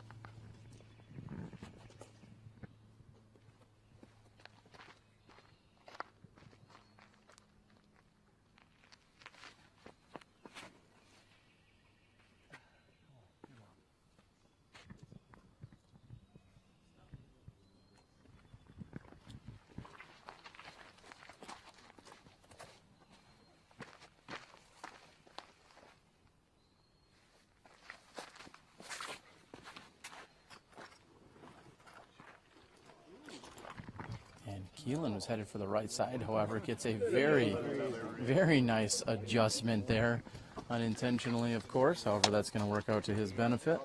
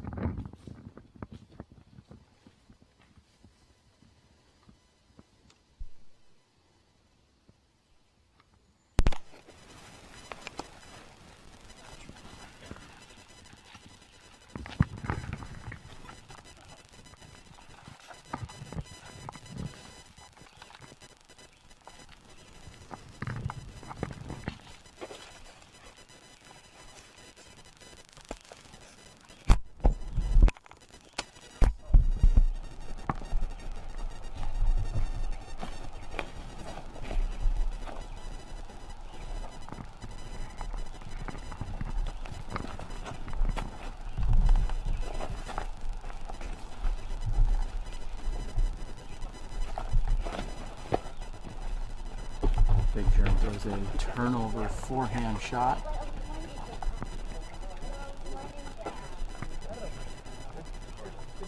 Seems a little bit in disbelief as to how it worked out for him.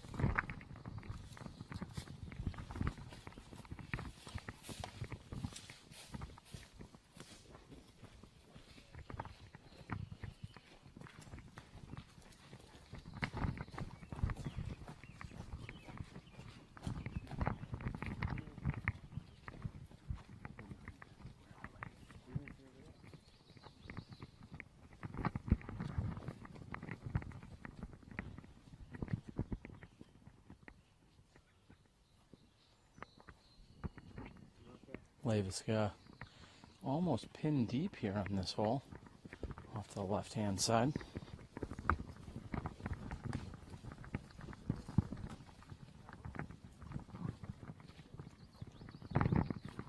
We hope that you are enjoying our two-camera coverage here, which we've never done before at the Maple Hill Open. We're glad that you could sit back and tune in and enjoy the opening round action here. Of course, again, live Friday, Saturday, and Championship Sunday.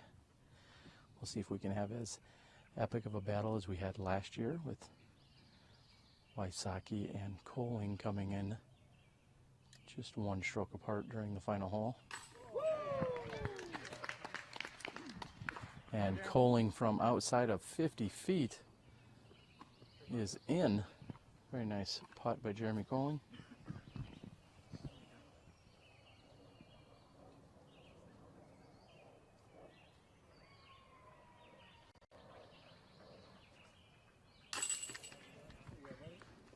Solid putt by Kealan.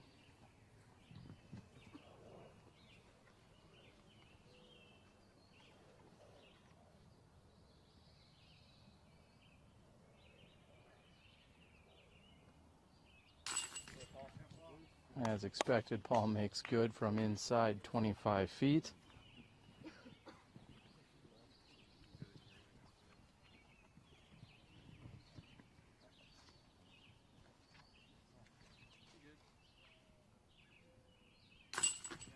And Cale with no problems on the cleanup. We've got a lengthy uphill walk over to hole number 17's tee. We're going to stand down for just a few moments. We'll be back with you shortly. Just 2 holes to play during our opening round coverage here at the 2015 Maple Hill Open. Yeah, reach like the most understable one there.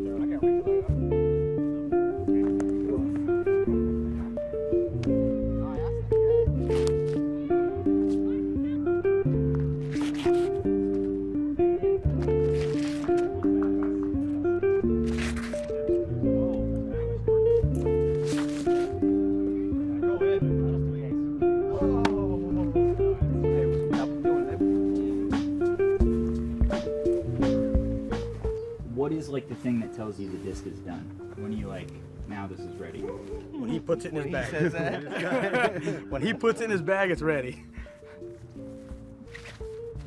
Yeah, we kind of throw it, test the different runs, and go with what's flying the best, most consistent.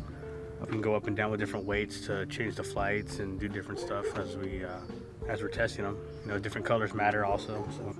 The weight's going to be more weight now. The weights are about 8 grams difference. We made and designed the mold to do a specific thing. So we're out there testing the mold, testing the plastics to make sure that's how we design the disc so it can fly the way we want to.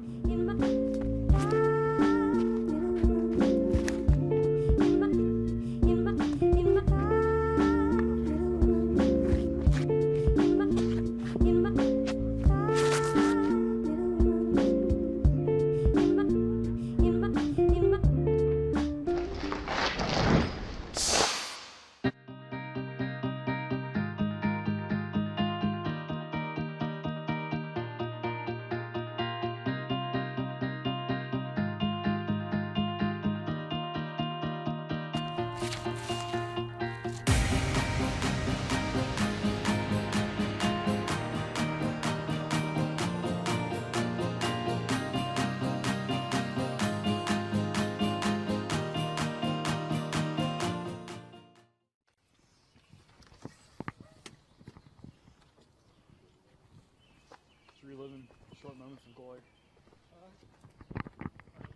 We are back here behind the tee on hole number 17, a 580-foot hole.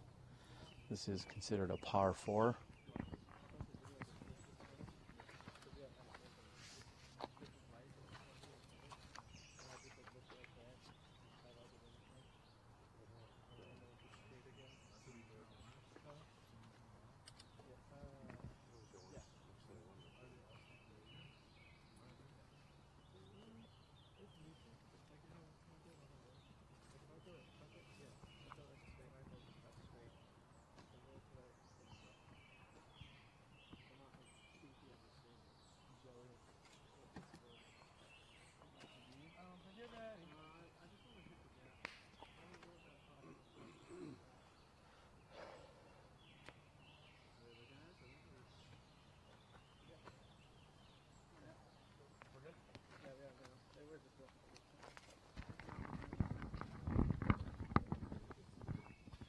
Paul McBeth on the tee with a Star Destroyer.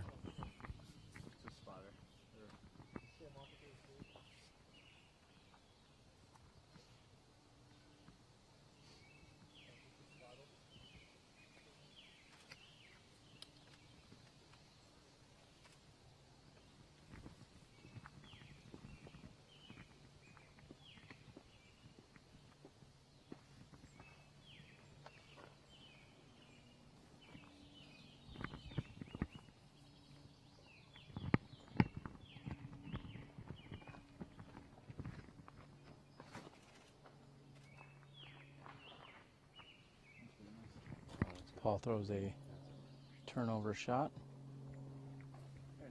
He's happy with it. Come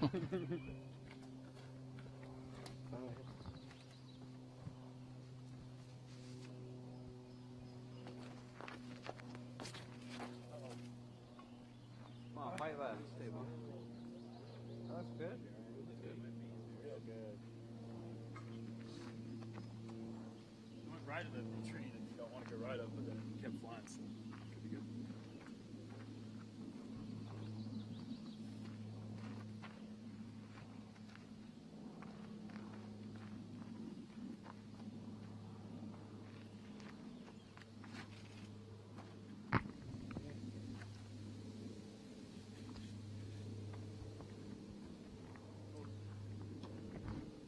Cale Leiviska with his D3.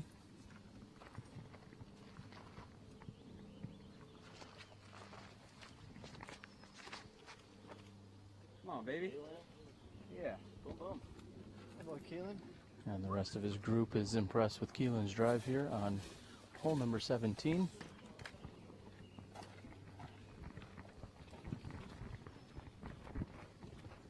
Here at hole 17 standing at the primo landing spot. I'm center cut we just threw over 1 million or 2 million Christmas trees. You definitely don't want to land in there. But we're throwing to a really fast green here. It drops off, it's got some rocks, so it's easy to go deep, or if you come up short, you're going to be facing a little bit of a death putt. But you can see the flag from here. That's good. Give you something to aim at, and hopefully put it right underneath.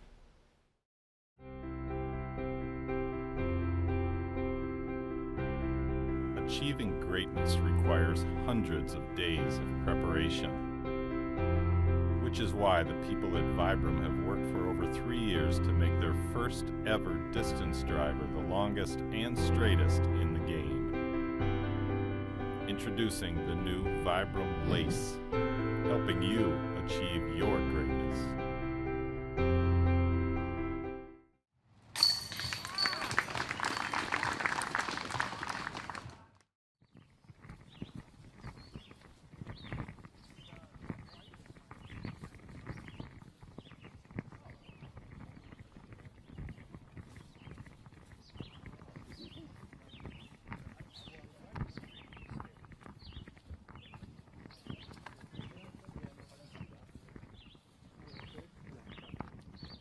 After a very nice set of drives by all 4 competitors, it looks like Cale Leiviska is going to be furthest from the pin.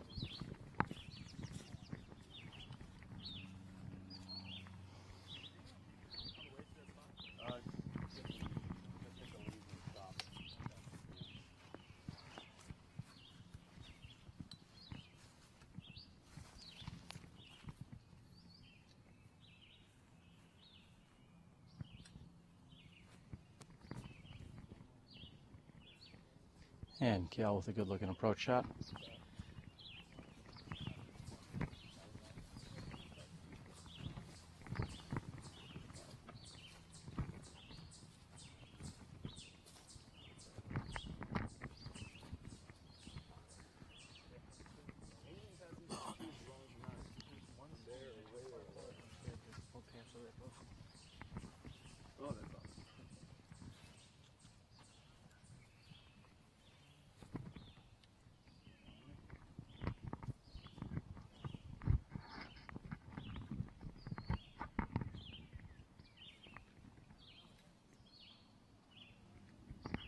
And Kealan with a approach shot. Very nice shot. McBeth asking for it to get in. It was a solid run there by Kealan Dunne.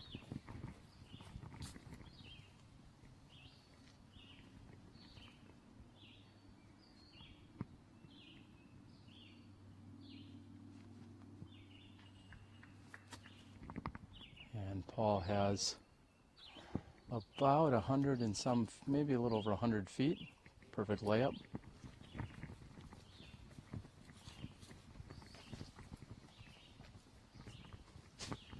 Big Germ playing for the layup here. All the competitors are going to be happy about carding a 3. This hole certainly can provide some high scores if you're getting off the fairway left or right and not making this initial gap. I know all 4 of them will be content to get the birdie 3.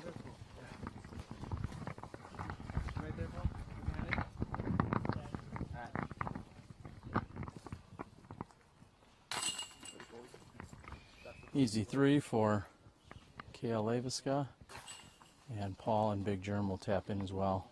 That was played about as perfectly as you could play. Hole number 17 out here at the Maple Hill Gold Course.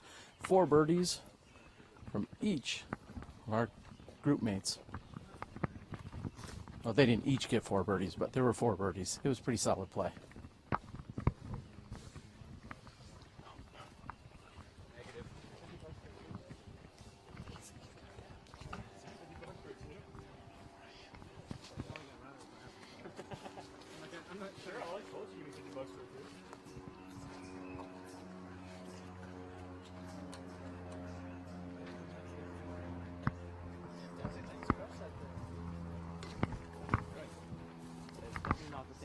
Not the same disc.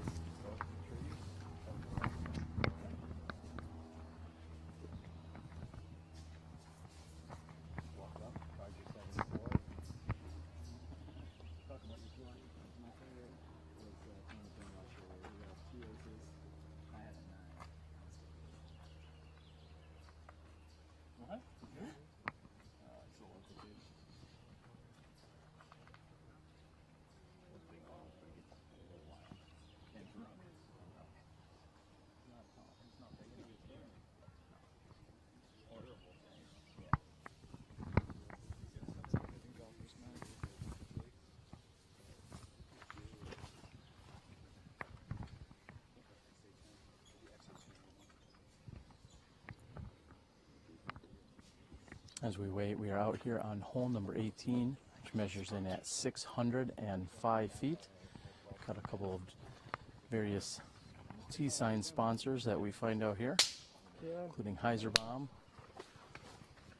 Olet, Tree Service, Jim Castillo, Budweiser of Temple, Texas, and that throwing swirly guy.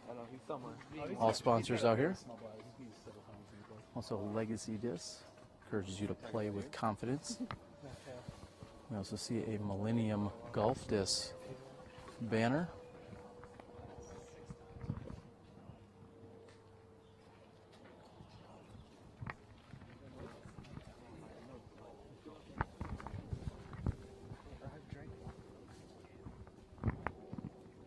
It's going to be a few more moments while these competitors throw their second shot. They're going to need to at least get onto the island green before our featured card is going to be able to throw their shots. I see Nate Doss off in a distance. And the roar of the crowd has confirmed that Nate Doss has made it in bounds.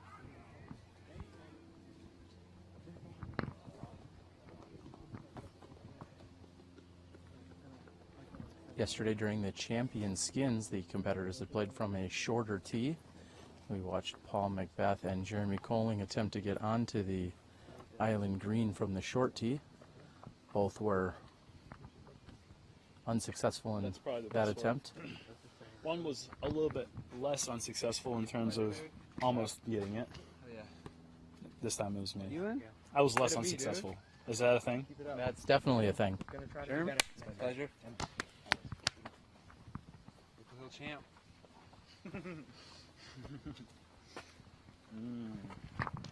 The days of victory. Those are good days. Here it comes.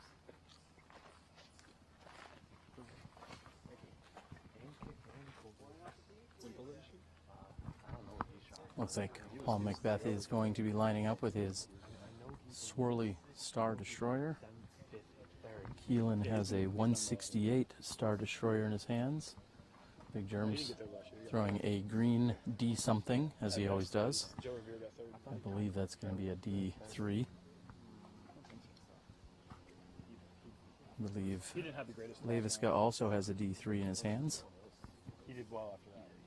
Tomorrow I will do my best to yet again memorize another set of discs in bags for everyone. Some players I know after a number of rounds with them.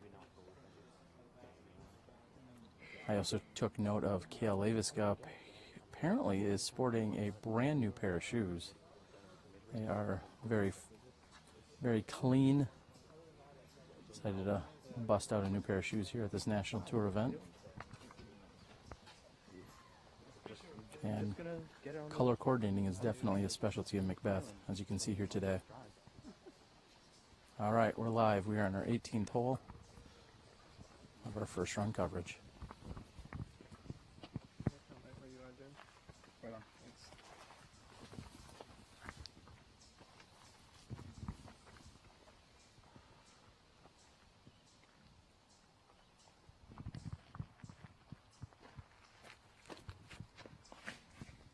And McBeth's Destroyer is turning over. He's going to need that to flatten.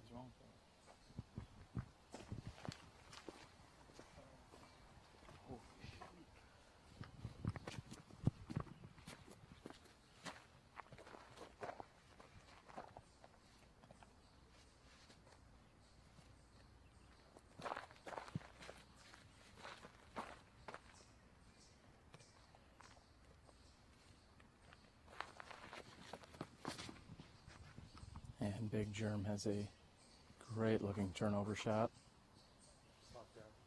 And that places him right in the center of the fairway.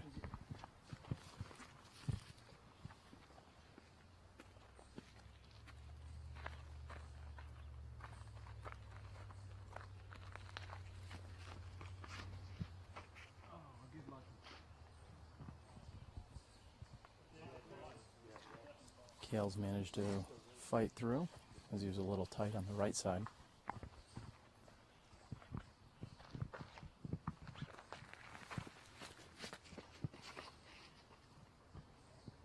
And Kealan with a very nice turnover shot as well, placing him right in the center of the fairway. Very solid shots here on the 18th hole. We're going to bring it in as these gentlemen have just a few very challenging approach shots. Sounds like I am downplaying it, but there are a few challenging approach shots, and then a putt in front of a gallery, which you'll find on the 18th green. 18th green out here is, as many will say, one of the best in all of disc golf. Not only is an island green with a rock wall around it, fully wood chipped, but also there will be a number of competitors cheering on the throws as they come in.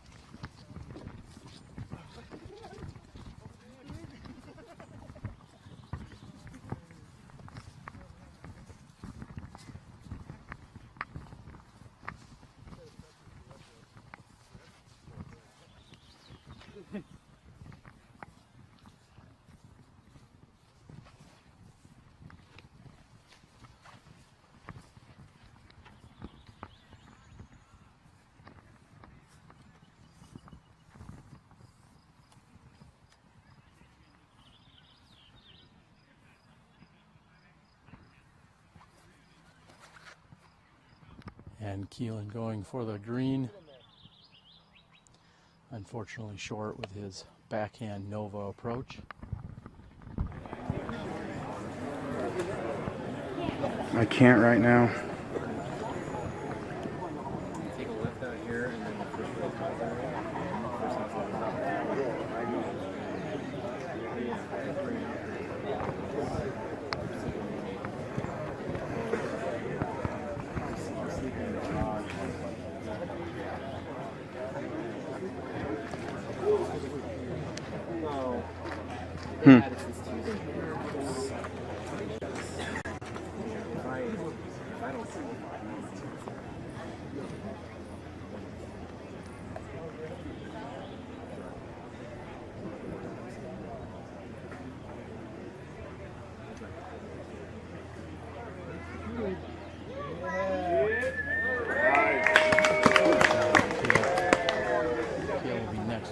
However, we'll stop the jump, throw perfectly onto the green. Get a green flag.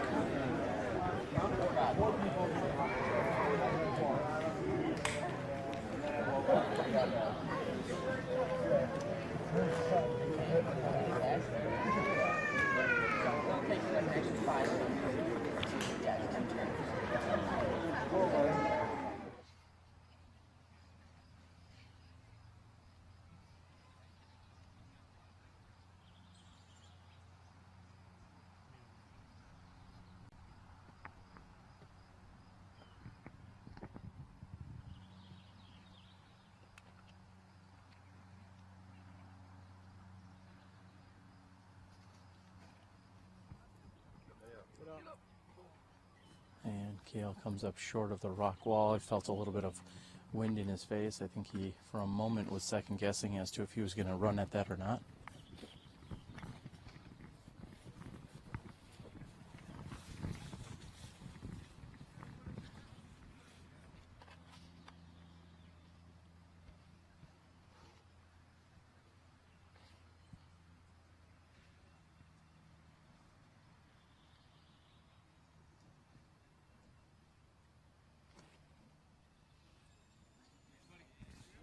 And McBeth easily throws his forehand onto the green. I believe that was a Tour Series Nate Sexton Firebird for that matter, helping out his fellow travel partner.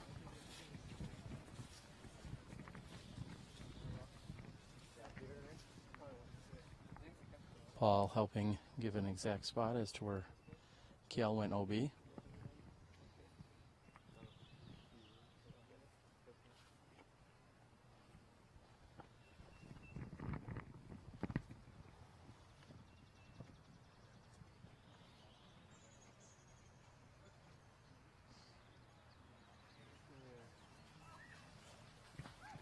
And Cale has thrown over the short rock wall with no problems.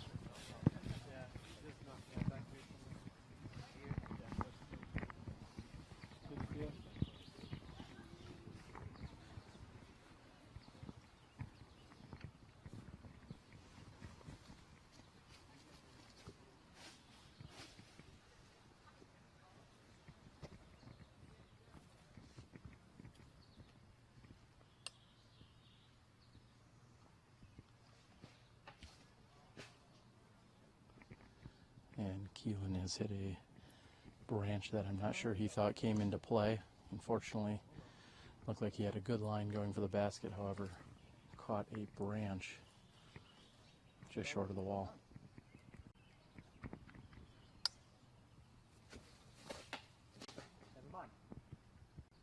And unfortunately, he's done the exact same thing.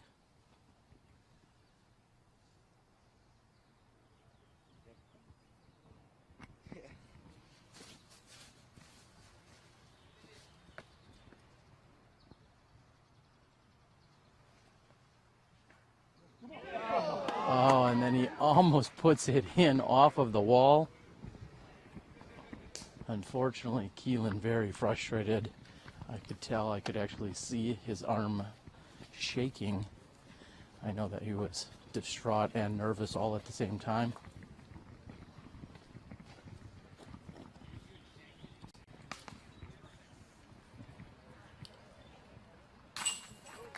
And Big Germ with a solid effort out here during his opening round of defending his title. And Paul McBeth comes in with the hottest round.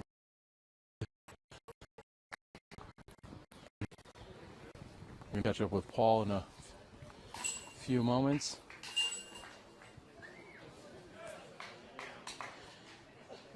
Players are gonna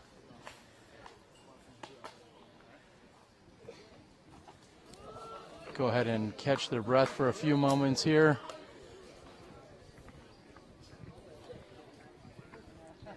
I think Paul and others, Paul's going to have to do the scoring. We don't want someone to not turn in their scorecard, as we've seen at other national tour events. And as soon as Paul and the rest, we're going to hang out here for just a few moments, actually. These guys will go in and get their scores tallied up. Accuracy contest and long. Steve Dodge making announcements about other contests and things that will be going on here tonight.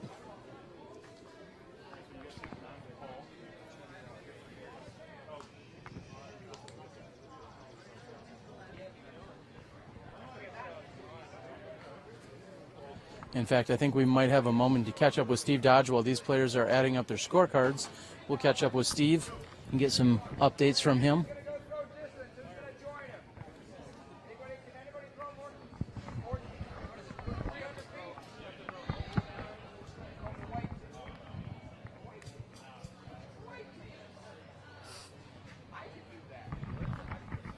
We're going to catch up with Steve here in just a moment.